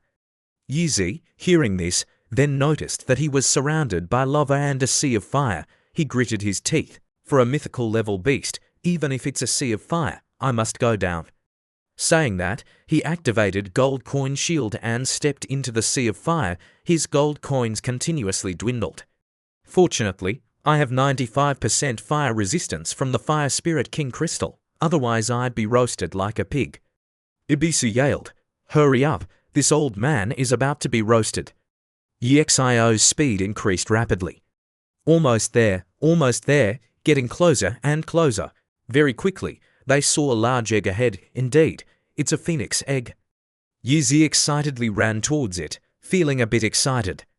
Ebisu, do you know how to hatch eggs? Ibisu replied, I know how to make omelets. But just as he picked up the egg, a voice roared, Who goes there? Immediately, a stream of fire struck Yuzi, making him scream in pain. You old bastard fire god, you're not done with me yet. As soon as Yuzi cursed, a giant rock hand struck down. Ibisu saw him and yelled, Kid, why aren't you running? What are you waiting for? Yuzi immediately hugged the egg and ran for his life. Run? Ebisu broke out in a sweat and said, Kid, Why do you always go to such dangerous places to steal eggs? A moment later, Yuzi ran back to the altar with the egg, panting. The immortal phoenix god was surprised. What? You actually did it? A mere mortal like you can walk in and out of terrifying molten lava. Yuzi, covered in sweat, replied, stealing eggs. It's a small matter, it's not the first time I've done it. Another stream of fire descended, accompanied by a roar, despicable mortal. You destroyed my divine statue, and now you dare to touch that egg. Your crime is unforgivable. I will personally tear you apart. Prepare to face the wrath of a god. The immortal phoenix god urged, Human, leave this place quickly. Hephaestus is coming, and you won't escape then. Take my child and go, as far away as possible. When it grows up, it will tear these scumbags apart. Yuzi was silent. Sister Dorals isn't here. If the fire god comes, even with the gold coin shield, I'll just be burning money too much alone. He asked in doubt, but is there really no way to help you break the seal? The immortal phoenix god replied, there is a way, but you are too weak. Even if the strongest human were here, they might not have a chance to help me. Yuzi still didn't give up. Let's try. You never know. The immortal phoenix god sighed. Do you see those two flickering black aura seals over there? Those are two divine seals. Both must be broken simultaneously to be released. Yuzi said, sounds like it's not that difficult. The immortal phoenix god shook her head. A god's seal cannot be opened by mortals. Yuzi then took out the horn of destruction. Even with this, it won't work. The immortal phoenix god was startled. This is the horn of destruction. I can't believe you have such a divine artifact, but one divine artifact isn't enough. You need to simultaneously break both seals, which requires two divine artifacts. Yuzi pondered. Two divine artifacts. Then I don't have them, but let me think of a way. He then took out a crystal. I have this cooldown stone. With it, I can directly use the power of the god of destruction twice. The immortal phoenix god's jaw dropped. How does a mere mortal like you have so many strange and rare items? Hephaestus's voice echoed again, lowly human. The great fire god descends. Prepare to face my wrath. Being torn apart by my own hands is your lifelong honor. The divinity on you and that beast will surely be my nourishment. Yuzi frowned. No other choice. I'll just have to try. I can't let this old bastard fire god achieve his goal. Saying that, he directly leapt towards the two black seal runes. Let's try the horn of destruction. After breaking the first seal rune, Yuzi activated the cooldown stone again, using the horn of destruction once more, successfully shattering the second seal rune. I don't care what kind of god you are, break for me. Seeing the seal broken, the immortal phoenix god was somewhat disbelieving. I can't believe this mortal actually. Suddenly, a voice from behind said, Human, offer up your tiny life. Yuzi turned in surprise to see a dark-skinned giant holding a hammer. He was the fire god Hephaestus. Exio broke out in a sweat. He's too big. Hephaestus glared and roared. The great fire god descends. Why aren't you kneeling before me? At this moment, the immortal phoenix god broke free from her shackles and flew over. Hephaestus, you've come at just the right time. Hephaestus frowned slightly. Impossible. How could you break the seal? The immortal phoenix god sneered. Vile false god. It's time to pay for your blasphemy. Only your filthy blood can cleanse my humiliation. Yuzi hid behind a stone pillar, sweating profusely. Holy moly, we can't participate in this kind of fight. Ebisu, let's hide. On this side, Hephaestus swung his hammer. Imprisoned for so many years, and even had your essence drained, I don't believe you have much power left. The immortal phoenix god sneered. Despicable false god. I want you to pay a blood debt with blood. It swung its claws, cleaving the altar in two. Yu Zhao's face changed color. Oh my god, so powerful. Quickly activate gold coin shield to save my life. What? Hephaestus's hammer shattered, and one arm was severed. He was terrified. The immortal phoenix god lunged again. Let you taste what it's like to melt. Hephaestus frowned. A discarded wretch like you dares to defy a god. The immortal phoenix god laughed coldly. Still arrogant enough to call yourself a god, are you worthy? It swung its wing again. cleaving Hephaestus in half. He screamed and fell to the ground. No, impossible. Exio's face was pale. The immortal phoenix god's claws are too vicious. The fire god was just torn apart like that. Ibisu, sweating profusely, said, "You stole its offspring earlier. Do you think it'll kill you too?" On the other side, the immortal phoenix god was still furiously venting its rage on Hephaestus. "Use the blood of a god to help me be reborn in fire." Exio quickly took out the egg. "It was all a misunderstanding. Here's your egg back." The immortal phoenix god took out 2 drops of blood and said, "Misunderstanding? What misunderstanding? I should thank you." Yuzi took the 2 drops of blood, confused. "This is..." The immortal phoenix god explained, "These 2 drops of the false god's blood I give to you, blood of a god rank unknown." Description: the mighty craftsman and fire god Hephaestus has existed for tens of thousands of years on the continent. His blood carries divinity, however. Who could possibly obtain the blood of a god? Yuzi gave a forced laugh. "I'm really sorry." Ebisu scornfully said, "I don't think you're sorry at all." The immortal phoenix god said, "This drop of divine blood will help you hatch my offspring." Yuzi was dazed. "You want me to hatch the egg?" The immortal phoenix god nodded. "My child hasn't hatched yet. You must find a way for it to be born. I am very grateful that you helped me break the seal, but this place is about to collapse. News of Hephaestus's fall will spread soon, and my child must rely on you. We must leave this place immediately." Yuzi quickly spoke up. "Wait a moment, wait. I haven't picked up the equipment yet." The immortal phoenix god looked disdainful. "What's the point of picking up those scraps?" Yuzi replied, "It's still something the fire god dropped. It would be a waste not to pick it up." Hephaestus's divine scepter, damaged, grade, epic, attributes, spirit plus 500, spirit plus 5%, fire damage plus 30%. Fire attributes skill casting time 30%. Unidentified skill, passive, temporarily unviable due to damage, divine scepter. Unidentified skill, active, divine scepter is damaged and temporarily unviable. Even damaged, it's still an epic grade staff. If it could be fully repaired, it would probably reach at least divine artifact grade. The immortal phoenix god urged again, "This place is about to collapse. Leave here quickly." All right, I'm coming." The immortal phoenix god flapped its wings, creating a teleportation array. At the same time, somewhere else, lightning continuously struck down. Hephaestus frowned slightly. "I've lost an avatar." Hephaestus was just an avatar. Why make such a fuss? "What I lost was the avatar responsible for protecting the immortal phoenix god. If I'm not mistaken, that world has collapsed. The immortal phoenix god is an important part of the plan. We didn't hesitate to expend divinity to seal it. And now you're saying that world has collapsed.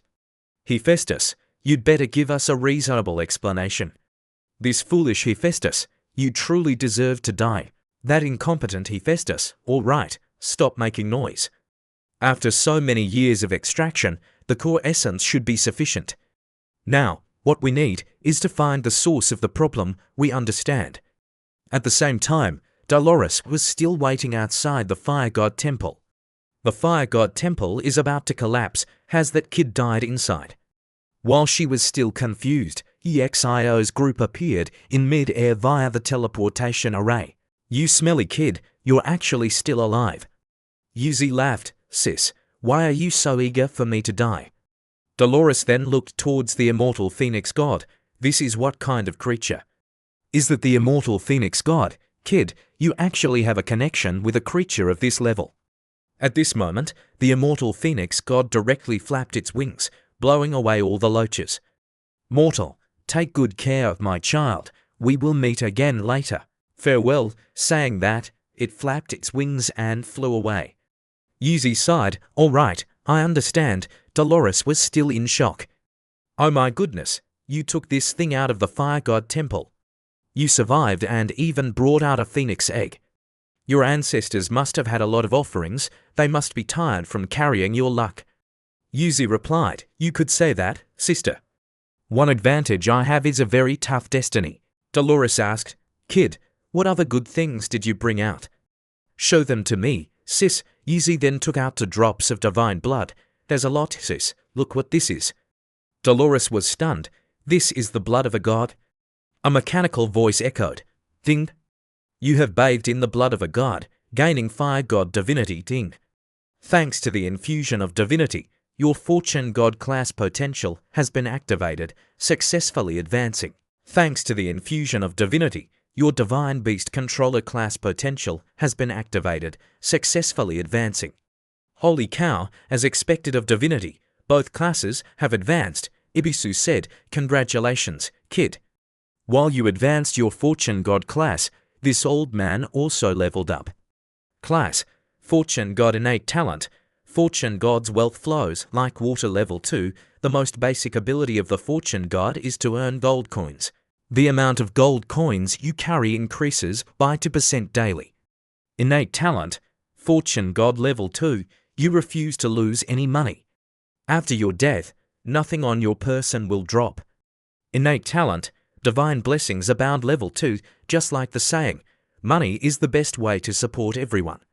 You possess vast wealth and astonishing luck. Luck plus 60. Innate talent. Fortune God's unyielding will. Level 2. No matter how ugly a person is, if they spend generously, they will suddenly become handsome. You are now a millionaire with a handsome and charming appearance. Charm plus 60. Innate talent. Power of the Fortune God. Level 2. The Fortune God is also a god. You possess the power of a god. For every 1 million gold coins spent, a random attribute point plus 1. Daily limit 1000. Innate active skill. Gold coin shield. Level 2. As the Fortune God, money is your reliance. After activating this skill, you will gain a shield value equal to 10% of the gold coins on your body. This skill has no cooldown and is immune to special conditions such as shield breaking, true damage, and instant death. Note: after taking damage, the amount of gold coins on your body will decrease proportionally. This class skill has really improved a lot, hasn't it? With wealth flows like water, the amount of gold coins will increase by 2% every day. Even endless buffets would bow before me. Class: Divine Beast Controller. Innate talent. Power of the Divine. Level 2. You possess the original body of a god, standing tall between heaven and earth. Final growth attributes plus 200%. Innate talent. Monarch Stream. Level 2. As a Divine Beast Controller, you are deeply integrated with the power of the gods. Spirit plus 100%. Strength plus 100%. Constitution plus 100%. Agility plus 100%. Innate talent. Divine Beast Equipment Set. Level 2. You possess the power of the gods and comprehend everything. Receive blueprints for the pet equipment set. Divine Beast Claws. You receive blueprints for the pet equipment. Divine Beast Helmet. Innate talent. Divine Beast Aura. Level 2. As a Divine Beast Controller, your tamed beasts under your command have been baptized by divine power. Pet attributes plus 50%. Innate talent. Divine Beast Control. Level 2. Your pet control ability has reached the pinnacle. All your tamed beasts receive an additional 50% of your final attributes. Innate talent. Infinite Pets. Level 2. As a Divine Beast Controller, you have realized the true meaning of taming beasts. The number of tamed beasts you can control is infinite. For tamed beasts below the mythical rank, their final cultivation level plus 1, Yuzi couldn't help but be amazed. This is to heaven defying, truly insane. With the talent skill, the special talent Infinite Pets, if I can cultivate a king level pet to the max level, it can evolve into a mythical level pet, can't it? Dolores exclaimed. This hidden class is indeed frighteningly strong. I'm a little jealous of you, kid. At this moment, the phoenix egg gently shook. Yuzi wondered, did this egg just move? Ibisu said, it seems so. If I wasn't hallucinating, could it be that my little phoenix is about to hatch successfully? Yuzi looked forward somewhat, reaching out to rub the egg. Will it hatch after 72 hours? It seems I have to advance and increase my divinity before the phoenix egg starts incubating. Great. Then let's just wait. Let's go back now. Dolores said, kid, are you just going back like this? Not going to explore further, Yuzi replied. No need. I have no intention of returning to this place. Dolores said, so, about my payment for this time.